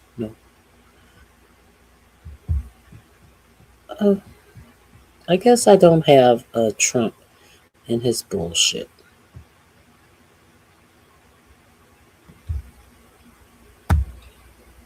Is Donald Trump too scared of what New York Times reporters Maggie Haberman and Jonathan Swan are sitting on in terms of 1,000 interviews and possibly recordings of situation room conversations among those in his administration at the highest levels as they sit and talk about not the dignity and justice for Epstein survivors, but how to cover it up for political. This is what your president is using his situation room for. You know, the situation room that is that will not allow any recordings to be done in the situation room. So your president can't go in there and try to figure out a way to get out of this Iran thing because he's using his situation room to get out of the Epstein file shit. About 13-year-old and 12-year-old girls being SA'd by grown old nasty ass men. This is what this president's situation room is being used for. As we're throwing hundreds of trillions of dollars and lives away in wars of choice. But the situation room is being used for this. And it's funny that Maggie Haberman, who is writing on this reporter, is daring this overzealous Department of Justice to put her under investigation. You know what Maggie Haberman said? Yeah, you try me, motherfucker. I have tapes. Bitch, I have tapes. And I have interviews with people inside the administration. They're wondering, how is it that Maggie Haberman has all of this information indeed, we cannot say that she's lying. And not at one time they're saying, they refuse to say that Maggie Haberman, this reporter, is lying. Because if they say she's lying and she's telling them that I got recordings, the best that they're saying is, how can she have recordings of what happens in this situation room? That's a felony. That's the only thing that they're saying. She says that she has recordings of what happens in the situation room. If that's true, that's a felony. But who committed a felony? She wouldn't be the one who was recording in the situation room. Now, the other strange thing about this is, you know, who joined the meeting, who wasn't in the situation room itself? Pam Bimbo and Kakai Patel. They were not physically in the situation room. Do you not believe that Pam Bimbo did not know that she was a sacrificial lamb? And do you think that Pam Bimbo is not a dirty bitch who probably tried to make sure she had one extra bullet in the chamber just in case they tried to do her? Do you think that she may not be the one who recorded this situation? Do you not think that Kakai Patel has not been known that his job is on the line? Do you think that Kakai Patel may not have been the one who recorded this situation? Now, Michael Popa brought forth a real interesting interesting point. You have Susie Wiles. All of a sudden, you notice that Susie Wiles is retiring from the Trump administration. She has been with him. She is his chief of staff. She is retiring all of the sudden. She has breast cancer. But she's been at work every day. But now all of a sudden, she's retiring. And they're trying to say that it's JD Vance. Every time something drops in the White House, JD Vance come out looking good. JD Vance ain't never came out looking good. If you watch JD Vance on The View, him sitting up there with all of these long answers to simple ass questions. Well, let me tell you, it's funny how that started with that stupid ass smile on his face, recreating lies. JD Vance is trash. JD Vance is pure trash, sitting up there with that whip bit smile on his face. Well, Trump, he didn't say that. What he meant was, yes, he did say that. You can try to recreate what he meant, but everybody heard what he said. Trump didn't say he doesn't care about people and their finances. No, you can try to recreate what he meant, but we heard what he said, you stupid motherfucker. So they say that JD Vance comes out looking like a rose. So could it be JD Vance, or could it be Cockeye Patel, or could it be Pam Bimbo?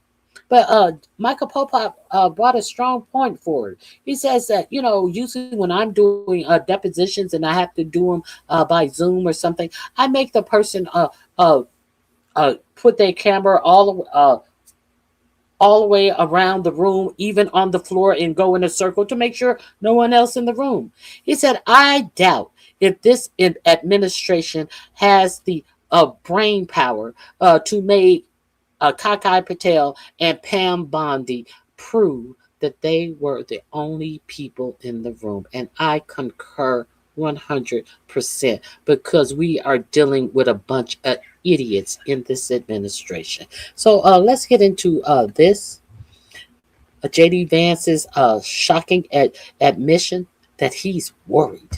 And PR purposes, including JD Vance, including Susie Wiles. Is Donald Trump too scared of what New York Times reporters Maggie Haberman and Jonathan Swan are sitting on in terms of 1,000 interviews and possibly recordings of situation room conversations among those in his administration at the highest levels as they sit and talk about not the dignity and justice for Epstein survivors, but how to cover it up for political and PR purposes, including JD Vance, including Susie Wiles, including Todd Blanche, including Stephen Chung, Carolyn Levitt, Pam Bondi, and Kash Patel. And now JD Vance has said out loud in an interview with Megyn Kelly on Sirius Radio that he really is worried, and he should be, that those recordings happened about what transpired. I mean, frankly, there's been speculation that he is at the heart of the leak, because every time there's a leak, it's in a way that tries to make JD Vance look better. Right? Everybody in the room running around like a chicken with their head cut off about the Epstein scandal, and him saying, we should get all the documents out. The person who looks the best in a leak, and of course, we're talking about the one-eyed man in the land of the blind, is often sometimes the leaker. I'm Michael Popak. You're here on Midas Touch and Legal AF. And people are scratching their head at two things. One, how did Maggie Haberman and Jonathan Swan obtain what appears to be recordings from conversations in what we thought was a secure situation room? I'll give you an idea in a moment.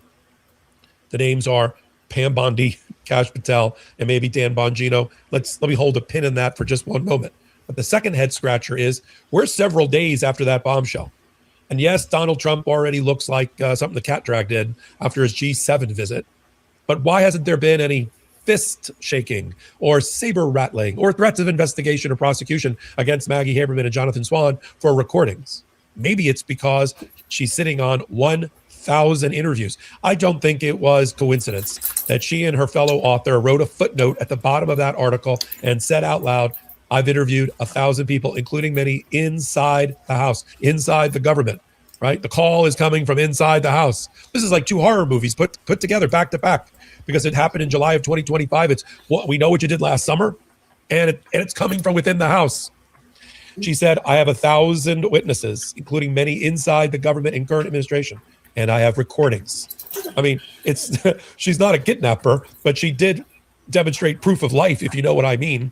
I had Don Lemon on, the intrepid reporter and journalist and fellow independent commentator, for an interview the last couple of days, and we talked specifically about why does he think that Trump is going to go after Maggie Haberman and Jonathan Swan. And he had a very interesting take that I agree with. Play the clip. Before I go into this, can I say this, Michael? There is a part of me as well where he said that they're going to probably try to do something. Look out, Jonathan Swan, look out, Maggie Haberman. And there's another part of me that says, maybe not. Because can you imagine if this is litigated in court, the what do you call it? The discovery that will come from this. Can you imagine the phone records, the chat records, the signal chats? Can you imagine the emails, all of the shit that they will be trying to hide that will be discovered in the discovery from all of these fucking liars in this administration? They don't want that discovery heat. They're going to leave these reporters alone because they don't know what she has in these interviews, in these recordings. You think they're going to fuck with her? Oh, excuse me. I don't think that they are going to fuck with her at all.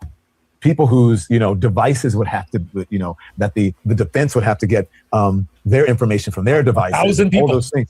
1,000 people, and all of this information will be made known to Maggie Haberman and Jonathan Swan's attorneys, and then eventually some of it will come to light publicly. I don't think the administration wants it, so there will be a lot of bluster about this and that, but they will never get to the point where there is discovery because they stand to lose too much.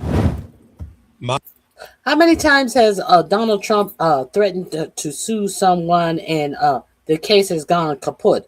He threatened to sue the Washington Journal, I think it was, about coming out with that birthday card paper, the Epstein birthday card thing that had the scantily the nude flat chest drawing of a flat chest person with the pube hair Donald Trump's signature. He said that he was going to sue, I think it was the Wall Street Journal or whichever one is owned by Rupert Murdoch. He was going to sue them for $10 billion if they didn't retract it. They didn't retract it, and the suit was dropped, or he never followed up on the lawsuit. He did file the suit, but the lawsuit went absolutely nowhere. There was no discovery, no follow up on that suit. I forget how it ended, but there was no discovery on that lawsuit. And now you got JD Vance, right? Busy making his tour to look human. He wrote a book. God love him. That's all he ever does is write books. He has no other body of work except writing books. Hillbilly Elegy. And now it's, what's this one called? Catechism, Conversion, Catholicism, something. But he is writing about his Catholic spirit because he's trying to... Cock eating. The new book is called Cock Eating. Try out for the 2028 primaries as president.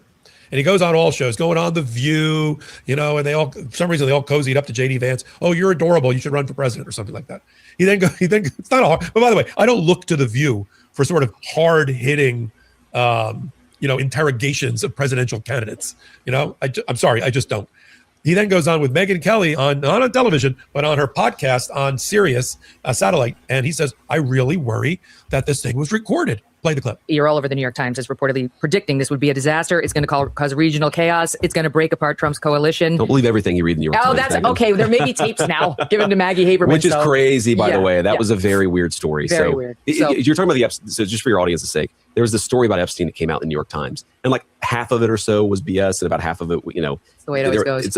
That's how these stories always, there's always an element of truth. There's always So half of it was crazy. It was crazy, by the way. Half of it was BS and half of it was BS and half of it was true. Which was which?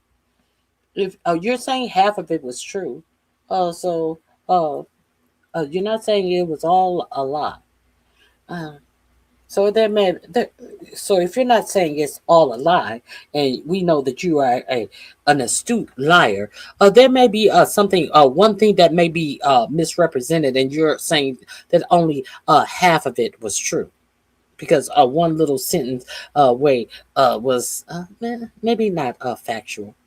So you're gonna say half of it was a lie. element of non-truth, but there were certain things in there that legitimately made me worried that people were like taping. Yeah, in this.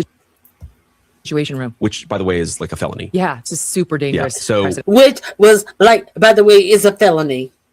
But you weren't worried about the content of what they were taping. You're more worried about which, by the way, is a felony. But they were talking about the Epstein files, but you're more worried to make sure that you denounce that if they were in the Situation Room and they were recording, it's a felony. Well, what if they weren't in the Situation Room? You numbnuts. That was weird. That story was very bizarre. It was sort of a nothing burger story in the sense that everybody sort of knew all those details anyway. But the fact that somebody had taped. You should be really worried that things were recorded because well, if it was something, if it was a nothing burger and everybody kind of already knew those stories anyway, why were you concerned that it was recorded? I was kind of concerned. Why? If it was a nothing burger and everybody, I'm just these people make me want to retch. They are just so disgusting. And everybody just walk around and think that it's okay. The apologists are for people who are self-serving and self-dealing and enriching themselves off of government money. The greed. The link is in my description box if you want to see more of this. I just really can't. Recorded cover-up conversation. You can watch more of this because for some reason, I have a very, very, very hard time watching JD Vance at any point. At any point, I cannot stand watching JD Vance. Let me see what I want to.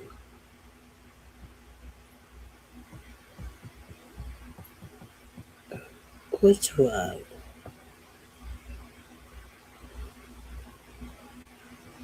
I want to share this with you about Peter Thiel and his secret society has been revealed. If you guys don't know, Peter Thiel has moved to Argentina, and Wired did a big story on Peter Thiel that they learned about his secret society that he So has. Wired published some interesting revelations about Mr. Antichrist himself, Peter Thiel. Let's put this up on the screen. They got their hands. Hold on, I think that is talking a little quickly. That is this is the person who believes in transhumanism, and he does not think that the human race should continue simply as On a human leak, beings. which exposed members of Peter Thiel's secretive. They should definitely have some type of computer element implanted into them. He also has this place that was in Honduras that was shut down, where they followed no laws. No, they created their own laws, their own rules, and they had a bunch of rich people who was implanting different types of technology and doing all of these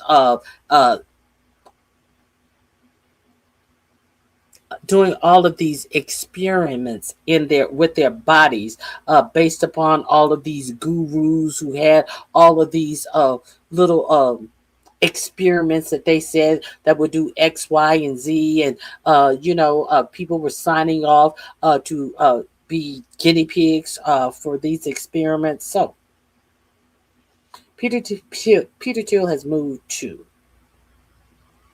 He was thrown out of Honduras. This is a members only place. He was thrown out of Honduras. Now he's moved to Argentina.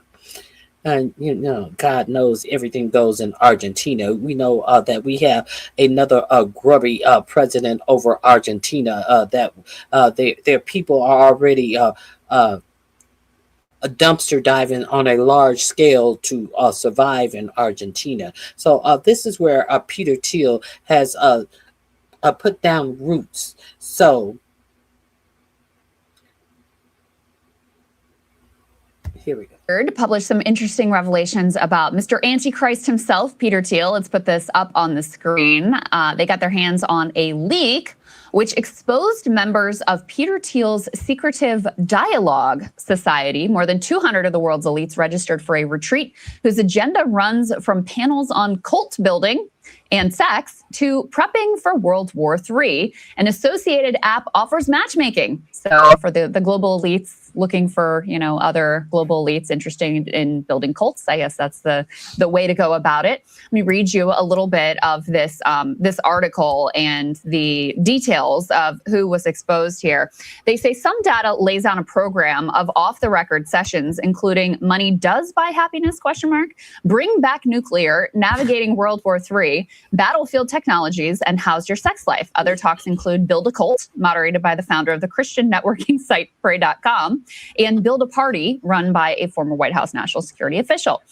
Together, alongside the mundane fare of a typical thought leadership conference, the documents show an extraordinary convergence of power.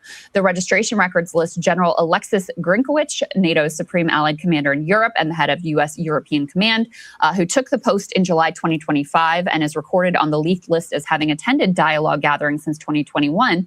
Also names sitting Trump administration officials, 2 U.S. senators, 6 members of the so-called PayPal mafia, a former Middle East chief of intelligence. Are you ever really a former Mideast chief of intelligence? And a sitting ambassador to the United States, along with the founders and directors of many of the country's largest surveillance, data broker, and advertising data companies. So a lot of very elite names here. This is compared to, it's sort of like kind of like a private World Economic Forum, very, very secretive.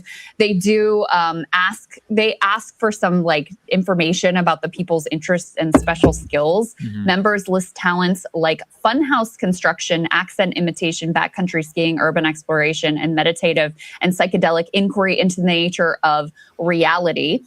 They play matchmaker dialogue. Its participant form asks registrants whether they are looking for love and offers to include single man, single woman, or other respondents in future match.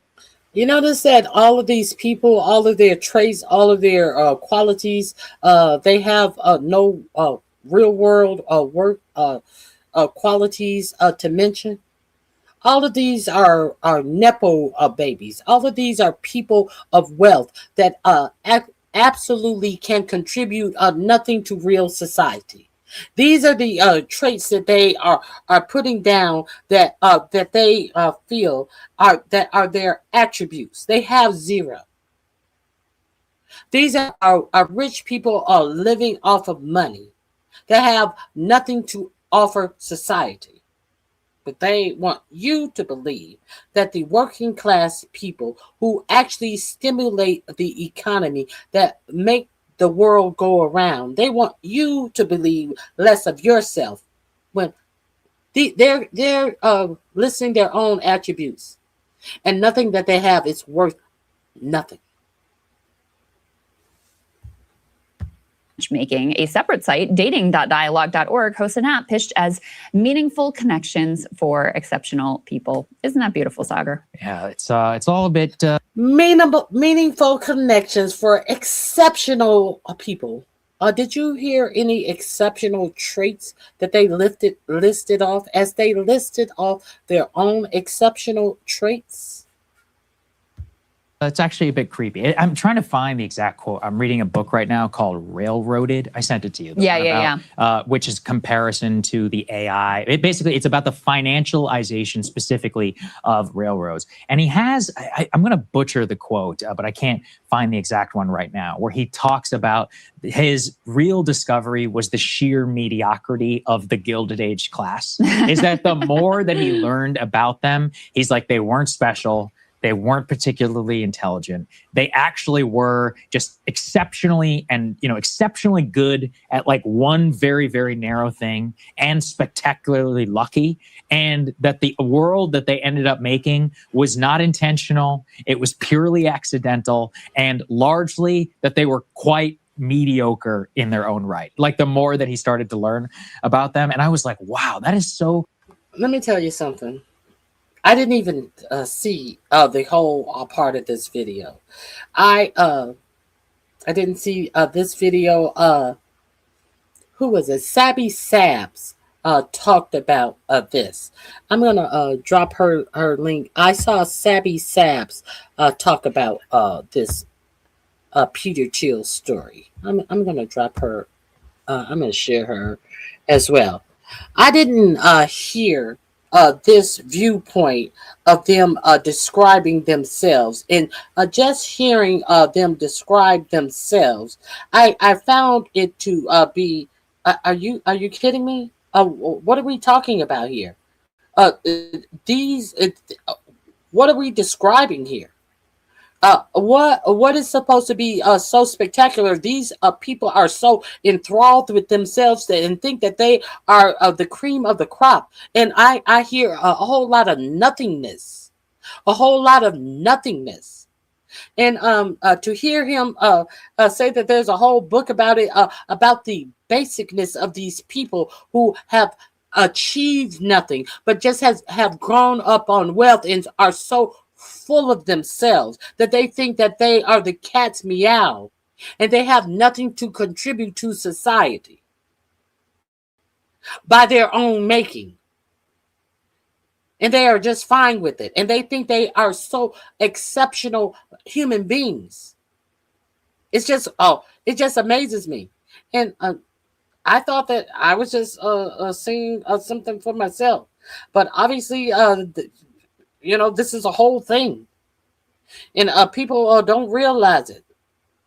And they will try to be the creators of the next society. These basic ass motherfuckers who think that they are so great.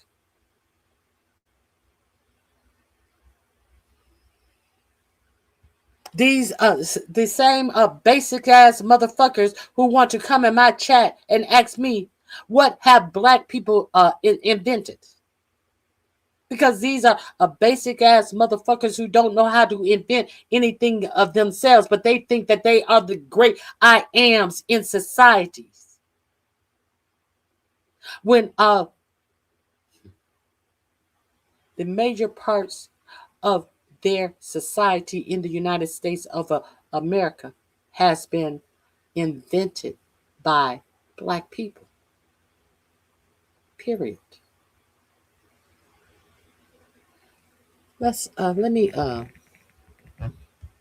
I'm gonna link you to Sabby Sabs. She talked about this as well.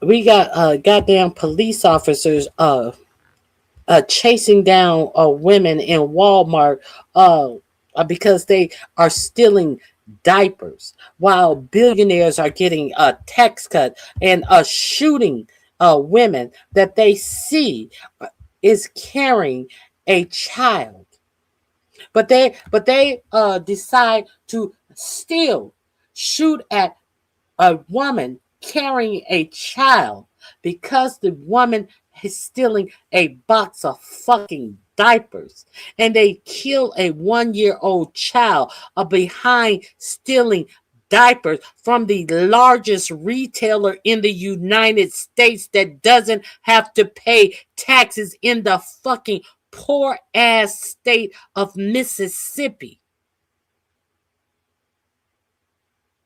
But y'all want to talk about the black people are your problem.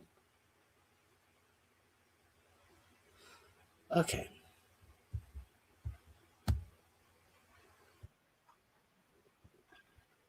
Hold on 1 second.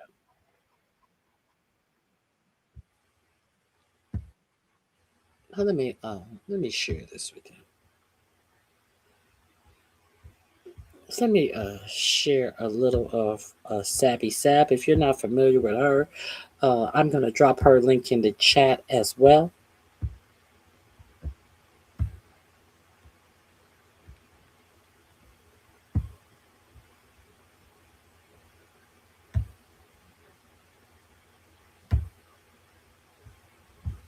200 of the world's elites registered for a retreat whose agenda runs from panels on cult branding and sex to prepping for World War III.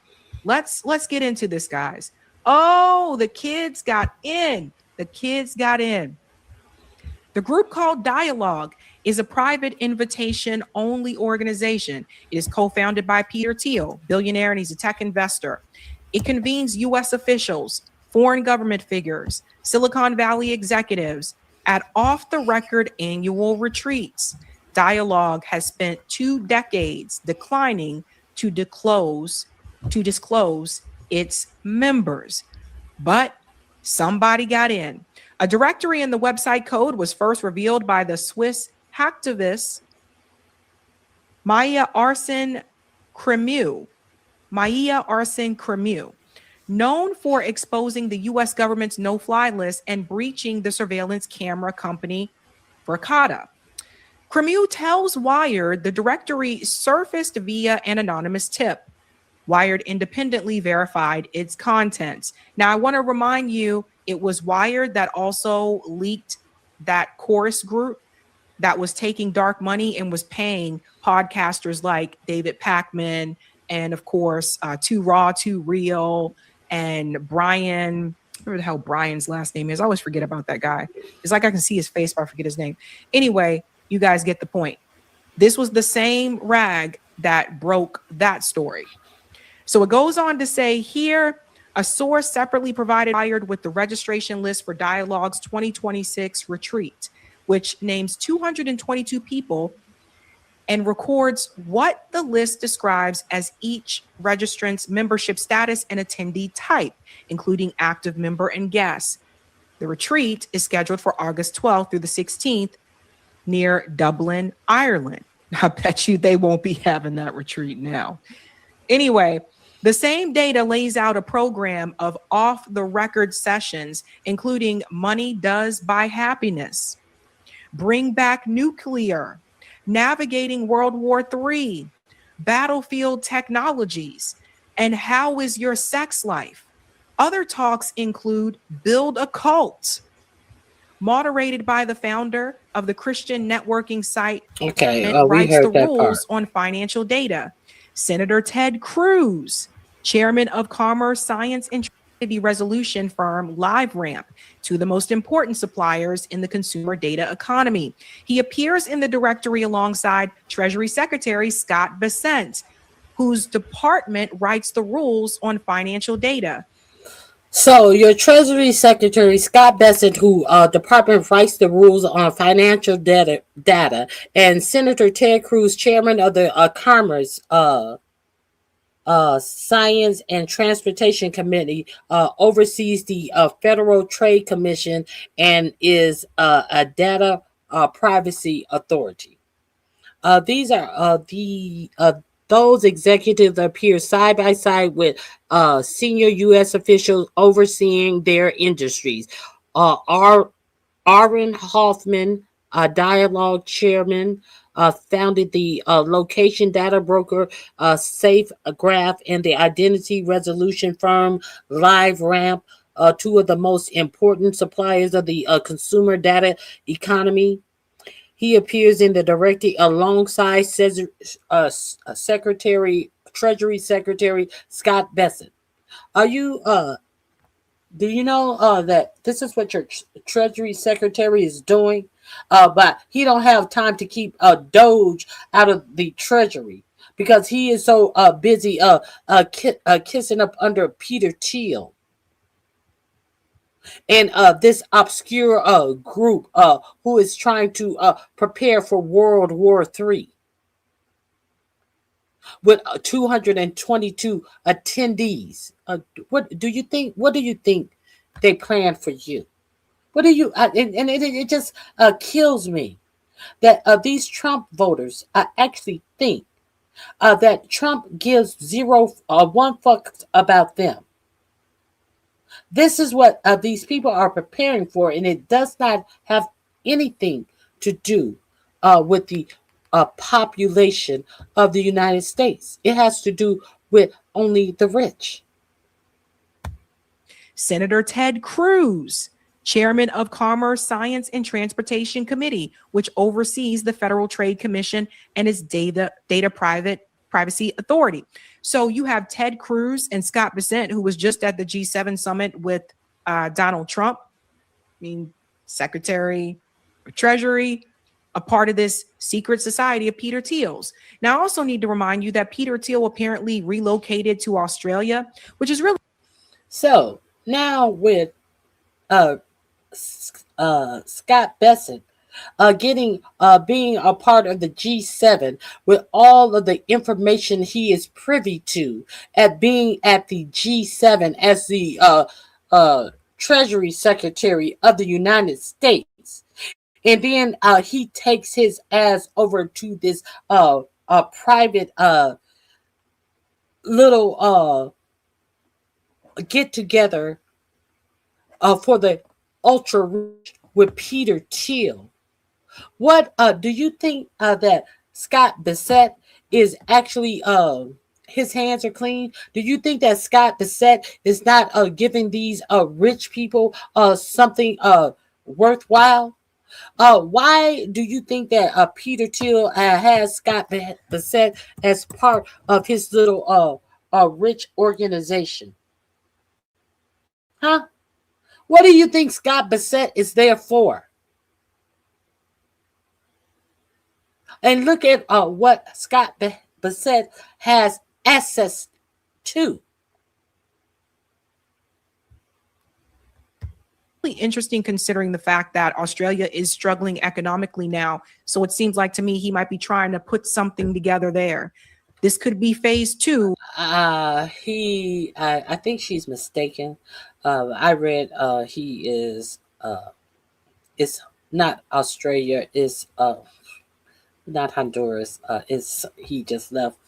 Not Honduras, it's not Australia. What did I just tell you? Where Milei is the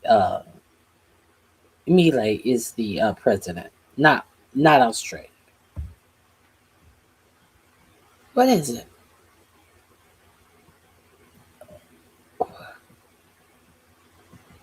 She got me fucked up when she said Epstein. Australia. Where is? Oh, hold on. Class. Argentina. I don't think it really goes away. Argentina. She fucked me up when she said Australia. She mean Argentina. Just because Epstein is allegedly no longer around. Notice I said allegedly. Palantir co-founder Joe Lonsdale, whose software runs case management for U.S. ICE and data fusion for the Pentagon and intelligence community, is listed in the same society as Army Secretary Dan Driscoll and Representative Jim Hines, the ranking member of the House Intelligence Committee, which oversees agencies Palantir contracts with. None of the individuals named in this story responded to a request for comment. I'm sure they didn't. Rafi Grinberg, who lists himself as Dialogue's executive director on his LinkedIn profile and is the author of a self-help book, How to Be a Grown-Up, did not respond to a request for comment. Well, that's not a very, grown up. That's not very grown up, is it? Up thing to do. Ralphie. The registration record. Ralphie. That's not a very grown up name either, is it, Ralphie? Appear to show not only who belongs to Dialogue, but who attends. Of the 222 people that signed up for the 2026 retreat, according to the leaked records, 87 are marked as first-time attendees. Others list history stretching back more than a decade, and a handful to the society's founding 20 years ago. None of the registrants, Grinkwich included, used a government email address. Of course not. All registered with personal or corporate accounts, placing their attendance outside the email system subject to public record laws. What ties the roster together more than any title or office is a shared preoccupation with artificial intelligence, longevity, and the near future. Let's pause here for a second. We saw this before. When we were going through the Epstein files, similar pattern. There was a lot of talk about AI, longevity, could people live longer? Could people live, forever? And we saw this when we went through the Peter Thiel, the Honduras, and the implanting AI in computers in your body. This is a long-standing thing with Peter Thiel. So the link is in my description box. Please avail yourself to this. And the other link, Breaking Point. Both of these links are in my description box. Please go over there and give these two links a look. They're in my description box under Peter Thiel, under the title Peter Thiel, a one-trick pony. A one-trick pony. He sure has proven to be. And this is who finances JD Vance. If you don't know, now you know. This is JD Vance, money daddy. This is who put JD Vance on the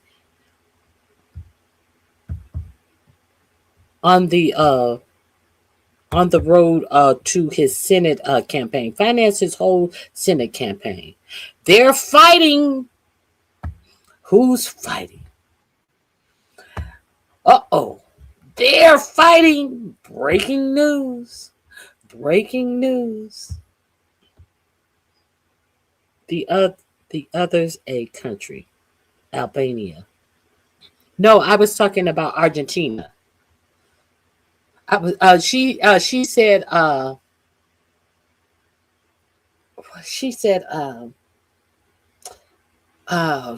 did she say? Where the kangaroos are. What did she say? Oh my God.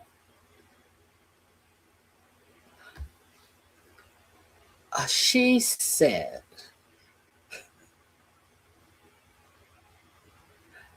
oh my God, Australia. But it was Albania.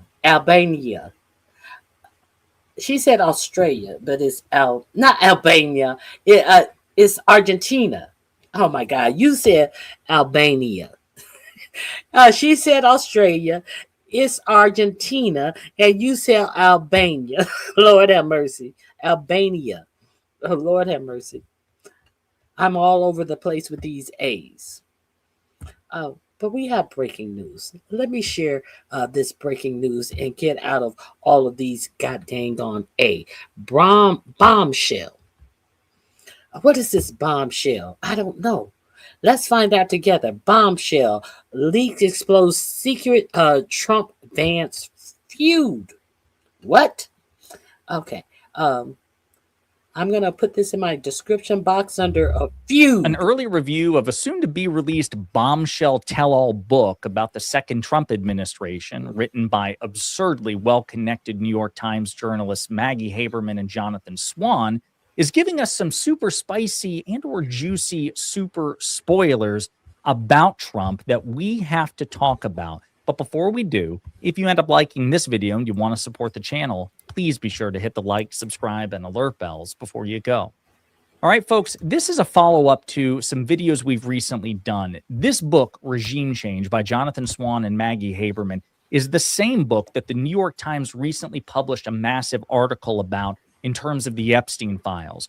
That article, that bombshell, and those videos that we did about how the Trump administration's highest officers, Trump's top advisors, including JD Vance, Susie Wiles, Todd Blanche, Kash Patel, Pam Bondi, and so many others, used the Situation Room as basically the site of some super secret meetings about Epstein. Oh, this is a quick update on my one of the last stories that I showed you. Update in the Epstein files. That book, which features thousands of interviews from two of the best connected journalists in the business, is about to drop. And the New York Times is giving us a list of takeaways, major takeaways from the new Trump book, and they do indeed get juicy. The book by Maggie Haberman and Jonathan Swan reveals a host of details and surprising exchanges as Trump pushed to drastically expand his power. A president using super glue and irked about Epstein. Takeaways from a new Trump book. This is by Tim Bulk. A hunger for vengeance, a lack of restraints, a fixation on interior decorating, and a drive to have lasting marks on his office. That's the portrait of Donald Trump in his second term that emerges from regime change inside the imperial presidency of Donald Trump, a new book by two New York Times reporters, Haberman and Swan. The 464-page book, set to be released on Tuesday, described Trump's relentless, norm-shattering efforts to bend the federal government, cultural institutions, and news cycles to his will.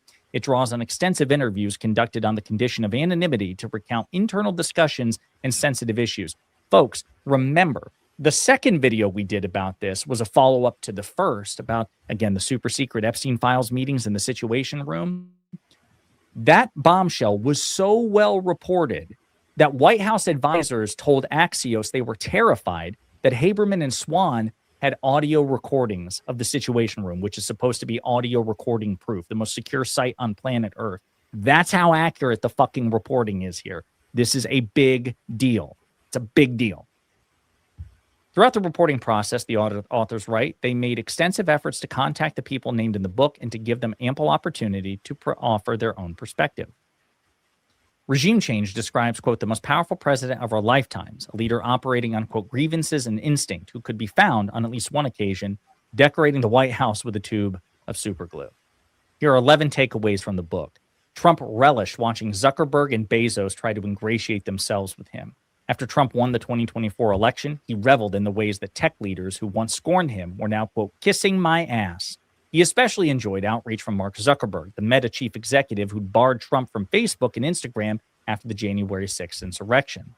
At Mar-a-Lago, Trump would tell visitors about texts he received from Zuckerberg, the book says. In one instance, he showed guests a photo of a... Now you notice that Mark Zuckerberg is at everything. Mark Zuckerberg was even at that hillbilly UFC fight on the lawn of the White House, where every A-list celebrity, B-list, C-list, F-list, G-list turned him down. Who was sitting on the lawn? Who was sitting next to Trump lying about how much he was going to invest in America? None other than Mark Zuckerberg, who on a hot mic said, oh, was that amount okay? I didn't know how much you wanted me to say. As he said the amount that he was going to fakely and lie about an amount he was going to invest in the United States. Now we understand. Let's continue. Letter from one of Zuckerberg's children, who had written that they eagerly awaited, quote, the golden age of America arriving with Trump's return. In another, he showed a text from Jeff Bezos with a smiling selfie of Amazon founder and Lauren Sanchez, now his wife. At a dinner after the 2024 election, Trump and Bezos commiserated, according to the book, over a source of shared frustration, the Washington Post, which Bezos owns. Bezos complained that the newspaper was his worst investment. Quote, these people are terrible. They don't listen. My other companies, they listen. Of course, they're not supposed to listen. They're supposed to be journalists, right? But this just goes to show what the Washington Post has become. Still does good reporting on occasion, but they have certainly swung to the right in line with Bezos's ambitions. In another point, Trump seemed to marvel at his new reception in the tech world. Quote, they hated me. And look at them now, he told Elon Musk. Quote, first class groveling, Musk said, according to the book. And he was showing texts to Elon Musk about Zuckerberg and Bezos kissing Trump's ass. The top echelon of the White House officials was fixated on the Jeffrey Epstein scandal. Again, we talked about that in subsequent videos. No need to repeat them, other than that they turned the White House Situation Room into just a total, Epstein HQ to try to spin this. The room where President Obama ordered the raid on Osama bin Laden's compound, they turned into an Epstein Files, intervention area, right? Like a secret AA meeting, but for Epstein Files conspiracy theorists. Number 3, Trump asked Rupert Murdoch to size up Vance and Rubio. Trump likes to poll allies on whether they prefer JD Vance or Secretary of State Marco Rubio for 2028. So at one meeting with Rupert Murdoch, who owns the New York Post and the Wall Street Journal and Fox News, Trump asked Murdoch, quote, I think JD has the potential to be great, said Murdoch. Quote, and what do you think of Marco? Trump pressed. This time, Murdoch was very clear, very forceful. Marco is brilliant, so here clearly he prefers the more neocon, Marco Rubio. Trump wanted revenge on those he felt had wronged him, even when he couldn't remember their names. When Trump returned to the White House, he was consumed by a sometimes distracting desire for retribution. One afternoon in the spring of 2025, Trump was straining to recall, quote, this lawyer in the first Trump administration who he thought had said the 2020 election was, quote, fair and there was no fraud. A top advisor, Stephen Miller, who gained a reputation as Trump's keeper of grievances, suggested that Trump might be referring to a Homeland Security official. Boris Epstein did a quick search on his phone, the book says, and offered an answer, quote, Chris Krebs, who had led a division of the Homeland Security Department during Trump's first term. Quote, yeah, Chris Krebs, whatever happened to him? He was a bad one. Take a look at him. Days later, the White House has issued an executive order directing the Justice Department to investigate Krebs. Shameless, despicable, staggering, unprecedented corruption, demonstrating the fact that Donald Trump and the Trump administration are more corrupt and morally inferior compared to any Democratic administration.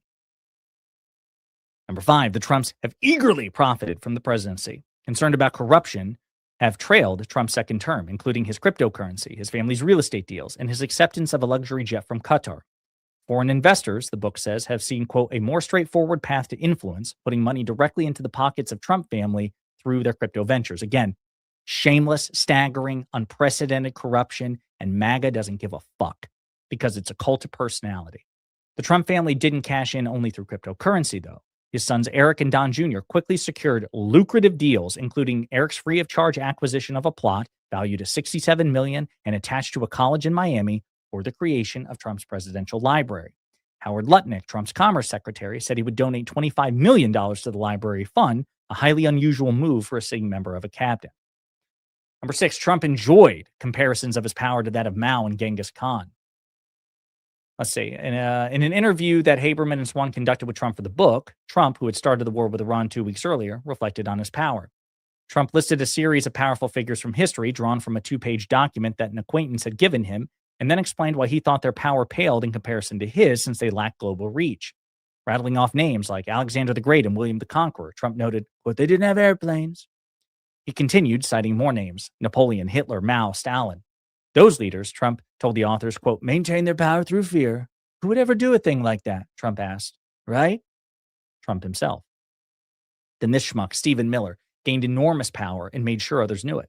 Miller was a prominent face of Trump's first administration and its crackdown on immigration, but still in his early 30s, Miller could, quote, be easily dismissed by Trump's military leaders. By the second term, that changed.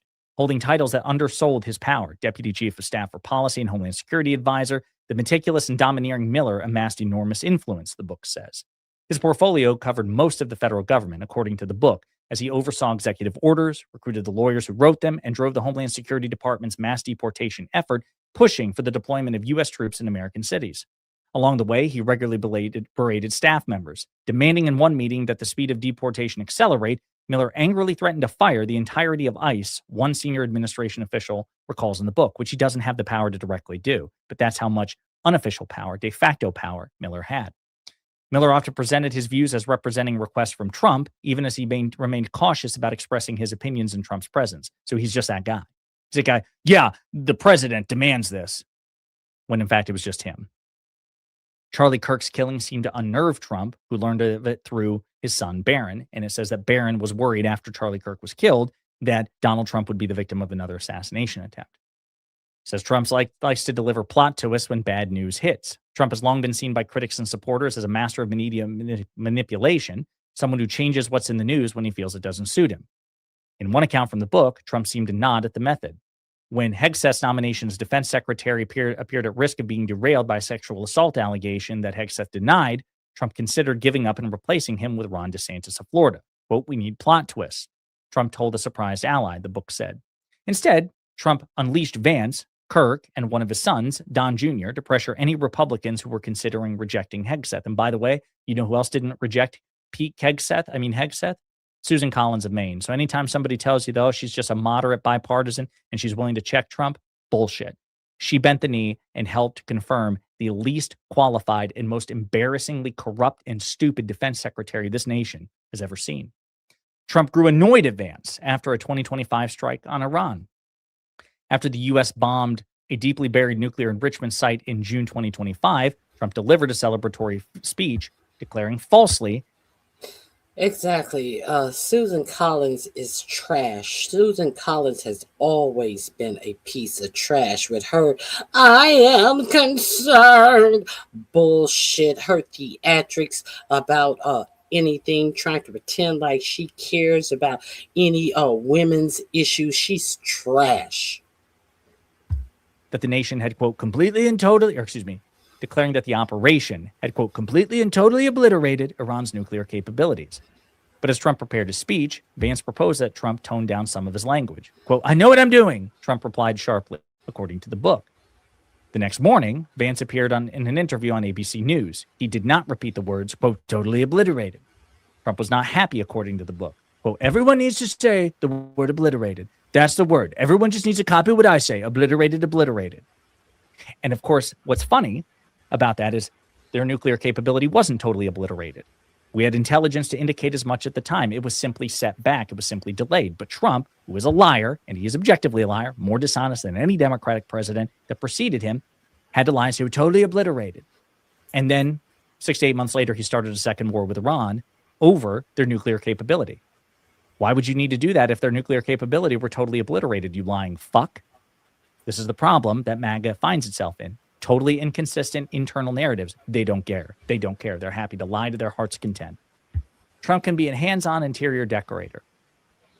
Some of Trump's construction projects in Washington, a ballroom replacing the east wing of the White House, a 250-foot triumphal arch by the Potomac River, are multi-million-dollar affairs requiring workers in hard hats and towering cranes. But one morning, Carolyn Levitt came to the Oval Office to find Trump personally making changes in decor. Trump had a tube of super glue in his hand and was trying to adorn the marble fireplace mantle with new golden decorations. Quote, as he was known to prefer his own aesthetic handiwork to anyone else's, the sight of Trump squeezing glue onto gilded appliques and mounting them on the wall himself surprised no one in his inner circle. So there you have it, folks. Just a series of silly to super serious major spoilers. Oh my God. Oh my God. I cannot believe that. But I gotta believe it. Oh my God, that is so crazy. Saw him with his now somebody said that they saw some of that little decor that he had all glued up on the wall. They said that they saw that at where was it? At Home Sense or one of these home stores. And they said, I saw that right at Home Sense. That shit that he got all gold leafed and put up on the walls. And the White House is trying to deny. A lot of that shit is straight from TJ Maxx and Marshalls that your president has glued up on the walls. So don't believe the hype. Was one more thing. We're gonna get into the AI stuff tomorrow. I think that I gotta leave you with that, because where can we go? I have to leave you with the vision of your president with some super glue gluing that tacky ass shit to the White House walls. Where do you go from there? Wait a minute. I want to show you this one.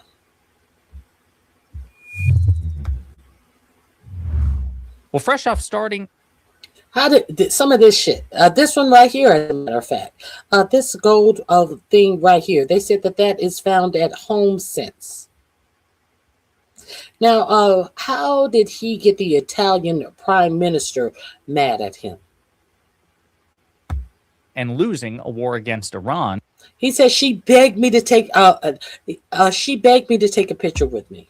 Donald Trump, in his wounded pride, appears to be eager to start another war, this time with one of our allies, Italy, only for the Italian prime minister to do something pretty unusual for a foreign leader, directly humiliate Donald Trump in public, firing back in a way that I don't think Trump expected. And we have to talk about this latest diplomatic crisis. But before we unpack all that, if you end up liking this video and you want to support the channel, please be sure to hit the like, subscribe, and alert bells before you go.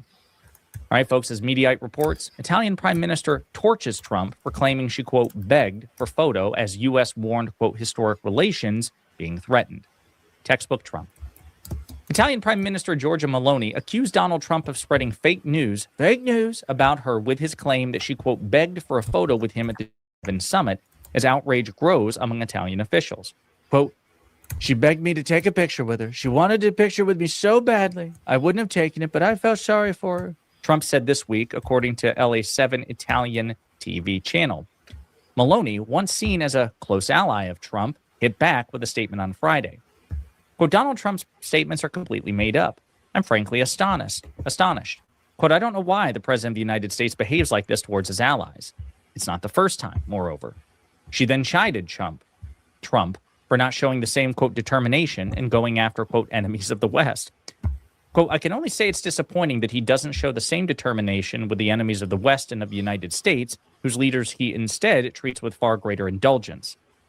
Meloni declared, quote, there's one thing he should remember. Neither I nor Italy ever begged. So this is Prime Minister Meloni on X issuing the statement. And of course, she's saying this in Italian, right? So I'm not going to sit here and presume to be able to translate it in real time, but we just read the English translation. So let's hear the Italian version. Dunque, certe cose meritano una risposta immediata. Le dichiarazioni di Donald Trump sono dichiarazioni totalmente inventate, sono francamente allibita. Non so perché il presidente degli Stati Uniti si comporti così con i propri alleati, non è del resto la prima volta che accade. Posso solo dire che dispiace che non abbia la stessa determinazione con i nemici dell'Occidente, con i nemici degli Stati Uniti, con leadership con le quali invece si dimostra molto più accondiscendente. Però una cosa se la deve ricordare: io e l'Italia non imploriamo mai. Now that part you heard loud and clear. Neither I nor Italy ever beg.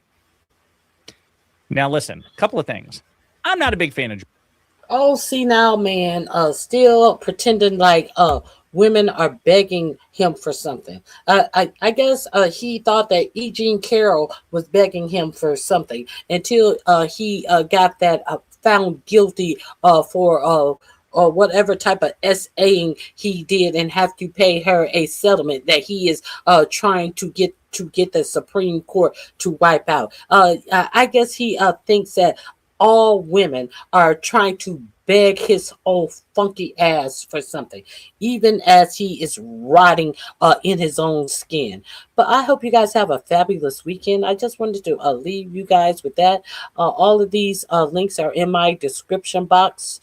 So that is the last link in my description, guys. Go check out some of these channels. Great commentary. I appreciate you all for being here. Hit the like button on your way out, and I will see you guys tomorrow. Melissa, it is always good to see you, and I hope you guys have a fabulous weekend. We're gonna. Do you know that Microsoft? Is it Microsoft?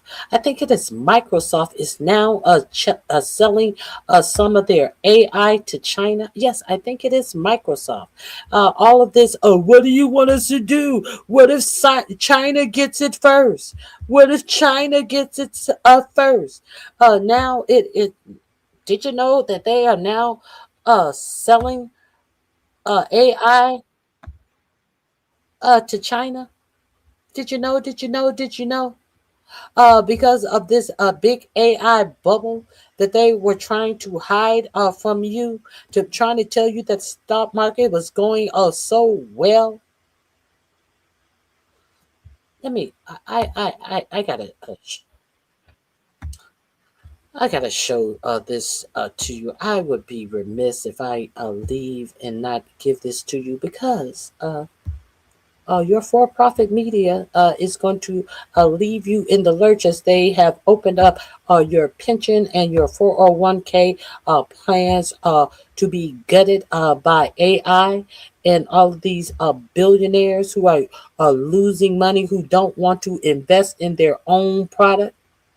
So, and now that they actually need some liquid funds, now that their loans are about to come due, what are they doing? They're selling their products to China. Microsoft. Let's get into this. And now, so I'm guided by what he wants. He suggests that even Trump understands, he accepts that inflation is a real problem that just can't be wished away through positive tweets. So you remember all of that hoopla about Jerome Powell, and he needs to drop the the interest rates and all of this. Now the new guy that he has over the Feds, he let the interest rate remain, but now he's okay with it. He has a good guy in there, and whatever you do. I have some fake ass interest rate and create more dollars. It's not going to get America out of the bind that you put America in. Trunks. Unusual, but And it looks like they might even raise them later this year. It's not clear. Do you have any it comment could happen. I mean, it's hard to believe. It looked like they may need to raise them at the end of the year. It could happen. It's hard to believe. Everything else has risen. It could happen. It's hard to believe.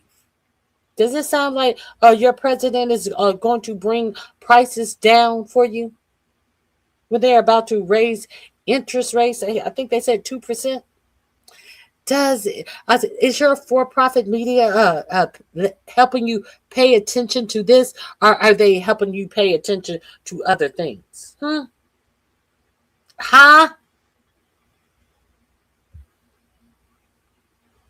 This will be the last link in my description box. It will be titled $$$$$. Keeps a country down, so it's so unusual. But we have a very good guy over there now, so I'm guided by what he wants. He suggests that even Trump understands, he accepts that inflation is a real problem that just can't be wished away through positive tweets. So big tech companies are now facing a desperate situation. Revenue needs to increase, and one hyperscaler just made a move that perfectly illustrates that desperation. Microsoft is actively selling AI solutions to Chinese companies despite the ongoing US-China AI war. And the products are built using OpenAI models, and ByteDance, a Chinese company behind TikTok, is allegedly spending over $1 billion a year on Microsoft Azure AI services. And let that sink in for a moment. The US government. But doesn't Ellison own TikTok? Is this a big scam? Is this more of the circle jerk? The same Ellison who teamed up with Ivanka and Jared Kushner to have his son be able to do that big merge?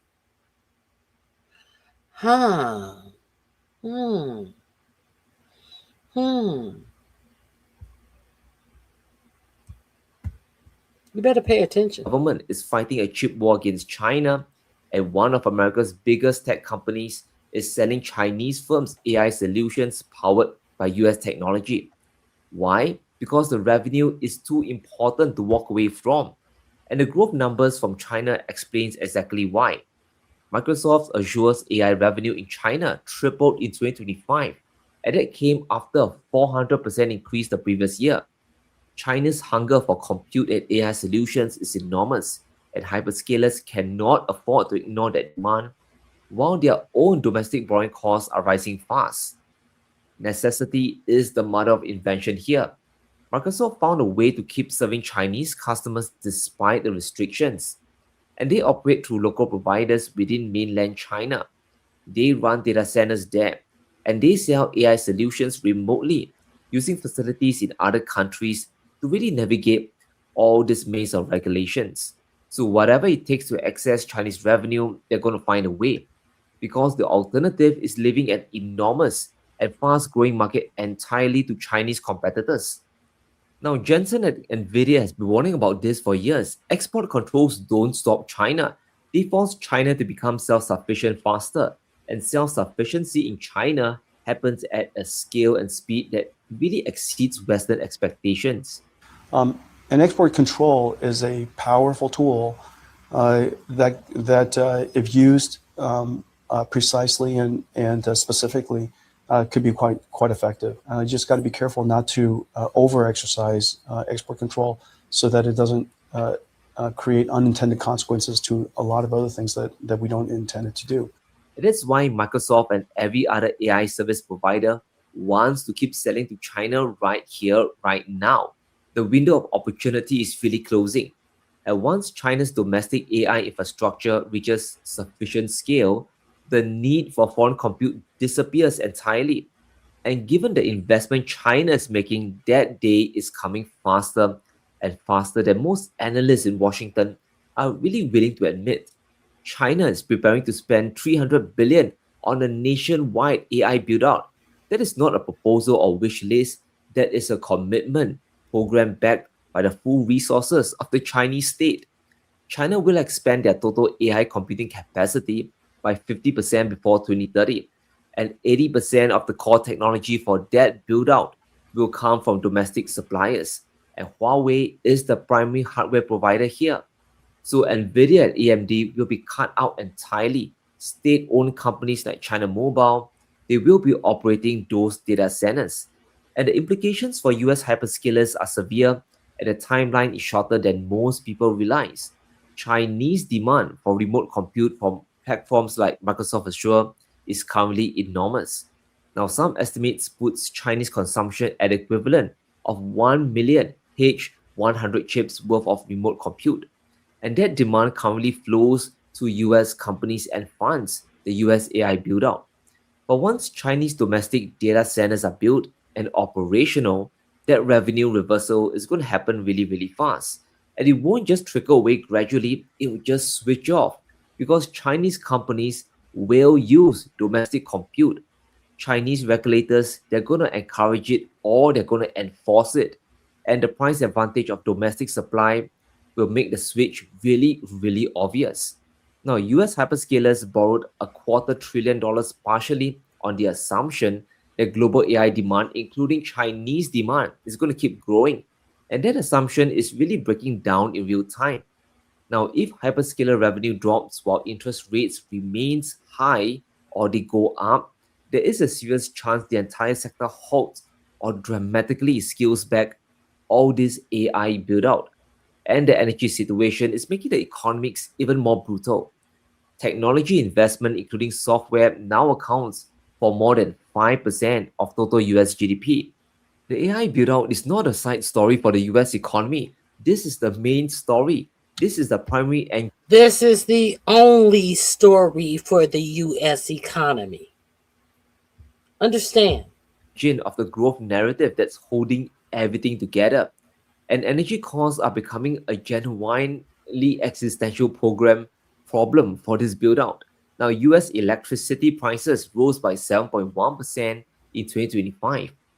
But that national average hides the true pain in Pacific states. Certain regions saw electricity costs increase by 20% in a single year. So if your power bill was $200 a month, it's now $240 and it keeps going up. And by 2028, US data centers are projected to consume 12% of all electricity in the country. That is not a trivial number.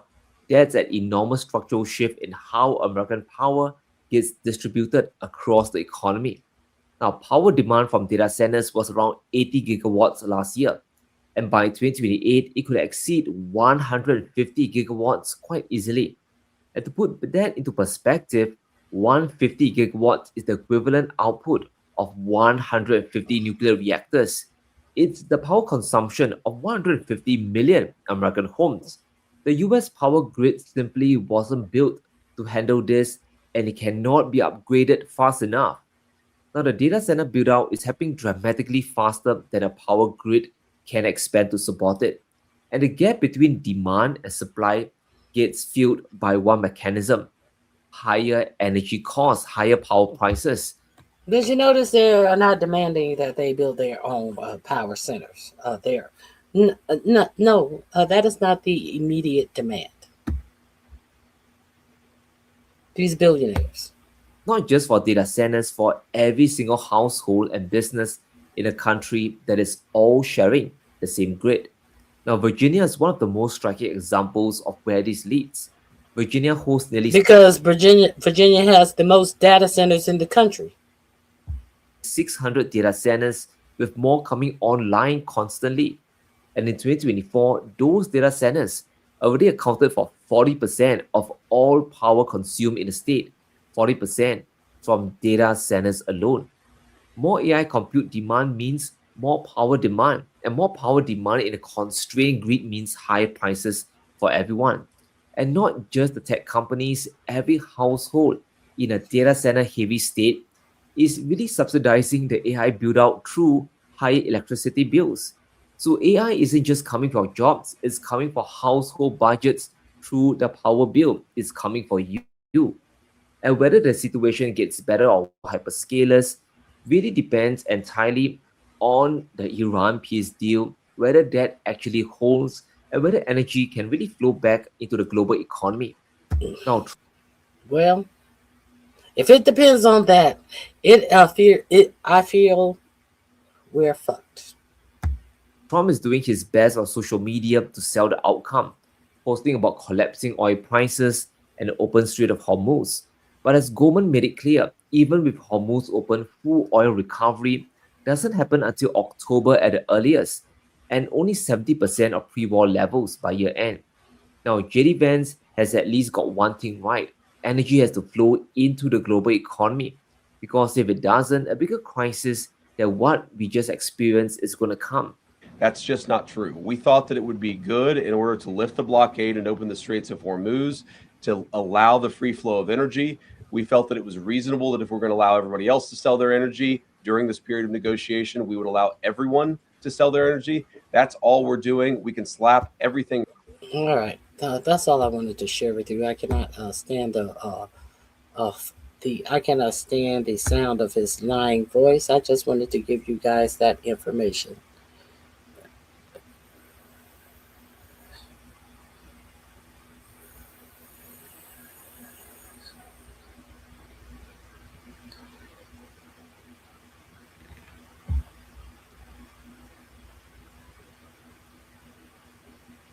What is happy Juneteenth?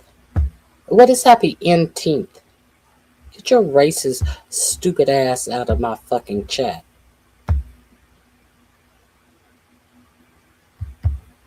Okay. Okay, I hope you guys have a fabulous remainder of your weekend. And check out the links in my description box. All of the links that I shared with you today are in my description box. Go over there and check out some of those people. Subscribe to some of their channels. I share great people on in my news, and go over there and check them out. You will find some great stories, especially that a more perfect union, a breaking point. Kyle Kalinske, secular talk. Sabby. What is that? What's Sabby? Sabby. Sabby. What is her name or her channel? What is her name? Sabby Sabs. Go over there and check out these channels. They're all in my description box. Oh, fabulous channels. Adam Mockler, of course, the Midas Touch. All of these are great, informative channels. Mike Dolomore. All of these are fabulous channels that give you information that your for-profit media just don't cover. Information that you may not hear about in the for-profit arena, because they want to keep you dummied down. They want to keep you like the Maga voter. So I hope you guys have a fabulous weekend. Hit the like button on your way out. Subscribe if you're not subscribed. If you are a new subscriber, I appreciate your support. And have a great, fabulous weekend. I'm out of here. Bye-bye.